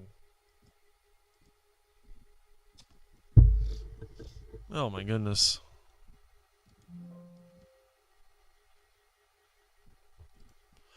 Alright. There we go. Let me see if it's hidden in here. Okay. Ugh. Incredible.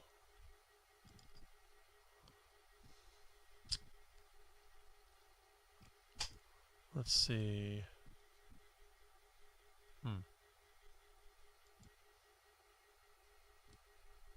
Just when it's getting good, too. Thing disappeared.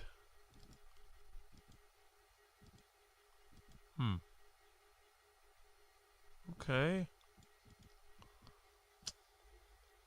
Alright, what has happened now?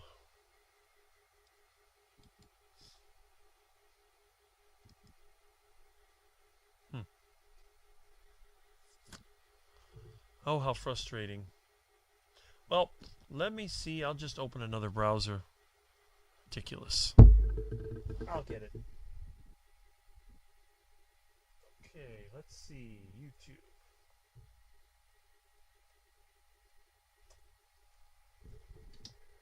All right.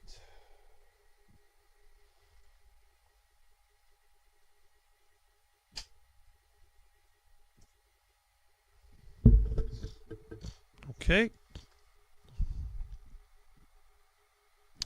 Let me move this over here. Oh, come on. Ugh. How frustrating. You know, it's just very frustrating. What happened? My computer is torturing me. In other news, Florida residents are going to be happy to hear this. Okay. How can I get this chat where I can see it? All right. Okay.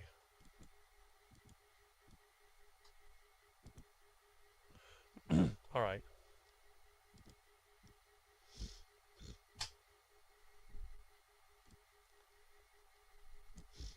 Well, I lost a bunch of comments, which is no good. Ugh, I hate this. Just when I thought I got rid of all the technical issues, I have to have more. All right. It's awfully small. Let's see. Okay. This is crazy. Now I don't have the little window in it. Well, welcome to Rick's World, where technical issues are part of the game. So let's see. All right. I guess the whole Google Chrome thing has just went kaput. There we go. What a struggle. I'll tell you, this is one big struggle. I think I got it this time. Oh, come on. Site can't be reached? What is this?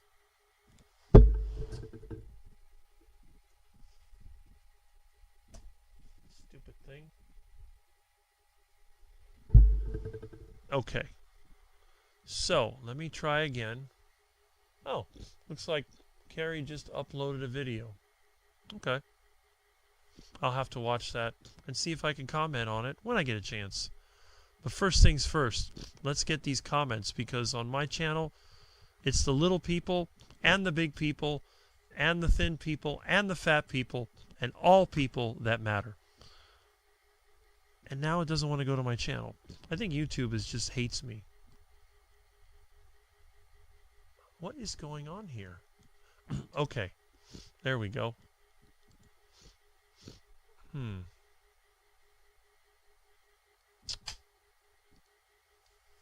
I wonder. It's not Milton. Milton has not done anything. Okay, come on. Come on. View your channel. There we go. Okay. I'm almost there. I'm almost there. I don't know how many comments I've lost, but wow, what is this? I don't want watch later. Something went wrong. Come on. There we go. I don't watch movies. Okay, now I'm not sure what happened. Okay, I'm in. And these are the comments. So we're going to pop out the chat. Okay. I got it back. It doesn't do any good to blow up the computer, and I think I got all my comments back. Well, what do you know? Well, some of them didn't come back. Oh well, we'll do what we can. Okay, here we go. Kerry shouldn't worry about us, as he does have heavy monetary sponsorship from Kilts and probably many others. We are small potatoes. None of this should have happened. Okay. Excellent point. Do you want to silence me as well? Oh, come on. What's messy? Fun period account. You want me silenced now? All right.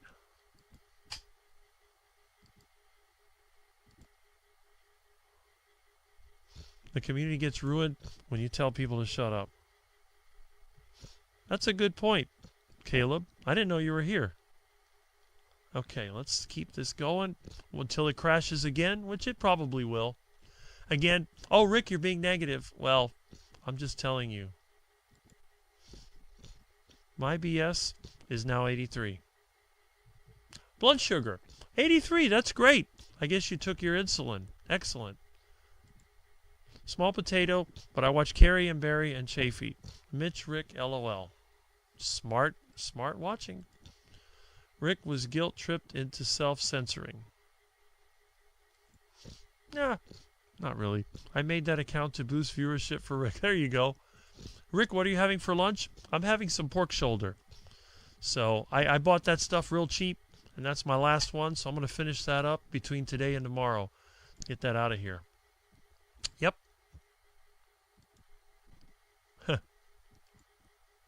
No, he didn't start this mess. This is something that would have happened anyway. But he didn't start it. This mess actually started with all of us. But I think the main thing was that Kerry did not contact me, which he admitted.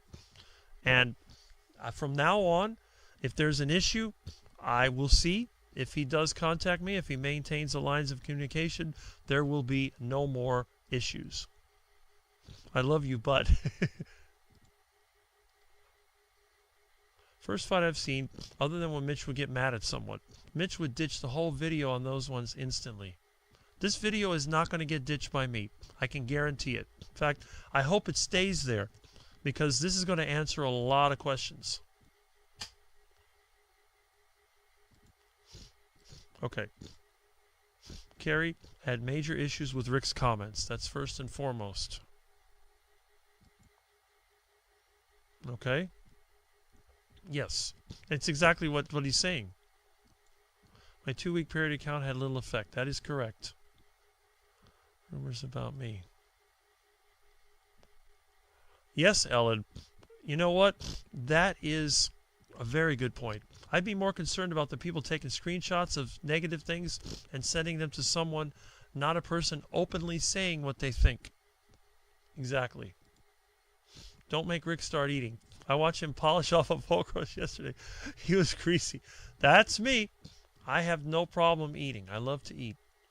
I get cussed out on the phone by a customer this week over something out of my control. That stressed me too. Some of us don't like conflict. Well, again, if you're going to be successful in this world, you have to learn to manage conflict.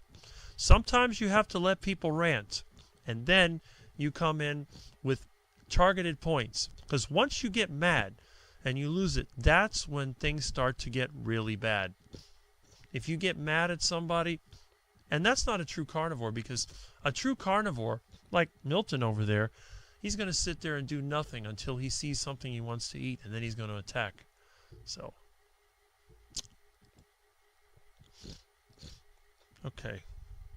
Papa Carnivore told me to leave you alone. Should I stick to myself, spread rumors saying I started this? Don't worry about it. There's no problem here. You got nothing to worry about. Papa should apologize to me now. Okay? He was eating on his bed. I clean that thing all the time. Online snitching is a thing. I better be careful about what I write. I'm going to say what I'm going to say. And you are fully entitled to do that on my channel, Caleb. Darth Carnivore said, hey, Rick. Hey. Snitches get stitches. Yeah, right? I see problems occurring with him. People get mad. People get mad. That's it. Nothing you can do about it. You can challenge him to an arm wrestle. That's one way to do it. The uniqueness of our Rick. That is correct. 65. Yeah, I think we had more than that. We had over 70 something at one time. 71 or 72. We haven't broken that 100 mark yet, but you know. And Caleb says, not my problem how some random person on the internet feels. There must have been a lot going on when Kerry and I were talking. My thing froze up. You have to watch this live from the beginning. Did you see the likes? What? Okay. Yep. Half a stick of butter. No popcorn here. There you go. Surprise technical difficulties. That's it. For everyone, I have a right freedom to block. Well, there you go, Russ.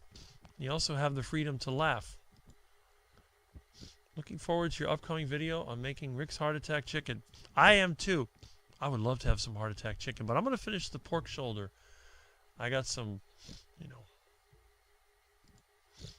This is a good point. Kerry originally didn't admit to blocking Rick. He said contact YouTube. But today he openly admitted to blocking Rick. As I mentioned, that would be the case. But if he changes that, we will see. You were the fake Kerry and change your screen name. I don't care to listen to you. Not a problem. Doesn't bother me. Russ is right. There you go. Just blocked me already. Thanks. It will be a live stream while I'm cooking Rick's addictive chicken. That stuff is addictive. I got to admit. And see, likes are 75 plus. This is really, really good. That is hard. But I find people who do that usually have something going on. A bad day, sick mother, their dog died, you know. So I usually react to them with extra kindness. That's what it is to be diplomatic. Yes, quadruple bypass burger. That sounds like Rick's Heart Attack burger. 4 half-pound patties salted on my Blackstone griddle. There you go. Rick's Heart Attack burger. There's nothing like Rick's Heart Attack burger. And Kurt says, yo, carnivore muscle. Something is off with some people. Yes. DuckDuckGo is a good browser. Let's see. I guess you're talking about the fake Kerry.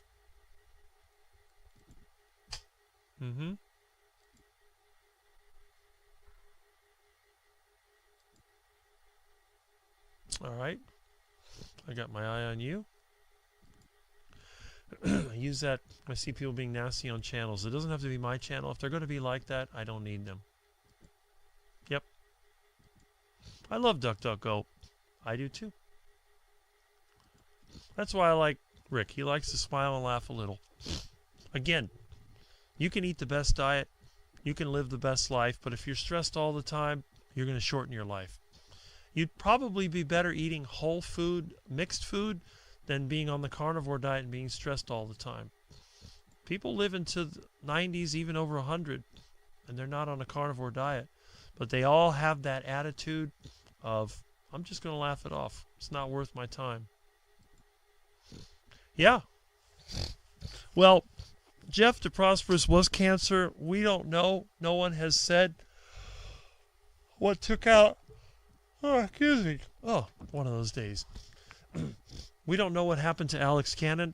They have not revealed it, but I'm sure that once the information is out there, Kerry will put it out there where we can see. Hopefully it was not a heart attack, but even if it was a heart attack, it's not caused by the carnivore diet. This is someone that was ill before he started the carnivore. I mean, it could be anything. It could be a simple infection. These things do happen. People die. We all die. And the question is, would you rather be sick and suffering and in pain and then die? Or would you rather just die in your sleep and get it over with? You just don't wake up. That's what happened to my grandfather. It was 94. It's fine. Okay. Ruby Goats is in my chat saying blah, blah, blah. There's been a lot of controversy today. It's good to stick up for our hosts. All the channels have their merits.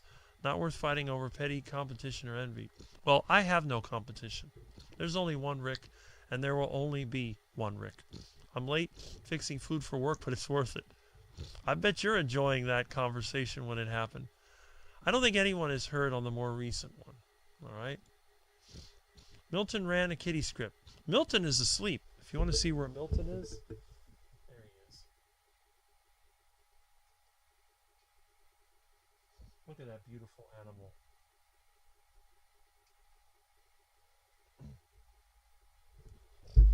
Gotta love the Milton. He's super awesome. Okay. Let's see if we can hit these comments before this thing crashes again. One was cancer. Not sure about the other. That is correct. Yep. What I don't want to see is a silenced Rick. One of the reasons I love Rick is he tells it like it is. And the thing is, I'm going to say everything that I think is the case on my channel. Nothing is going to change what I say on my channel. However, on other channels, for example on Kerry's channel, I'm going to be very diplomatic, and I am not going to be responsible for giving him any kind of stress that is unnecessary. He's got enough problems, so I'm not going to do anything in that way. So I respect people's wishes. That's the way I am. But if anyone has any truthful information, whether it's positive or negative, whatever, and you send it to me, I will put it on my channel, and I will discuss it. So feel free to be, as you'd say, negative if you wish, on my channel. Just make sure that everything that you tell me is factual and can be verified, and I will be glad to cover it, because that's the way it is. Kerry wouldn't know about the comments. Well, Kerry could go into my channel at any time. He could go in here. He could go for the replay.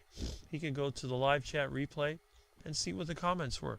So, you know, if you want to tattletale on my channel, you're welcome to do so. You can share any information you want. I think in many ways it just drives more viewers to the channel. So that would be fantastic. Go ahead and do it. Feel free. If you're one of the spies that are in the channel, feel free to share whatever information that you wish, because anything that I would say I will stand up for, somebody confronts me, I'll say, yeah, I said that. Like I said, that's just the way that I am. My followers sending screenshots, not a cult. Kerry watches live time to time, and it's good to know that he does. I'm glad that he does. I hope that he watches more. Cancel culture is real. Well, that's it. But you can't cancel me. Until I get that heart attack, you're not going to cancel me. My live stream is going to continue the way it's always been. And if there's anything out there that deserves criticism, I will give it criticism. But I'm going to be more diplomatic when I post on other people's channels, because it is their channel and they have the right to request. Just because I let everybody post on my channel doesn't mean everybody else has, because again, I got to remind myself, some people have mental issues and they need to be treated differently. You know, you're not going to treat somebody, for example, that has heart disease, you're not going to tell them to get up and run to their car. You don't do that. You're going to be accommodating, and that's exactly what I'm going to do. Okay. You start all this drama, yet all you want to do is start more fights. I said you're actually a good guy, but now I'm not so sure. Well, it's kind of hard to get information. I mean, we did talk on the phone, and I had a pretty good feeling, but that's okay. It's not. That's fine. What is that, Milton? You see something? I don't see anybody outside. But anyway. Okay. I did not start all this drama, dude. You weren't here for live stream. Come on, Papa. All right. Yes, he admitted it finally. You were a big part of it. Nah. That is correct. That is absolutely correct. Huh. Yeah, there is a heart attack burger. The Heart Attack Grill has one. Snakes in the grass. Yep. That is true. He lost his friend, and, you know, he's been in there since the whole documentary thing started, so that's 2 down from the documentary. And like I told Kerry, what happens if Bill not dies? It could happen. Bill is a very sick man. He's had a lot of problems. Now, I really hope that he continues, because Bill Knott is very inspiring. I really appreciate the videos that he puts out, being able to go outside after being trapped inside all those years, being able to get out and about, being able to meet people. And Kerry made the very long trip all the way up to Alaska just to meet him. Can you imagine? You think I live in the middle of nowhere? Lots of people go through Miami. How many people go through Wasilla, Alaska? Probably nobody. And Kerry went there, even takes his family, drove up there. I mean, that takes a lot of time. That's definitely someone that cares. So I appreciate that very much. And again, that's it. Okay, the drama continues. Let's see. Now I'm a snake, the worst. That's fine. Snakes are welcome here. Ducks are welcome here. We're all welcome here. I don't think this is a channel or community for you. You can decide. Okay. Papa was so obvious Kerry was upset about mean comments, which number one, he should be if he has a successful channel, get some thicker skin. Yes. And he even admitted that. It's not my channel. Okay.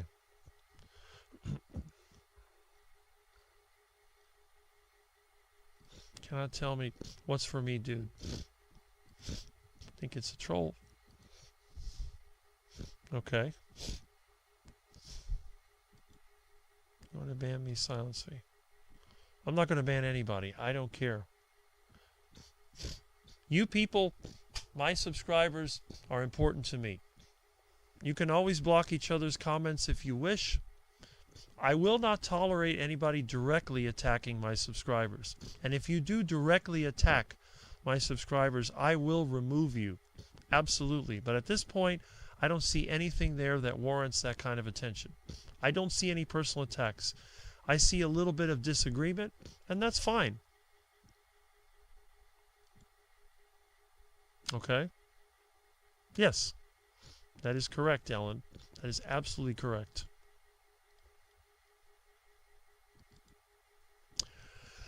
It's not a free country, but we do have freedom of speech, and that is correct. There's only one Rick, and we love it. Yes. Doesn't seem to care if it hurts people. You would never do that. Okay. That's a good question. You might want to check into that. I'm sure Kerry will do something because he's good about that. So I would recommend, if you want to find out about a fundraiser, go ahead and email Kerry. What is it? HomesteadHow@gmail.com. Go ahead and email him, because he can put you in contact with you know. I mean, Alia also. Alia Wells, that's another one you can check out. But I would go for Kerry, because that was his friend, and he made a video on him, and he can do it. And again, if he starts a fundraiser, it's not like Kerry's going to take any money out of it. I mean, he's going to give it to him. You know that.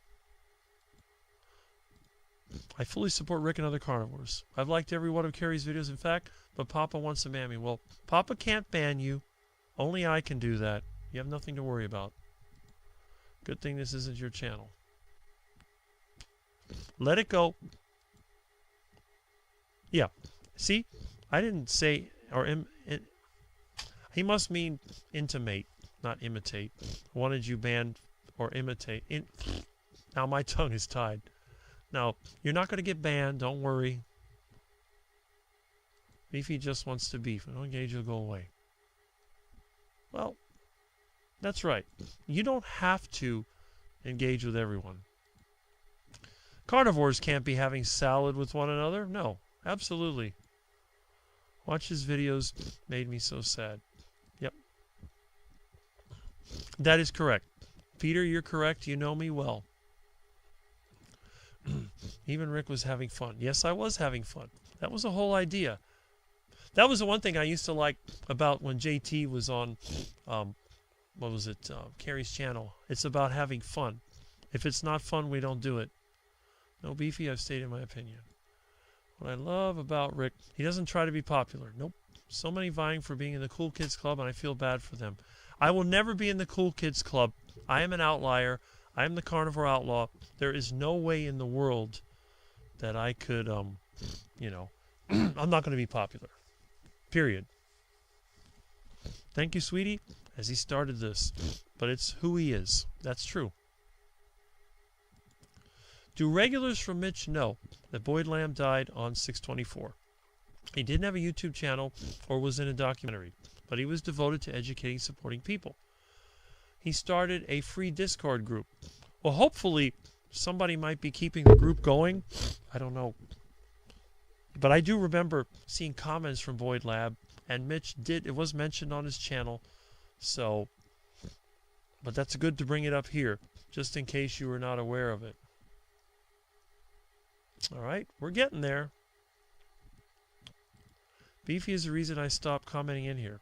I'm one of the ones he attacked. Was not funny. Well, that's a shame. I didn't notice he was attacking. And again, we got to stop with these personal attacks because, as Kerry reminded me of something that I forgot, not all of us have the same mental capacity to handle this stuff. There are people here who have come from really just, I don't know how to describe it. I was going to say messed up, but I'm not going to say that. But from distressed backgrounds. And their mental state is not 100%. So I really think that we need to be a little bit more tactful with some of these comments. You know, it's like that old expression, season with salt. You don't want to hit somebody in the head with the ribeye steak. You want to give them a little piece at a time. Rick is too nice a guy. I would ban you, Beefy707. Cloning Kerry and starting trouble like that was wrong. I hope Rick removes you so you won't cause trouble again. I'm not going to remove anybody unless they attack directly. Because as Ellen said, this was not your fault. Fake Kerry, Beefy707, or whatever you call yourself. This is not your fault. This is an issue that had been going behind the scenes, and all you did was bring it out into the forefront. And I think in many ways, this was very beneficial. Now, I know that some people may be personally offended, but what I would recommend to you is just try to let it go away. Because I don't really see malicious intent to the extreme. There's a difference between being malicious and just wanting to, I don't know how they'd put it, it's not a parody, but just having some kind of fun. It happens. It's one of those things that's unavoidable. When did I attack you? Okay, here it comes. I think all the Mitch fits know because Mitch mentioned Void's fasting. Yes. We know, and he did have a tiny channel. Okay. Another one who likes the silence of it. You know, Beefy707, let it go. It's not worth it. You had a lot of fun with the fake Kerry account. There's no reason to get personally offended by this. This is just silly. Oh, this is a good point. My lesson today was I did think Kerry got too big for his britches. Today I heard he is very sensitive. I've changed my opinion. That's great. So this is the reason why, if I would have had this conversation in private, even if I would have written it down, it may not have looked the same. You have to have the human voice, the inflection, the tone and all that to understand. And I agree too. You know, now I never thought that Kerry was too big for his britches. I thought what happened was he just lost control of this whole thing.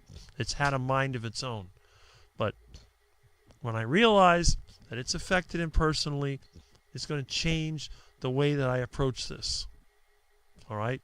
But again, it's not going to stop the truth that comes out. I'm going to be more diplomatic. We're going to try and, let's just say we'll give him the benefit of the doubt. But I do think that he is sincere. Again, he hasn't treated everybody the way they should have been treated. And there's a few people here. Again, I'm going to email him personally. We're going to have a little conversation about this private. But I wanted to get all the basic stuff out in the public so that all of you, my subscribers, the Mitch Fits that are here, Booby Goaters, or whoever else is here, are able to understand what we're dealing with and realize this is not a fight, this is not a war, this is not let's get ready to rumble. I was not combative. You notice no personal insults were thrown. This was not like Barkay versus the vegans.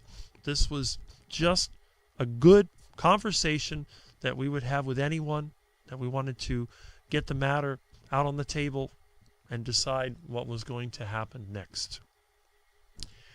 Very sad overboard lamb. Yes, Lori did a tribute. Oh, I didn't see that.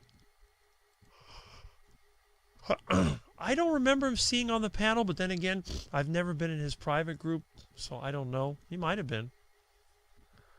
People faking to others, proceeding to cause division. Well, you have to realize the only way somebody can cause division is if you want to be divided. If you choose not to be divided, there is no division. Period. Boyd was sweet friends. I still think of him. Yep. Kim appreciates life. Rick, I appreciate that you will be mindful of Kerry's mental health issues. And again, it really makes me feel bad because I forgot about that.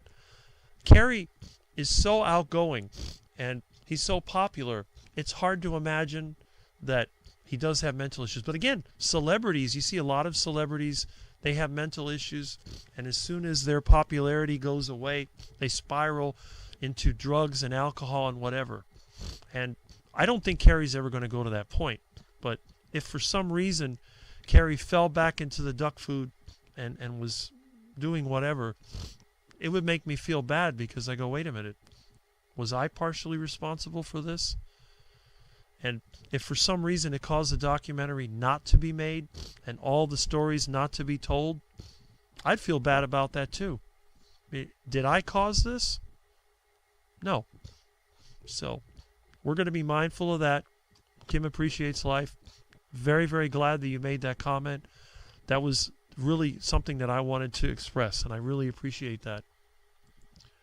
And we see that the battle continues. Boyd did leave a void. That actually rhymes, too. I misspoke. He was not a big carnivore YouTuber. That makes sense. Yeah, well, some people just have a YouTube channel just so they can watch YouTube. Pranks for children need punishment or they won't learn the best. Well, I don't know what kind of punishment you're thinking about. I mean, what did he really do that was that bad? But we'll give you the benefit of the doubt.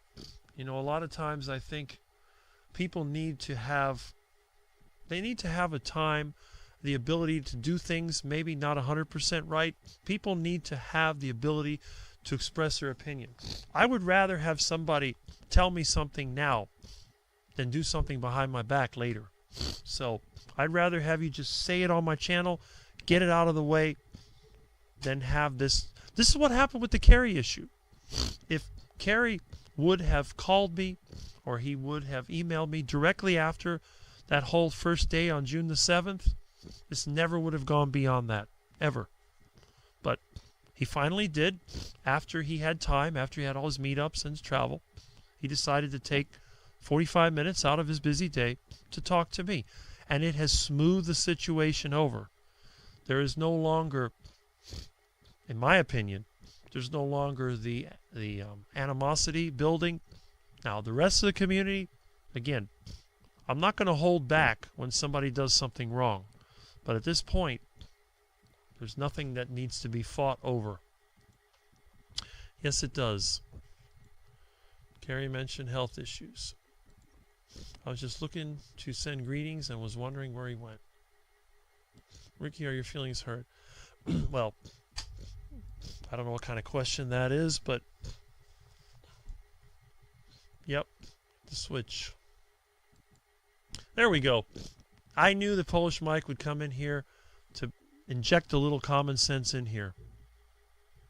We need trolls in every community. If there wasn't any, we would eventually start picking up on friends because that's human nature. Exactly. We need the trolls, we need the so-called negativity to motivate us. He wasn't big like Hilton Chafee. Papa. The belt or switch. Well, I got a belt, but you know, I got a switch out there. I used to hear that all the time. We had a lot of rednecks around here. I'm gonna cut a switch. I'm gonna whoop you good. Boyd was a good man.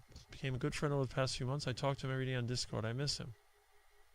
I haven't had the opportunity to meet a lot of people, and we'll see. But maybe I will. This may get more interest. Mitch pick on me all the time. He says it's because he likes me, and that is correct. Don't spank me. You can't preach carnivore heals all, then use it for defense when it's convenient, Kerry. I'm bipolar, having the paperwork to prove it. And again, someone else that has issues, and you have to respect Kurt for what he's been able to do. And I respect him a lot. So I don't want to be pitting one person against the other. I think for many times, people start getting in these little clubs and cliques and cults. And that's what I'm trying to avoid. I'm cutting through that. That's what I've been trying to do. My dad would let me pick the branch. You get whooped with a switch. He never went on video. Maybe just with his voice. Okay. I guess you're talking about Boyd Lamb. I can see him on panel. I went through some of the old ones unsuccessfully, though. Okay, I guess you meant can't see him. That Madonna song is now running through my head.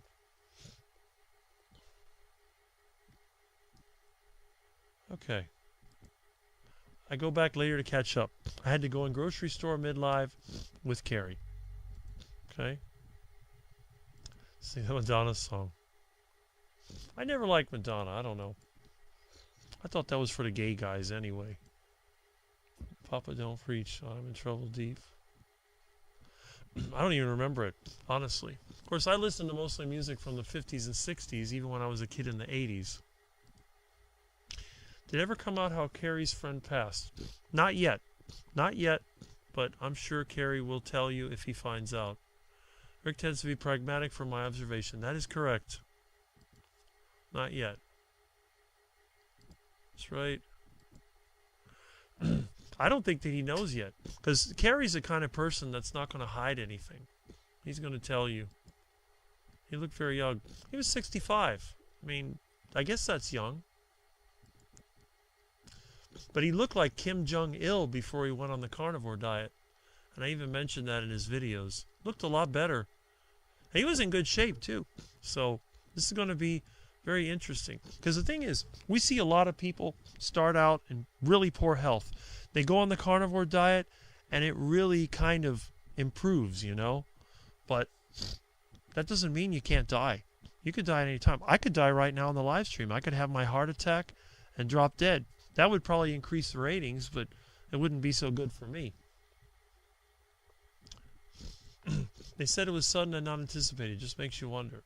The other problem is a lot of people, and I'm not saying in his case, but like Kerry mentioned, the mental issues. If you start pushing these people with mental issues, even if they're physically healthy, sometimes people take their own life. And I would feel extremely guilty if that happened to someone. If you go over there and you trash somebody and you say all those bad things about them, and then what happens? They take their own life? Is that acceptable? That's not acceptable to me. So, again, we need to keep this in mind. It's very important. Alex died in his sleep according to Kerry's video. Yeah. Alex Cannon is his name. His channel name was Carnivore for Life. If you want to look him up, look for Carnivore for Life. He was over there in England, and he was the guy that, you know, Kerry had put on his channel. You know, can you believe this guy is this age? Because showed a picture of before and after. He was an amazing inspiration. The problem is he's now dead. So the vegans are probably celebrating, and that's just wrong. You can't celebrate because somebody died. That's just, I mean, it bothers me, honestly. You know, when Jeff was a friend of Russ, and when he died, it hit me hard. It really did. You know, you might think of me as someone that's non-emotional because I'm what people call stoic, but it hit me hard because he was doing so well, you know, and he just, bam, it's gone. So again, this is something that we have to keep in mind, and I keep it in mind. Oh, we have another call. Let me get the call here. Hello. Hey, Rick. Hey, Kurt, what's going on? Well, I don't know if you addressed it. I know you brought it up, but you may have misunderstood my thing. When I brought up that I'm bipolar, I have the papers to prove it. I just don't appreciate people preaching that carnivore heals everything. You see him throw his basket of pills around, which part of it was for his mental health. Mm-hmm. But then again, uses this, oh, but I have mental health issues. You should think about this, Rick. You can't play that shit. Sorry. It don't work that way. Right. But again, and that's again, he's backpedaling. My opinion of Kerry has gone worse. It's gone down. I don't care what you all think. Don't really care because he's backpedaled. He did the damage. Mm-hmm. This beefy guy. Again, people. This guy didn't. He just brought it to light. Okay. Right. Which I said, yeah. Rick would have. It would have come out later. But Rick, we're thankful to this guy that he brought it out and brought it to fruition, and it happened sooner, better than later, and allowing this to fester. Mm-hmm. It's true. That again, yeah. That's exactly right. I agree, because this was going on behind the scenes for a while, and this just brought it out. And again, I'm glad that it brought it out because better to just get it over with, because we can see what's really going on. You and I can see what's going on, and I think other people can see it too. I don't like this, let's hide it and be positive and all that. No, we're not going to do that. So, like I said, when I go on his channel, I'm going to do it the way that is comfortable for him. But on my channel, we go reality, always. Yeah, just like with the situation, he's saying that your opinion doesn't matter on his movie. Which is it? Jordan Peterson? It's more important than your opinion, okay? Exactly. But his cronies are screenshotting, sending this stuff to him. He puts it in a folder, and that bothers him. Why?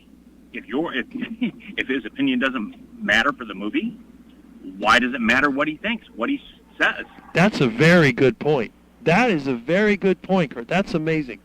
Exactly. Why does it matter? It comes out better with me explaining it like this than in text. That's what, like I said, that's what boils my blood. Is you talk a big game, and this thing with you and him today, it was all pomp and stance. That's it. That's all it was. And I'll bring everything to light. It's recorded. I'll pick him apart so bad because he's backpedaled. Mm-hmm. I could, but I won't. I'm not going to waste my time because he's not worth it. Okay. It's just the fact that, yeah, people are people. People suck. Mm-hmm. That's it. Right. That doesn't give them rhyme or reason to downplay your opinion. You've been doing this longer than anybody else. Hello. That's true. Why do you think we have teachers in school? Hello. Because they're older and wiser, dumbass. Right. Sorry. Like I said, this whole thing boiled my blood. I'm just venting and hopefully bringing to light that these people that are Kerry fans, enlightening them. Mm-hmm. I'm not telling you to hate the man. I don't hate the man. I don't hate anybody. I don't hate anything on this earth. Right. But you have to be aware that this is it's all pomp and stance. I'm glad it's out in the open, over, and after today, I'm done talking about it because that I've said my piece. You've said your piece. Kerry said his piece. Mm-hmm. I feel better about what I just said. Great. That's what the whole idea was, is to get it out in the open, get this out where people can see it, and stop playing the games. The games end. We don't have to play this game. Right. And I apologize to Russ and anybody else that's offended with my attitude. I'm not going to play the I'm bipolar and more manic than depressive. This is just me. I'm a realist. Which I am too.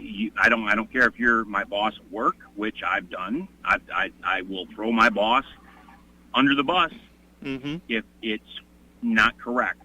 Don't jump my butt because you messed up. Mm-hmm. That's how I am. That's how life isn't fair. Mm-hmm. But we're not talking about, trying to, Kerry was trying to talk about being fair. Mm-hmm. No, life isn't fair. So what? Grow up. Put your big boy pants on. Mm-hmm. I respect him. I respect him in the fact of his passion. Mm-hmm. But this whole situation with how he's treated you, and again, he's got connections with Dr. Kiltz. They definitely could have arranged, hey, let's get Rick and spoken to Dr. Kiltz, Dr. Barry, all these people, and they could have arranged. Kiltz has got a jet. Mm-hmm. They could have arranged to get you transportation to wherever, and I'm sure Dr. Kiltz would have been more than happy to fly you. But they've shunned you because you're different. Right. They're not addressing. Okay, well, this affects autism. You could be worse. Yeah. Well, that's why they shunned Jonathan. There you go. Well, let's get that out in the open too. Well, that's going to be in an upcoming video. Don't worry, because I have an email I need to send. I need to get the information. We're not done with those issues. But the thing is, I am not going to attack Kerry on his channel ever again. That's common courtesy. But any information that I get on my channel, this is my channel. Right. I have the right to put anything that's truthful. I will not put lies. I will not do personal attacks. And I don't think Kerry's a bad person, but the problem is the whole situation when you put people together and things start getting said, that is the problem, and I'm going to cut through that because that's something that I don't tolerate. Exactly. You're talking about speculation. You're talking about hearsay. You're talking about gossip. Again, Mm-hmm. that's what he told me when I questioned him about blocking you. But again, his cronies screenshotted, allegedly heard you say, and then told him. Mm-hmm. Who's creating the frickin' drama? Right. Who? It didn't start with you. It's not your fault. It's not this BP fault. Mm-hmm. It all lies on him and how he handled things. Right. Well, it's like I tell everybody all the time. The idea of Live at Rick was that people make comments, I respond to the comments, and we have a conversation. You have a phone you can call in. It's like an old radio show. That's all it is. There's no agenda. It's just people make a comment, I give my opinion. Then they make a comment opinion. So whatever I talked about was caused by somebody else's comments. And then I talk through it. That's it. It's that simple. Yep. I'm sorry if I'm going to roll the window up because I'm on my way to work. Okay. I'm sorry if it's too noisy. It's fine. But, yeah, I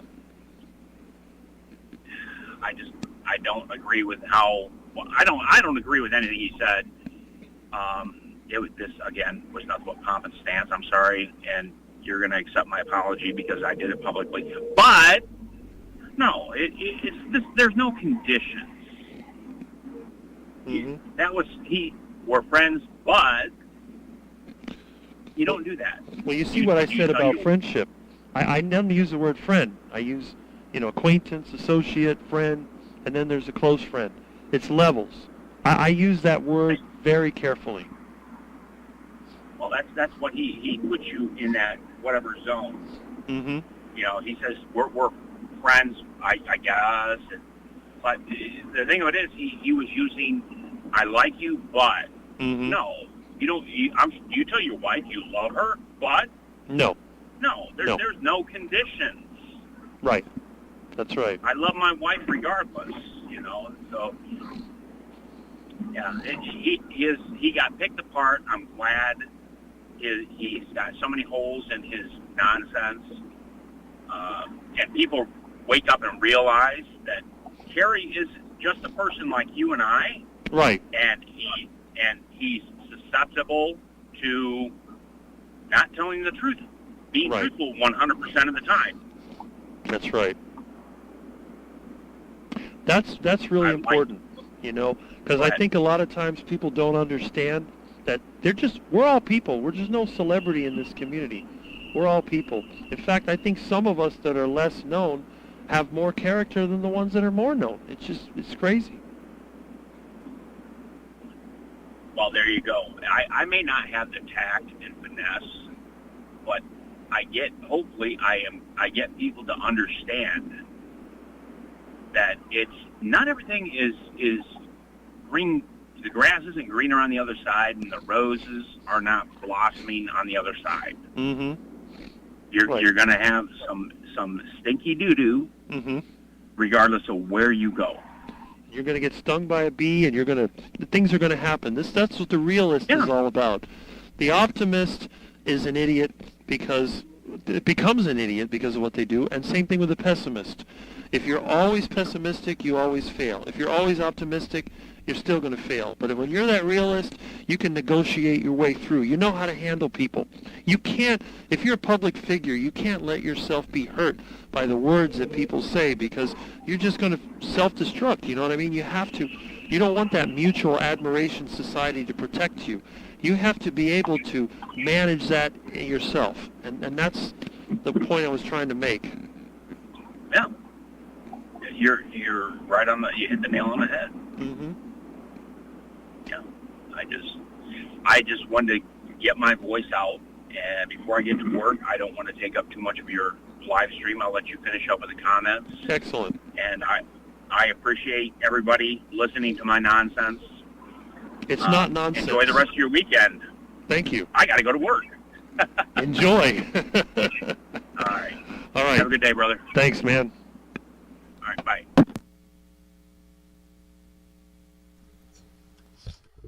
You know, this is the best thing about Live with Rick. People that I know can call in. They don't have to set up a video camera. They can just pick up their phone and call right in while they're driving to work or doing whatever.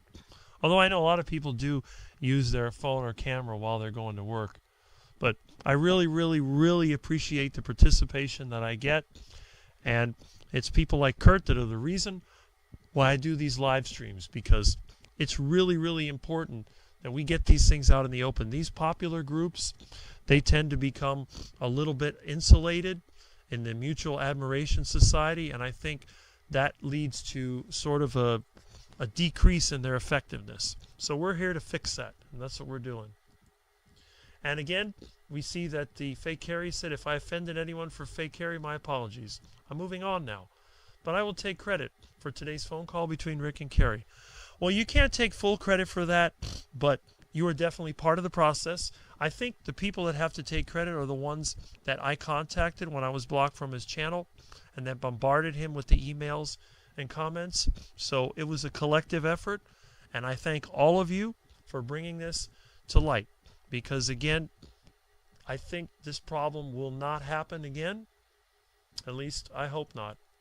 But then again, if it does, so what? We'll get through it. We will get through this.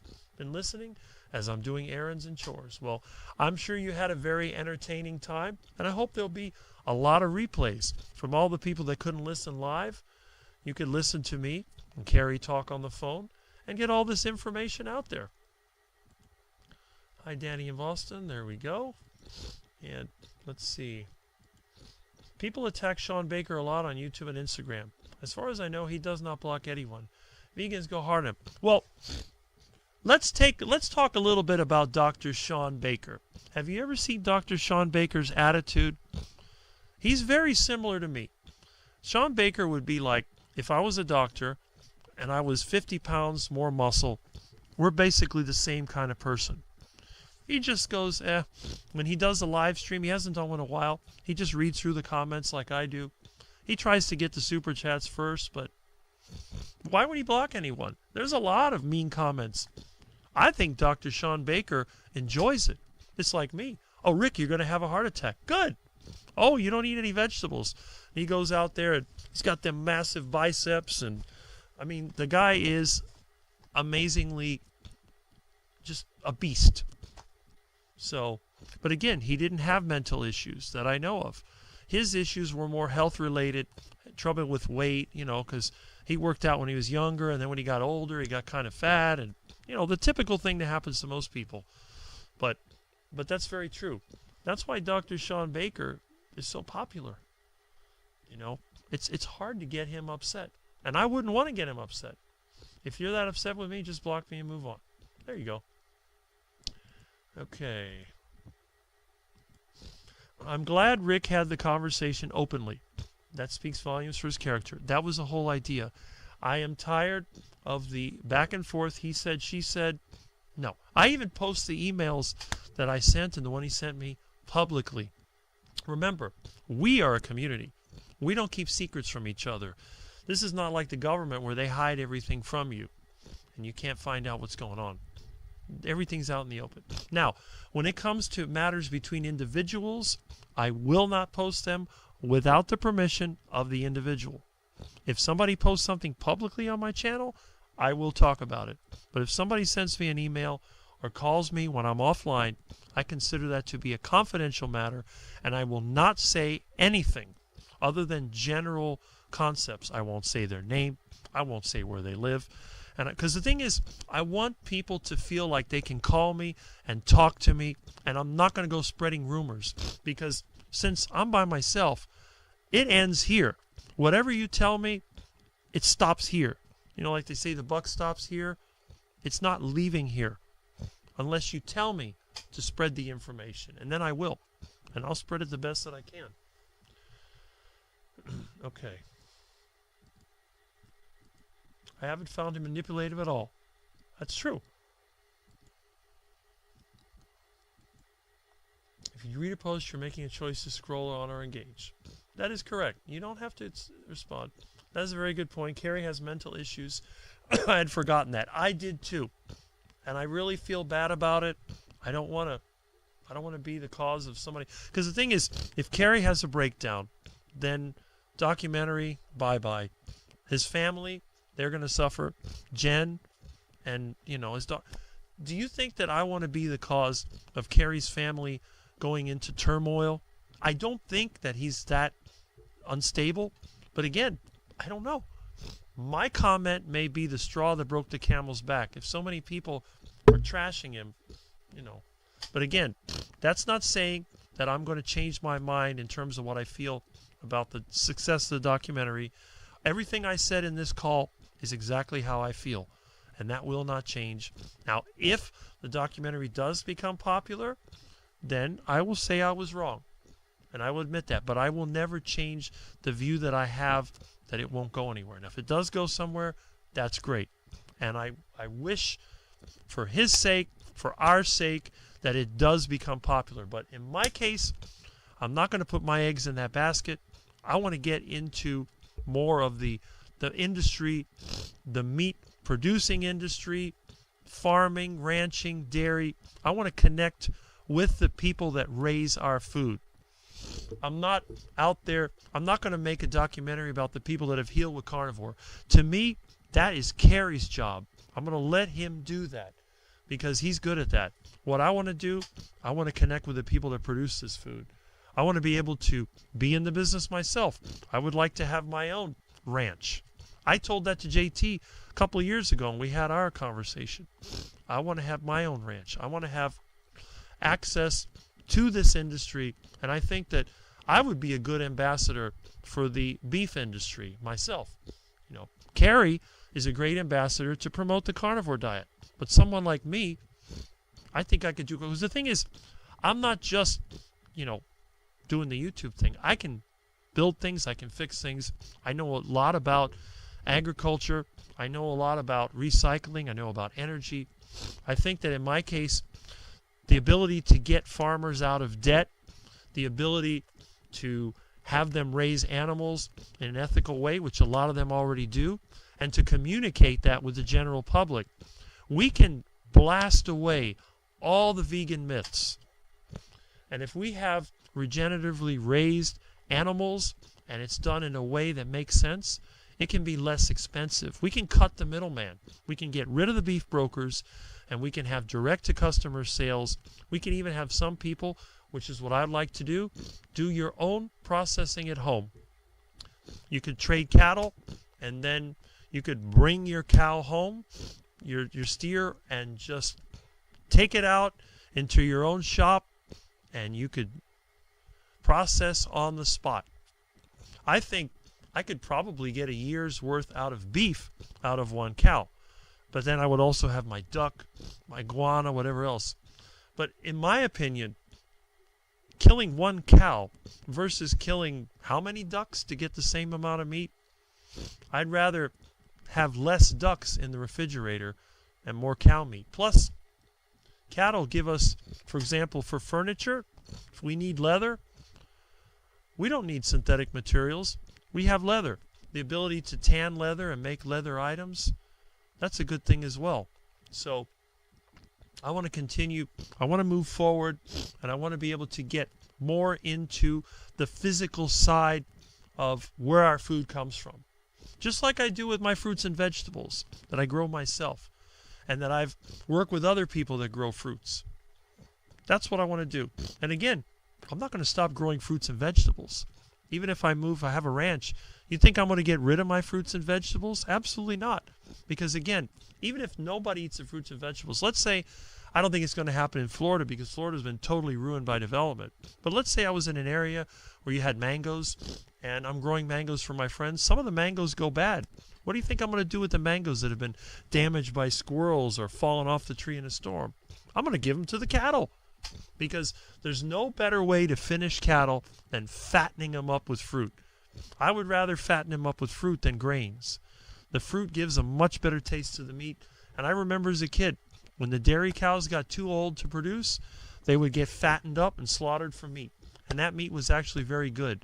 Because regular dairy cattle are kind of lean. They don't have a lot of fat because they're constantly producing milk. But once they've been retired from the dairy, they can fatten up quite nicely. And there's nothing like tropical fruit that can do that. So, let's see. A1C going in the right direction. Yes, Thomas. Thomas, you're doing good. We're gonna be there for you. Don't worry. We're trying the best we can. I put the Green Reaper away, and I don't want to call it back. There you go. Yep. This is why one must not base their mental health on what others think. Very good. That's right, Ellen. It's very important that people understand that. Overly sensitive people should not be on the internet chat platforms. There are just way too many brutal wolves waiting to hurt other people's feelings when they find a weak-minded person. Yes. Yes, Terry Sue, I agree. I am far from weak-minded. Well, I don't think she was implying that you were weak-minded, but whatever. You can hide them from your channel. Yes, you can. Okay. Senior lady started a channel. So many people saying things about her looks, and she changes for them. I'm not sure who that is. I don't care. People can make fun of my looks all they want. They can say I look like a vegan, I'm sickly. I don't bother me. I don't care because I'm able to do things myself. I feel good. You know, what more do I want? Not everybody's going to like you. It's like an acquired taste. And Michael VP Rosanes is here from the Philippines. Quack, quack, quack back to you. Glad you're here. As usual, I ended up with a few after my stroke. I figured F them and block them. Not everyone is emotionally in a place to do that. That's right. It was a good one, Rick. I love dancing to Madonna in the 80s, the gay bars. I knew it was a gay thing. But why would you go to a gay bar? I don't know. I would never go in a gay bar. A bunch of fruit cakes and smoking cigarettes and I don't know. That doesn't seem like it. The music is horrible. That gay bar music is just like, it's just awful. No. If I wanted to go someplace to socialize, it would be a steakhouse. But it would be a Rick-style steakhouse. It would have lots of windows, not one of those dark steakhouses. Yeah, there'd be some wood paneling, but I'd have this on the ceiling. I'd have some wagon wheel chandeliers like we used to have when I was a kid. And, you know, you'd come out, everyone would dress relatively nicely, sit at the table. It would be a great thing. And there'd be soothing music playing. It would either be some kind of elevator music, country music. It might be classical. It would be something that make you feel good. But gay bar music? Eh. And all that loud noise? No. They want the music pounding because I guess that's what they're going to do when they get out of the gay bar. Anyway, I A gal used to be a nurse, so I'm sure she has some sensitivities. People shouldn't shoot you down for physical appearance that you can't change. That is correct. That would be almost like the disability thing, the issues. Judging people by the way they look is just a form of insecurity. In my opinion, if you happen to be a really good-looking person, all the people I know that are really good-looking don't criticize others. It's like my friend that's been carnivore since '98. He is the most attractive human being on the entire earth, in my opinion. And I've never heard him once say that somebody was ugly. That's the interesting thing. I never did understand that. He even told me that I was good-looking, which I thought was funny. I'm like, you think I'm good-looking? When you're the blonde, awesome-looking, I don't know what to say, but whatever. But it is kind of funny. Most of the people that criticize others' looks, they're not so pretty themselves, so something to keep in mind. Good for you, Grandma? Yes. If you drop dead, Rick, I'll come get Milton. He'll have 10 acres of land. You are welcome to beautiful Milton. You would love, there you go. My beautiful Milton, you can see that he is sleeping nicely. Look at how well he behaves. I think in many ways this living room studio was the best thing that I've done. I mean, I've been doing live at Rick for over half a year from my bedroom because I don't like to sit that much, but I've been here pretty much a long time. I don't sniff as much because the room here has less mold in it. Wait till I get to build myself a new house, completely the way I want it, with concrete block walls, acoustical ceiling, terrazzo floor, nice pine or cypress paneling. It'll be wonderful. Concrete roof, no more roof leaks, no more mildew and mold. I don't think I'll have any more sniffling, so that's fine. Anyway, go over here. There we go. Okay. I knew a guy that was perfectly healthy and died from a brain aneurysm. See? Anybody can drop dead at any time.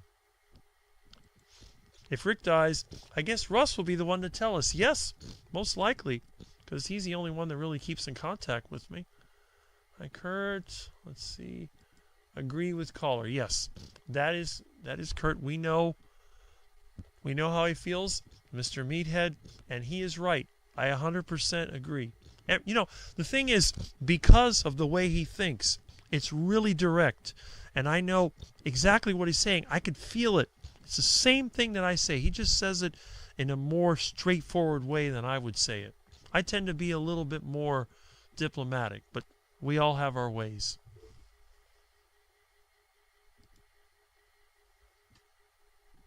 Yeah, see, Ellen says, same for Boyd. He was doing great. Lean weight, reverse type 2 diabetes, exercising, do all kinds of good lifestyle things, and still we just don't know.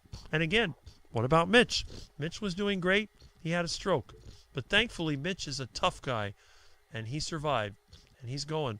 But Mitch could live a few months. He could live a few decades. We don't know.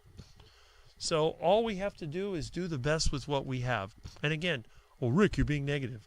No, I'm being realistic. If you think you're going to live forever, it's like people talk about they're going to live to 120. And I say, no, you're not.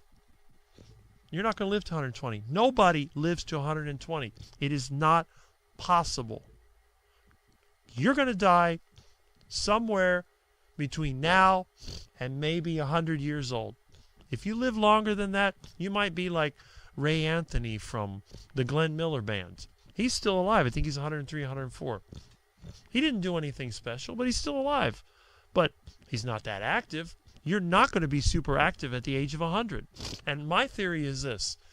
If you are very, very active and you keep yourself as healthy as possible, you're going to die more sudden than someone who is basically just existing. Because you can make a person last longer by doing almost nothing. But that's not a life. If you're not independent enough to do things yourself, you're just existing. Is that a life that you want to live? And I say no. I'd rather be dead. I'd rather have a heart attack, get it over with.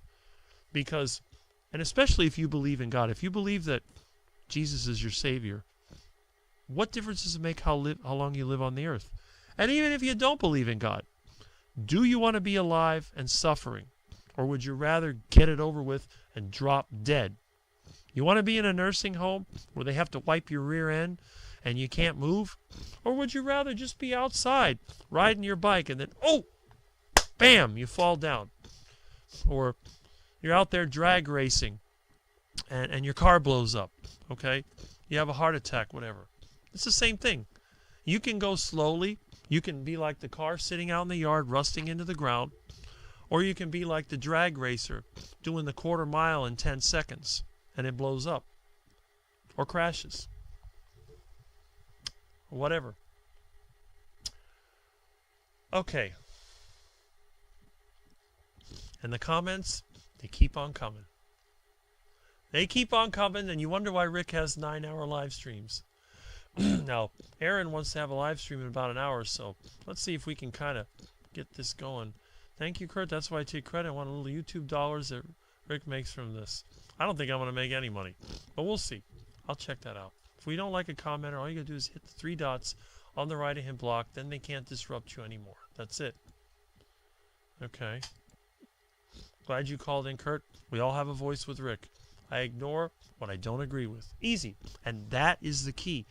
You want to succeed in this lifestyle, you got to adopt that attitude. You can't let what people tell you direct your life, or you will be right back to the duck food and you'll be waddling and quacking your way into the nursing home. I think, yeah, I never knew Boyd, but if I did, I'd be sad too. Is he looking for a way out? Okay. I block lots of people and watch live political news. And politics and religion, those are things you can't discuss. People just, they get in there and what are you going to do? Yep. You're sorry if y'all hate me, but I don't like using the mental issues to censor speech. It feels manipulative to me. Well, again, censor speech on what platform? There is no censorship on my platform. We talk the way it should be. I'll go to war with Kurt. Yeah, exactly. Because you know where you stand and you'll fight together. I agree with that. That is a great point. Yes, it is. We do. That is so good, Rick. And Bacon Baby's still #1 in the chat. So even though my husband is 80% carnivore, we aren't stopping his bipolar meds. Risking a manic episode is not something I want to experiment with. It's true of anything. It's like Thomas, it's on, it's diabetic. You don't want to stop your meds instantly. You want to sort of taper off. Stopping your meds could lead to a crisis, and you don't need that. Okay. Let's see. All right. I like and respect Kerry, but that is how it feels to me. Yeah, I know. Autism is all exciting now and sexy. Jonathan can tell you about that. Carnivore still helps it. It does. Carry 3 booby under the bus. You mean through? This channel is basically unconditional chat. It's unconditional as long as you don't directly attack anyone. You get away with a lot of it here. But it's not going to be like the Jerry Springer show. I like you if you say only nice things about me. Well, that's how you treat people that have issues. Okay. My wife is the only close friend. I have legit friends, tons of acquaintances. Yeah, exactly.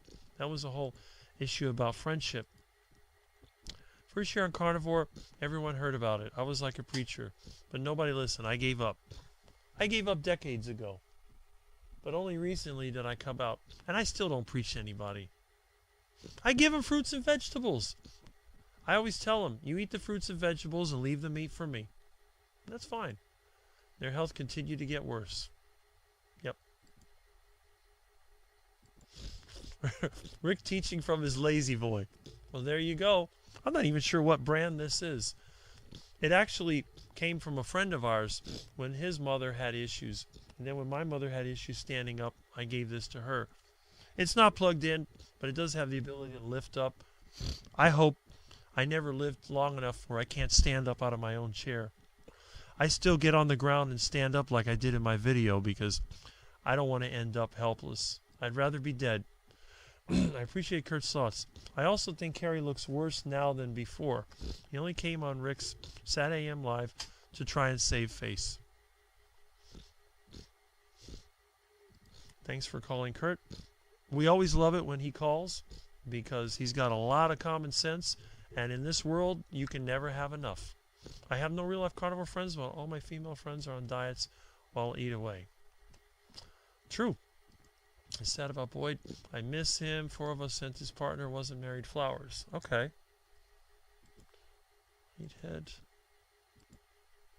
Danny. I wonder how old Boyd was. I have to look him up. I don't even remember what he looks like. I don't think I've ever seen him. I was Facebook friends with Boyd. I would see his videos. Fastest way to turn people away is to preach about diet or health. Don't do it. And that's why I don't. Okay. Calling him a liar. Some other vegan got some heart issues. Baker commented on it. Yeah. Well, you had, what was it, McDougal or whatever. I mean, he died and he was on that silly starch diet. I think he had a heart attack. Back on Facebook with Void after I see a Discord. I didn't really use Facebook. Dr. Baker looks amazing. Would be fun to see that vegan fella. Yeah, exactly. Now, obviously, when you compare somebody like me to Dr. Baker, I look like a vegan.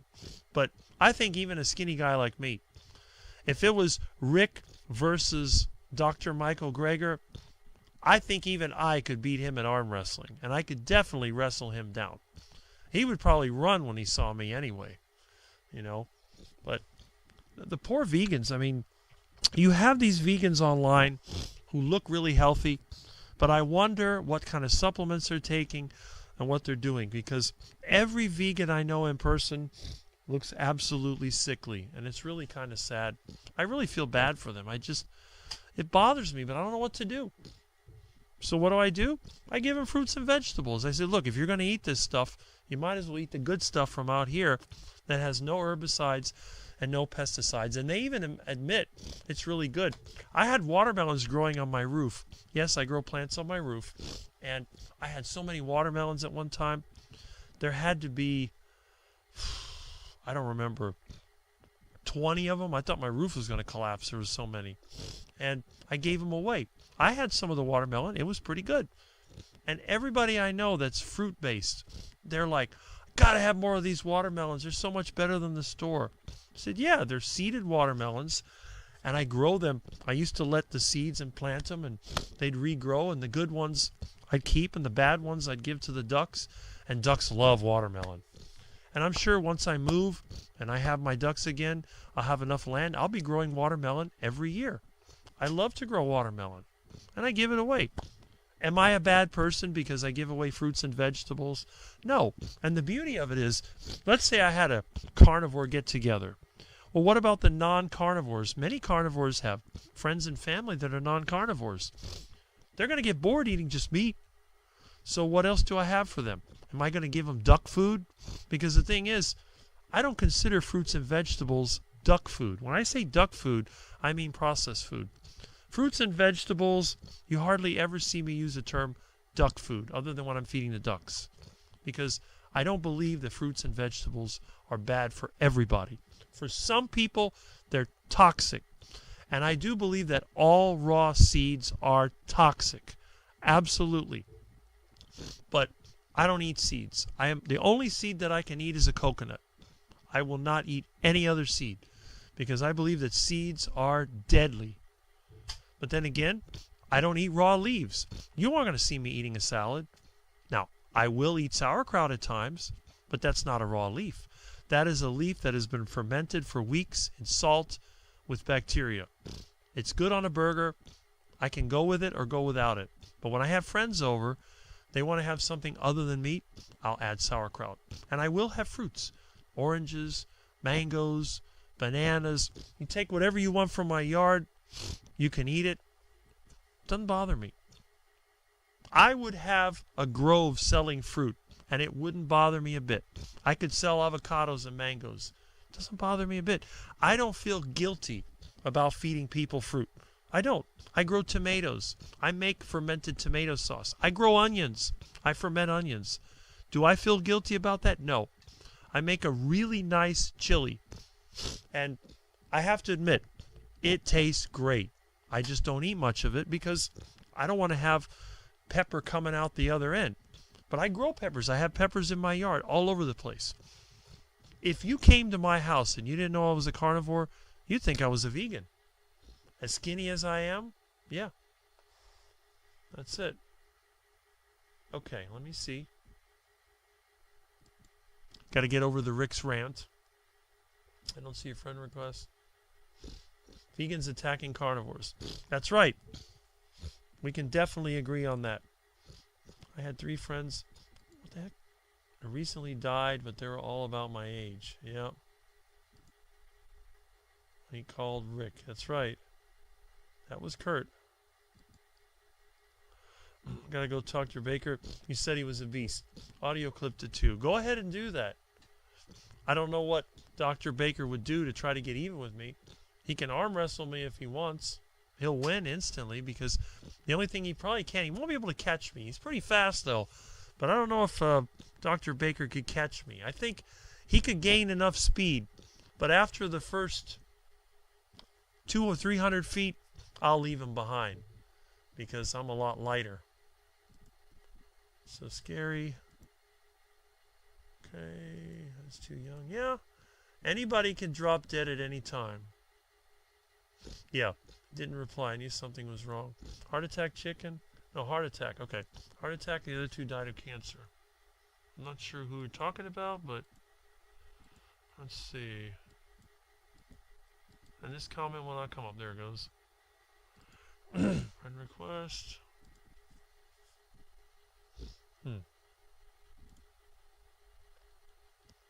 My mom's friend's son, my same age, died from complications from type 2 diabetes.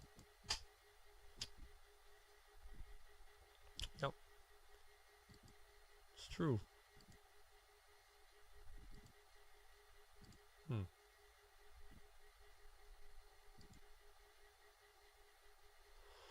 I mean, yeah, see, exactly. But you're still here, Peter. You're still here. Yeah, that's true. Well, us Generation X were also born into that crap. I can't believe it's not butter. Passed in jail. Sister went back to back. Yeah. I guess the thunderstorm went away and never came here. But at least the air conditioner is nice and cold.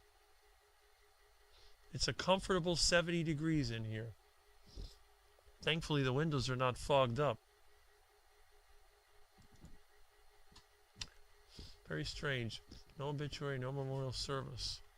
Okay. Huh.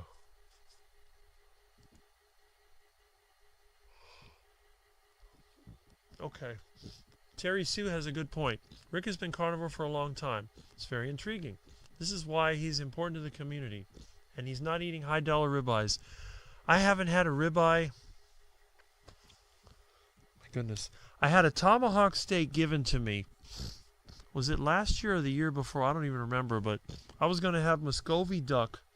And one of my vegan friends, she felt sorry for the duck. So I turned him loose at the canal in exchange for a tomahawk steak. That's the last time I had a fancy steak. I think it's more than a year. I'd have to look at my videos. It's a good thing I make these videos because I can kind of trace back. It was probably, might have been this November. Could have been last November. I don't know. Anyway. Let's see. I'm older generation X, 60, yeah. People my age. And I'm 57, so not that far behind you. Basically the same as younger boomers. I think we're kind of different, but, you know. All my friends eat a healthy, low-fat, balanced diet. Lots of third, and vegetables and whole grains, and they're all overweight, obese, and or diabetic, high blood pressure. And everyone can see what my blood pressure is. It's fine. Even the ones that avoid cancer often fail to H. Bad health. Rick, You look just like the dad of Milton. Okay. I didn't know I looked like a cat, but hey. Sugar diet sure changed to low-fat diet. I told you the sugar diet would burn out pretty quickly. LOL. Gay bar challenge. I will never understand people meeting at a bar. Now, I've had a lot of complaints saying how homophobic I am because I make fun of gay people. But the thing is, I don't make fun of gay people. I have a friend who has been with the same man since 2001. That's the friend that I tell you about. That's probably the best looking person I've ever seen. And we still are friends. So I don't have a problem with it. It doesn't bother me. And the best thing is, when you're a quack like me, they avoid you. I've never been hit on by any of those gay guys. They see me, they run the other way. They think I'm a serial killer. One of his friends thought that I was a serial killer. Says, you got to watch out for that Rick. He looks like a serial killer. And another one thought, like one of my commenters said, that I reminded him of Jim Jones from Jonestown Cult. You know, you put sunglasses on this guy, and he looks like Jim Jones. Like, really? I don't think so. But maybe you're right. But I'm not like that. Let's see. Thinking about all that sugar. Yep. My last post, 6/21, something happened. Okay. When I went full diet for 3 months, still gained. Something isn't right. When keto boom, lost 30. Well, there you go.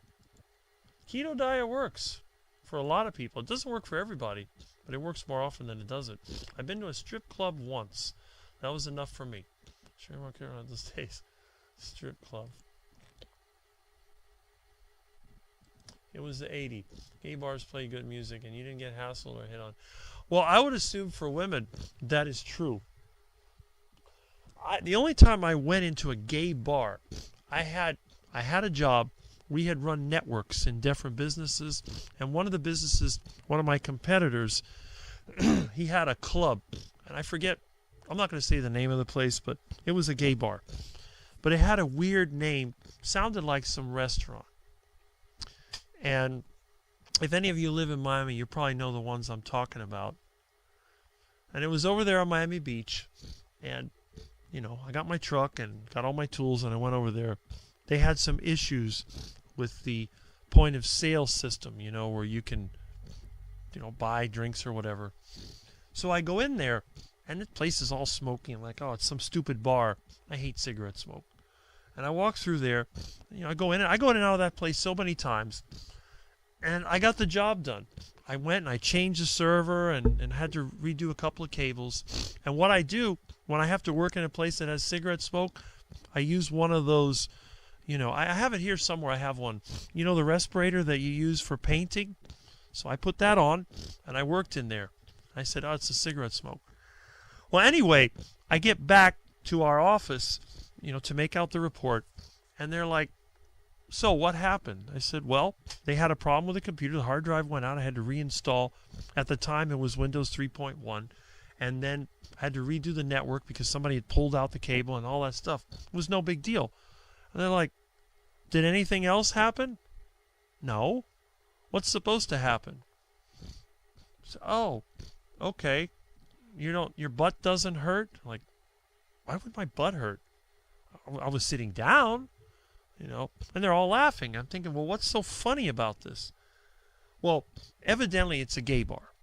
And there are a bunch of guys in there, but I didn't even know. I didn't notice. And I thought to myself, a what? That's a gay club. Oh. It was over there on, you know, Lincoln Road, you know, Miami Beach. And I was like, gay club? Nobody said anything to me. I was there, you know, the guy, the manager, and at the bar, they seemed normal to me. And then I thought about it, and like, yeah, well, pretty much everybody was wearing shorts and a tank top or a cutoff shirt. Thinking, yeah, you know, the music, yeah, okay, it was a gay bar.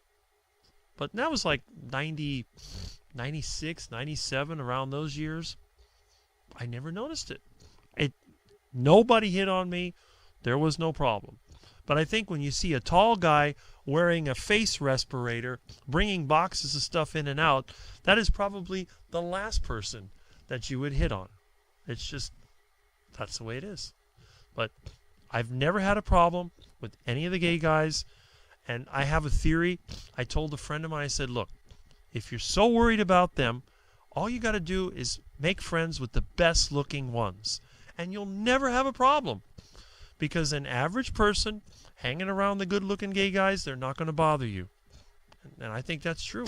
I believe that. The creepy ones, I don't know. They may try to hit on you. But so far, at this point, I've never had an issue. And it doesn't bother me. You know, that's your business. Whatever you believe, religious-wise or whatever, I have no control over that. You can do whatever you want. What about a carnivore cart? Like a hot dog cart? Only better. Well, you could have a carving station. You could have like a big roast beef. You have it right on top of there with the little heat lamp on top of it, and you put on that silly white hat and you're cutting it. That'd work. Or you might have some ducks hanging around, you know, that have been cooked. Heart attack chicken in there. You could have a portable deep fryer full of beef tallow or lard. Man, I am getting hungry. The funny thing is I don't actually get hungry. It's already almost 2 o'clock. I haven't had my lunch. I haven't even really drank any water. I haven't gone to the bathroom. I think when it comes to the live streams, I may be the world record holder for some of these live streams. 80s, yep.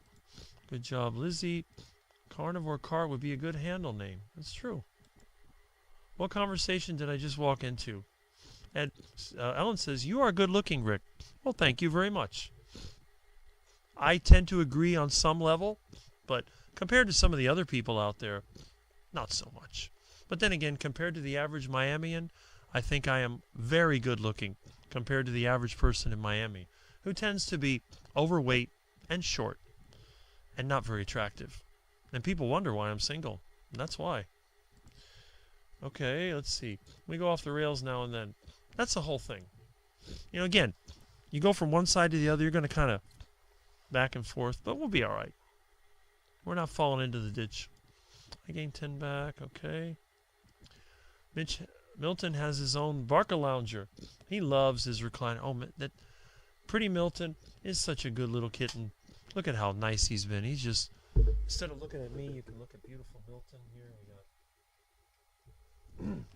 You can look at that beautiful Milton while I blab away. Okay, people are so nasty.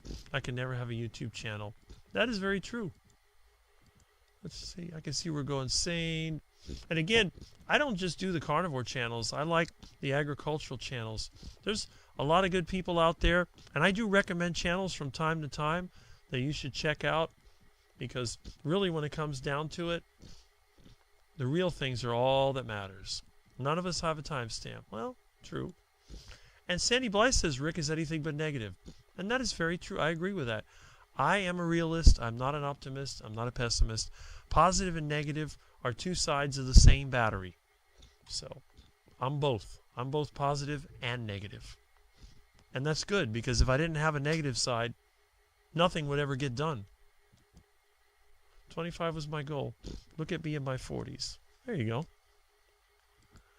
We all die, but we go peacefully, no pain or hospitals. Well, there may be a little pain when you have the heart attack, but when you just black out and that's it, you don't feel anything, that's a good thing. Gee, Calma, 120. Well, I think there was some fraud involved in there. There's a little bit of dispute because there was no official birth certificate, but she had to be over 100, and she did smoke and drink. She wasn't that healthy. She couldn't move around. I wouldn't want to live that long if I couldn't do anything. I'd rather just get it over with, you know. There's something else after that. Forget this. Boyd left truly living. Right. Please don't eat your bike. It's not meat. Okay, I don't know where that came from. It's the quality of life we want. That is right. And Jabet says, Jesus is my Savior. As All for Jesus Carnivore says, I love Helen. That's correct. You can't save yourself, but Jesus can. I'll be on the other side only hope. Mitch outlives us all, even if it's just by 5 pull-ups and a cigar. And Mitch is going to smoke cigars till the day that he dies. And you know what I say? Go for it, Mitch. It's your life. You live it the way you want. Don't let anybody tell you that it's not good for you. You're the one that has to decide that. I think you need 1,000 subscribers to monetize. That is correct. Grandma. My friend's grandma died recently. Oh my goodness, come on. There we go.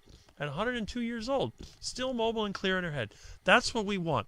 102, still mobile, and you died. That's it. It can happen.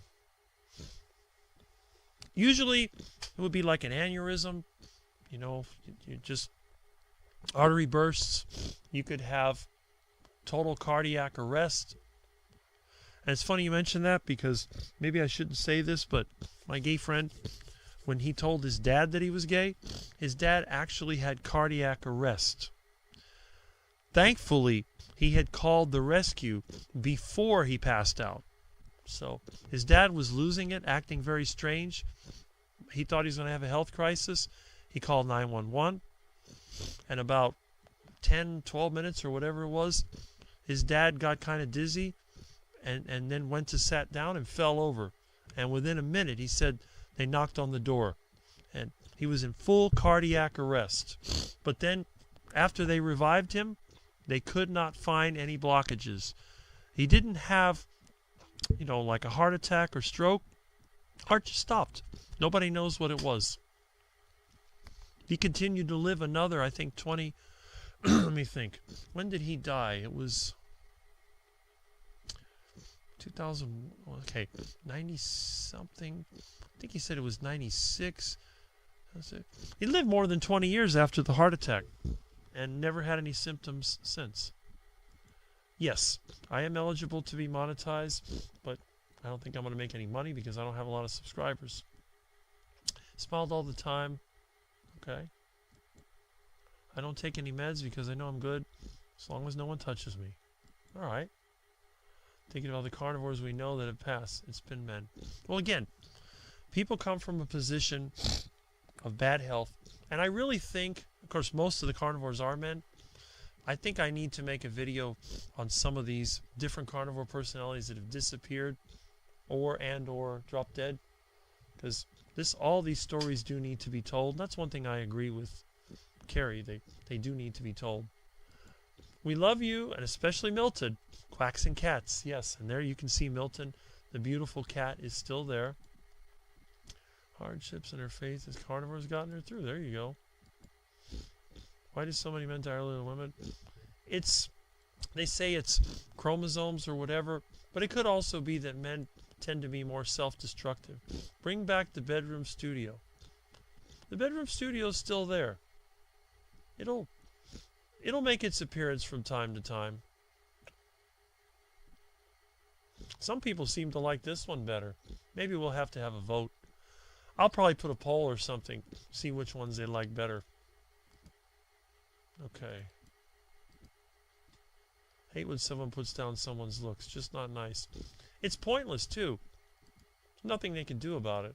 Men are so sad if their wife dies first. Maybe that's why. Well, we knew that Peter had good taste, but this proves it. Rick is very handsome and single all. Yes, all you carnivore ladies. That is correct. Is that the mail? Yeah, they drove by my house. They generally don't leave mail here, which is good. All you carnivore ladies. Are you sure it's the ladies? I don't know. Don't be ridiculous, Rick. You do not look like a vegan. Well, I'm skinny enough to be a vegan. Terry Sue says, Rick is the ultimate tall, dark, and handsome carnivore bachelor. Yep, you are correct about that. My husband would be on old people dating sites the second I died. Finishing live stream in parking lot at work. Well, at least your parking lot doesn't have parking lot chicken. That's good. Okay, Juliet Marie. And we're getting up on Aaron's live stream, so we're going to try to kick this into high gear here. It's not about losing Michael, my soulmate. Been 6 years. Not one day goes by that I don't miss him. I just pray a lot. Mine would look for a maid. Most vegans I know would run from Lurch. That is very true. That is very true. You rang. Okay, so sorry, Jimmet. I would hate if my husband died. Truly, I can't even stand to imagine it. Well, everybody's got to go sometime. She goes first. I'm moving back to Malaysia and retiring single. There you go. I had watermelon last night. Very little, though. Nothing wrong with the little watermelon. We'd pay big to see Rick Week Duck Power drive McGregor into the coffin. You Dr. Gregor. Oh, that'd be funny. I wouldn't want to do it. I'd probably break him in half. That's the funny thing. It turned to dust from the impact. Yeah, you're right about that. I've already hit a coconut tree on my bicycle and barely got a scratch. You know, there's actually a vegan guy, or I don't even know if he's vegan or not. It's called the skeleton diet. I actually saw him, I don't know if it was Barkay or one of the channels was talking about him. I went in there. Oh, he eats all this sugary foods to get skinny, low fat, whatever. I think low fat makes your bones brittle. That's what I think. Anyway, let's see. When Kerry threw Jen's full diet soda out the truck window while she was struggling to do keto diet and brags about his behavior. I don't remember seeing that. I wonder if he's just trying to get attention. I'm not sure. I know it's hard to put one foot in front of the other. While Kerry just said how he loves Laura Spath, and she still drinks one diet soda per day. Oh, the contradictions. I'm learning a lot. I gotta write this down. Interesting. Rookie Ugg. I have a diet soda on occasion. My mom always had Diet Pepsi. That was her thing. Me, I have water. Water's a lot cheaper. I don't want to spend money on something. I'd rather spend all my food money on meat and then just drink the rainwater and well water, which is free.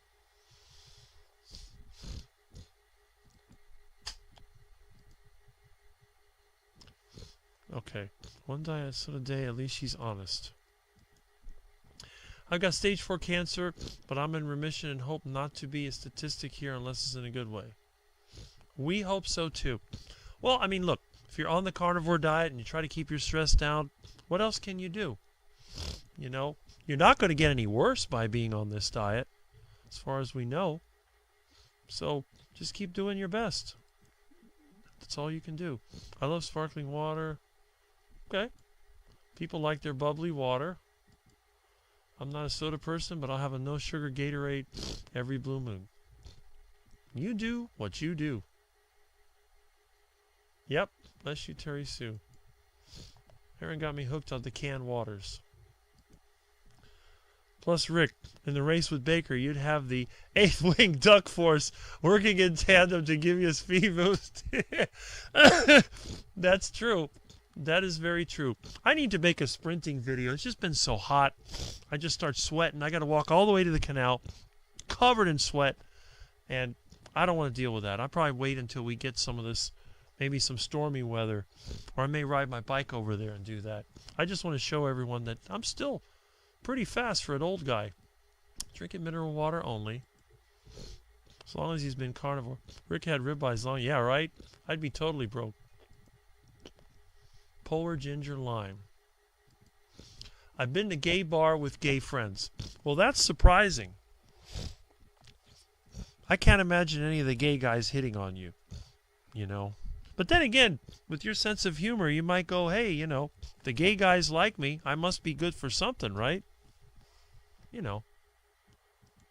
Gay men don't hit on me either. Well, obviously, you're not a guy. Rick knows, yeah. That's true. You did mention that. It's good, too. Rick rolled. Okay.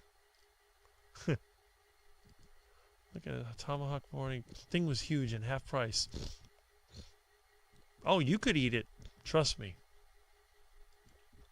Ginger lime yesterday. Hazmat suit before going in. Yep, he is on 14-day fast. Why he wants to starve himself, I don't know. Ruby Goat sends me on wild goose chases. I went into a gay bar. Didn't know it at first. Once I figured it out, I just had a drink. See? Nobody bothers you. Them gay guys, they're harmless. They don't hurt nobody. I don't know why people hate them so much. You know. I had one friend of mine, they always accuse me of being homophobic. Oh, you hate them gays. I don't hate them gays. Don't bother me. I said, look, maybe if they're good looking, we'll go on a date and buy me a steak. I would refuse a free steak, right? Who would refuse a free steak? I just tell them that the rear end is off limits. You stay out of there, and we're good. Okay, Lizzie, you weren't wearing your Daisy Duke. Oh, boy. That, I don't even want to think about that. Daisy Dukes. Although I have seen my friend in Daisy Dukes. Oh, boy. It's a good thing that, you use steroids for a while, because some Daisy Dukes don't have there's not a lot of space in there, and you don't want something falling out in public. Maybe with your friends they'd like it, but not in public.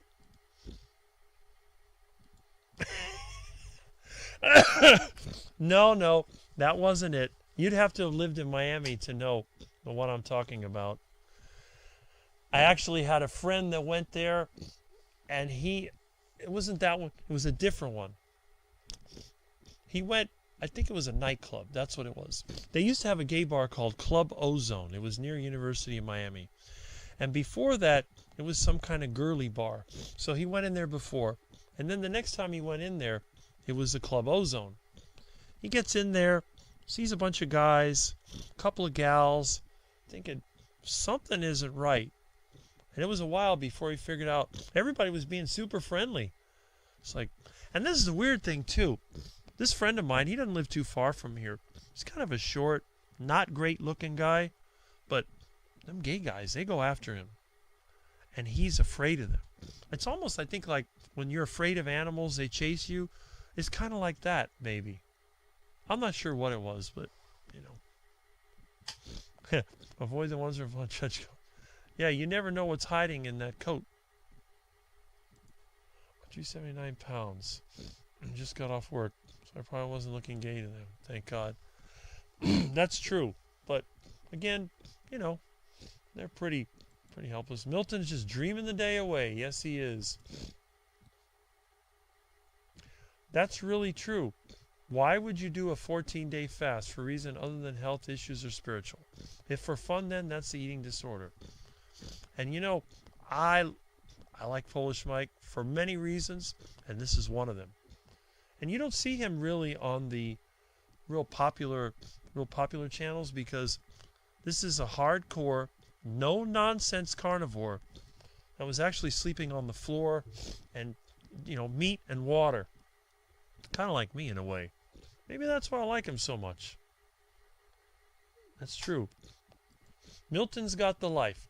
Yes, he does. You smelled good. Okay. Oh. Come on.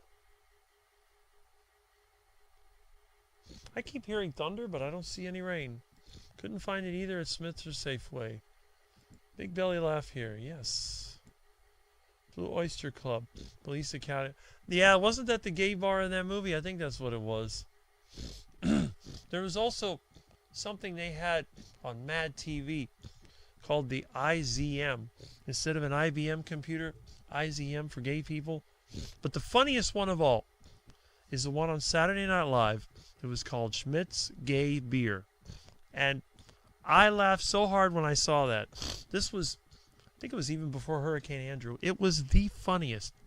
I laughed so much. I almost fell over. I could barely breathe. I was laughing so much. And I watched it several times because I've recorded on my VCR. If I could ever find the tape.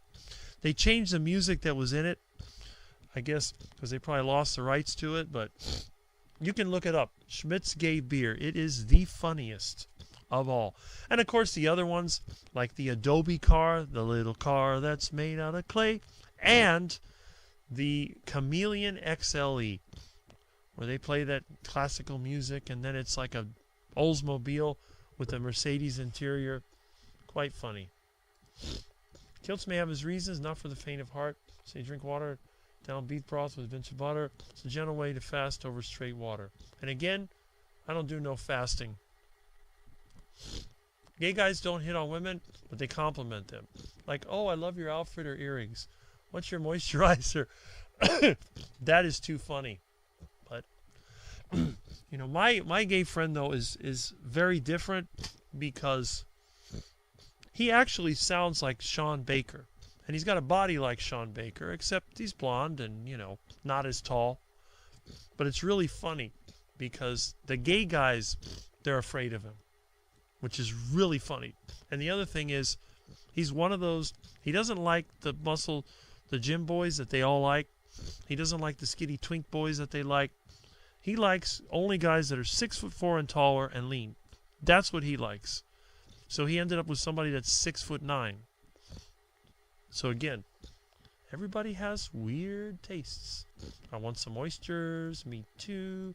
I haven't had oysters in ages. I wish I lived down in the Keys again and had seafood. Still not a fast. Broth with butter. It's food, well, but it's his choice. Wow, Rick. Okay. It's been a while. Treat myself. I was on the sad diet. Why are you not showing my comment? I smelled like carved roses. My uncle died on the toilet one morning. He was in his late 80s. Fall off the toilet. Yeah, heart attack. See? Massive heart attack. Sometimes people get a heart attack when they're trying to push the turds out, and then it goes. I also went into a gay bar. They had a private section upstairs that required a password. Yep, that would probably be a, viral and bacterial breeding ground. Brother used to visit. Did they give you the password? Oh boy. I hope not. I really do hope not.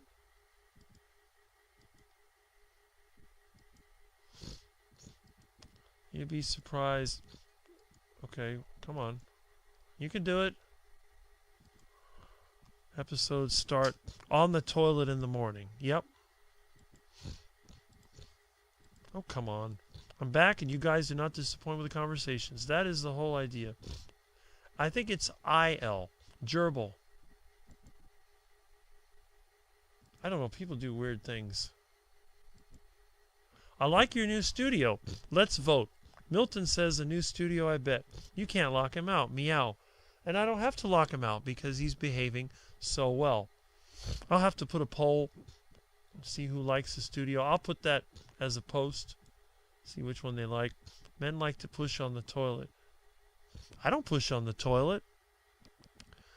When I go to the toilet, and this may be too much information for most people, I'm in and out of there in less than 5 minutes. In fact, I think that my record for using the toilet was 1 minute and 20 seconds. And that includes a cleanup. So, just telling you. There's no reason to strain on the toilet.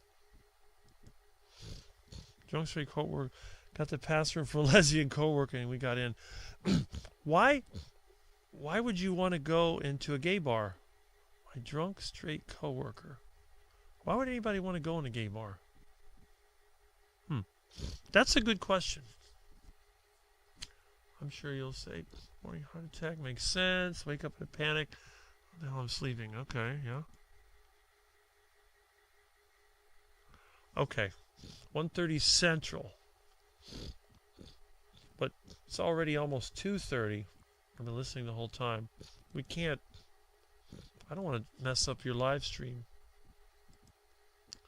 I'll be there, Aaron. Okay. Dreams are nightmares. Gay porn on the TVs behind the bar. Leather and bondage apparel. A dark jail cell in the corner for naughty boys.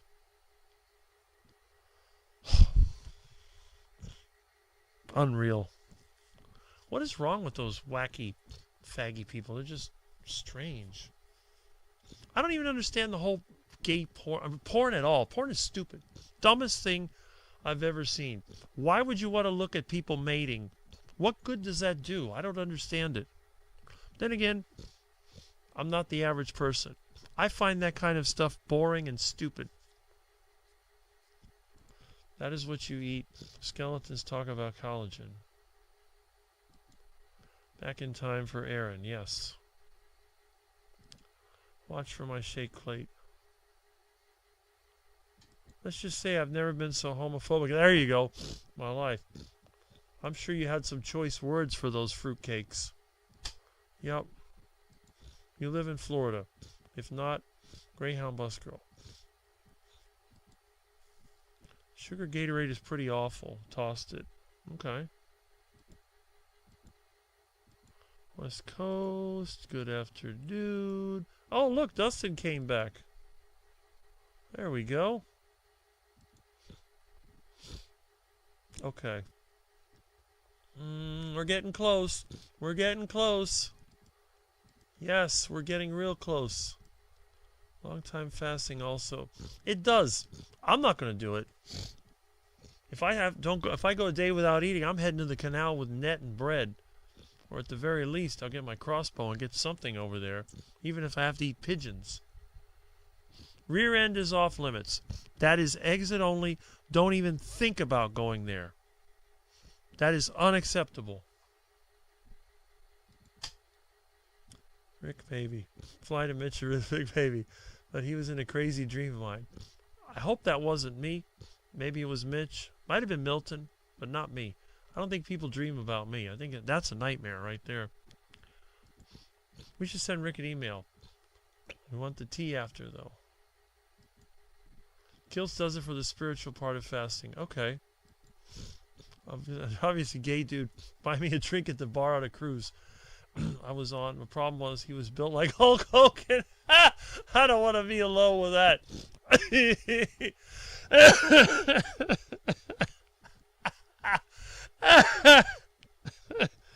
Oh, that's too funny. Oh, yeah. Randy Savage, that's another one. Hulk Hogan. Hulkamania. It's amazing the things that happen. I guess my life is boring by comparison. Finishing up later, yes. Isn't he trying to beat Dr. Nelson's fast? That's what he said. You can't comprehend how your brain changes and you see and hear things differently. I would be very frustrated, and like I said, I would be on my bike at the canal with a net or whatever I could get. I'd eat the canal fish if I had to. I'll find something to eat. I won't eat my cat, but, you know, hopefully nobody has any other edible pets. I'll be over there hunting squirrels. I am not going to go and starve myself. Going to work. Enjoy the rest of your weekend, everyone. And I say the same to you. And I'll catch you on Monday night on Carnivore Talk. Yep, my meathead. There we go. I'm feeling like a heart attack. I'm dreaming trying to get out. Oh, when the heart races is not fun. Well, there you go. Yeah, super bassomatic. Oh, that was funny. You take the whole bass, and drop it into the super bassomatic 76. And then you blend that bass the way you want it. And I think the top almost comes off. That's been years, but I still remember that silly thing. Super bassomatic 76. Great bass. Dreams 2. Funny and sweet. Don't tell us he fed Milton a Benadryl before. No. That's natural Milton. All I gave him was meat. Milton Benadryl. Oh, I like Milton. He's so sweet. I'm glad he's my pet. Best of Dan Aykroyd VHF. And I got one of those VHS tapes as well. Hope Rick doesn't see it. You're funny. Okay. Did I miss something? Oh, well. You want? No, leave it.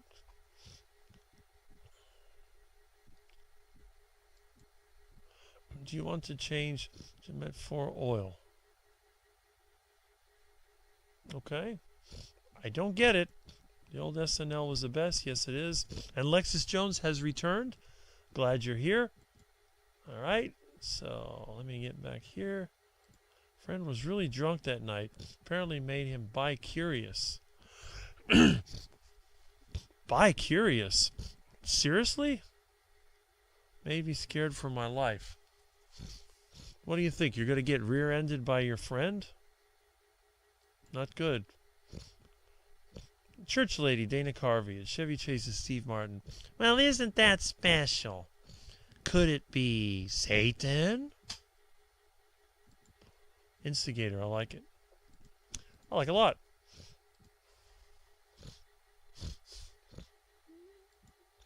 He's blushing and choking nervously. Both co-workers meant you were working there too. Both are co-workers, okay. Frustrated.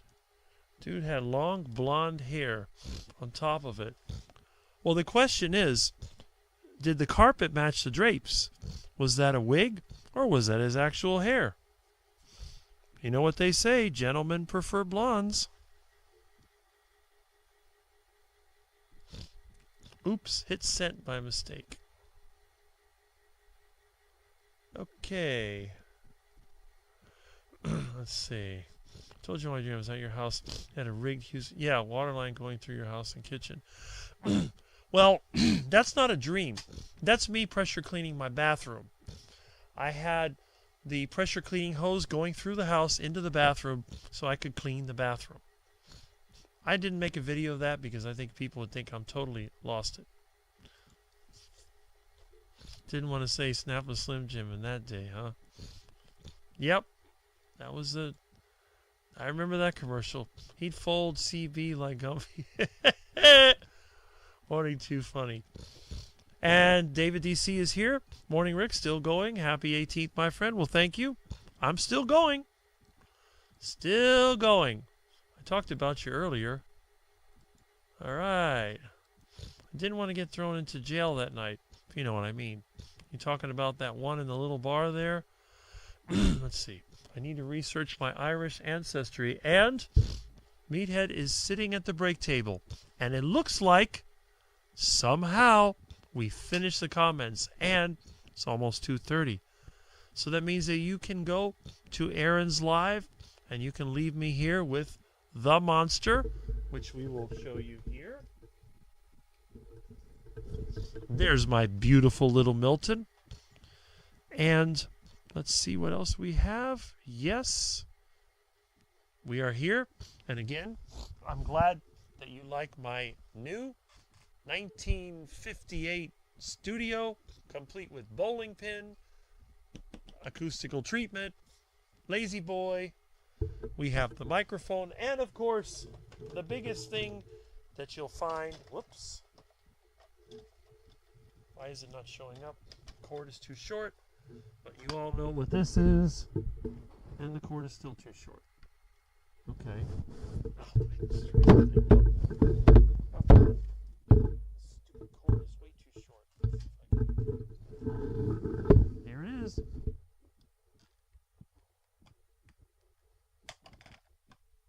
The telephone.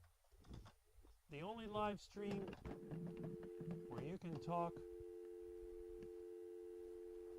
and you get a real dial tone. Where's my dial tone?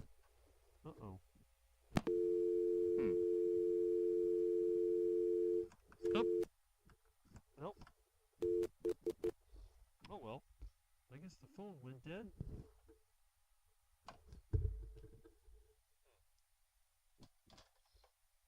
Okay, did I kill my phone?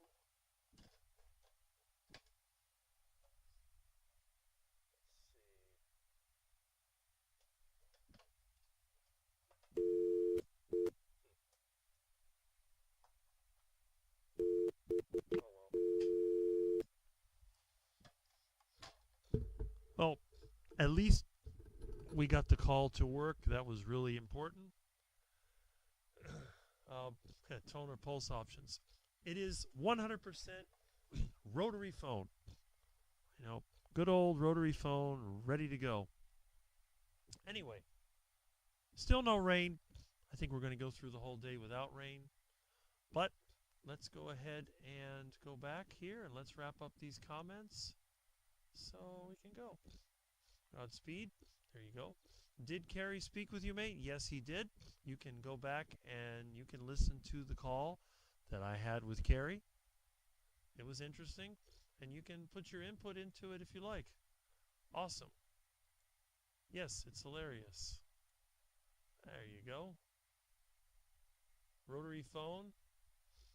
I need to restart my YouTube channel. I do hope to unload some workout videos and me feasting. I would love to see that. Maybe shorts to start with, and then do long form videos and or live streams. I'm looking forward to that. That's like really, really great. I really miss your videos, the workouts, the eating. You're a hardcore carnivore. You're one of us. That's great. And Lizzie says, Rick looks like a radio host. Terry Sue is heading over to Aaron's farm, which is where I'm going to go as well.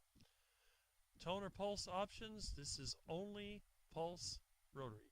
Give Milton a kiss from me. My carrot's shutting. Come here, Milton. He's a little cuddle. Look at the cutie. Hey, Milton. What a sweetheart you are. Anyway, let me see. Let me just pop Milton over here. There we go. That's my Milton. He's a good kitty. All right, so let's see what else we got here. Brian is out. Why don't I have this here? Come on. There we go. Milton's hotline. It's a feline hotline. Heathcliff hotline. I used to love Heathcliff cartoons. I got several Heathcliff books. And Lizzie says bye. There we go. And remember I told you about Luscious Larry of my classmate? Yes! So that's what it was.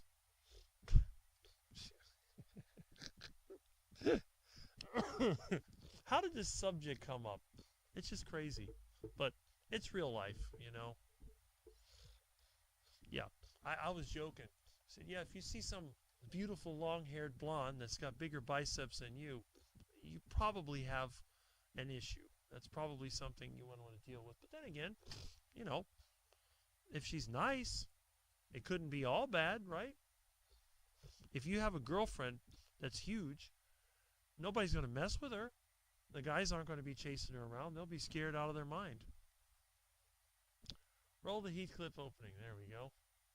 Your volume is low. Uh-oh. Did my something... Oh, that's what happened. I put my hand on it and I lowered the volume. Okay. Yeah. Well, that was my elbow that did it. Bye, guys. Thanks for a great day. Well, thank you for being here. Thank you, Rick, Quacks, Milton, and Kerry's special guest. Give Milton a hug for me. Glad it all went well, as both of you are saving lives on Carnivore. Thank you. Give sweet Milton a hug. Me, meow. And Meathead, TCVB, okay. Take care, Jamette. Better, Meathead, you too. All right, so let's end this, and we'll head over to the next chat. And you have a great day. And I really enjoyed this, and I look forward to next week. And again, I'll be on Carnivore Talk sometime on Monday night. And who knows? Don't forget that tomorrow at 1 o'clock, I will be with our friend, carnivore teacher, John Laspina, on his live chat. And yes, as someone has mentioned here, Lizzie says, bye all. See you on Old Guy Carnivore tomorrow. And you know Sunday is when he brings somebody else on there. And I think that's good. Have a great day, Rick. Thank you, David. Take care, Lizzie. And Space Force. All right. Sounds good. Well, anyway, let's cut it. And I'll see you very soon. We got a couple of more goodbyes here. You ain't seen nothing yet. That's it.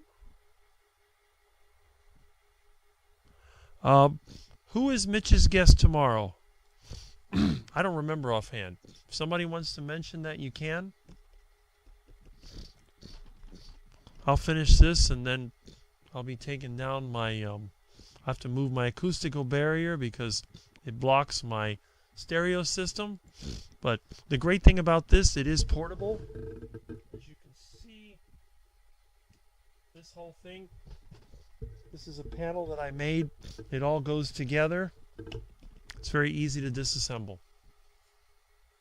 Great stream, Rick. You know why it was a great stream? Because you were here. My live stream is the combination of all the people that go on it.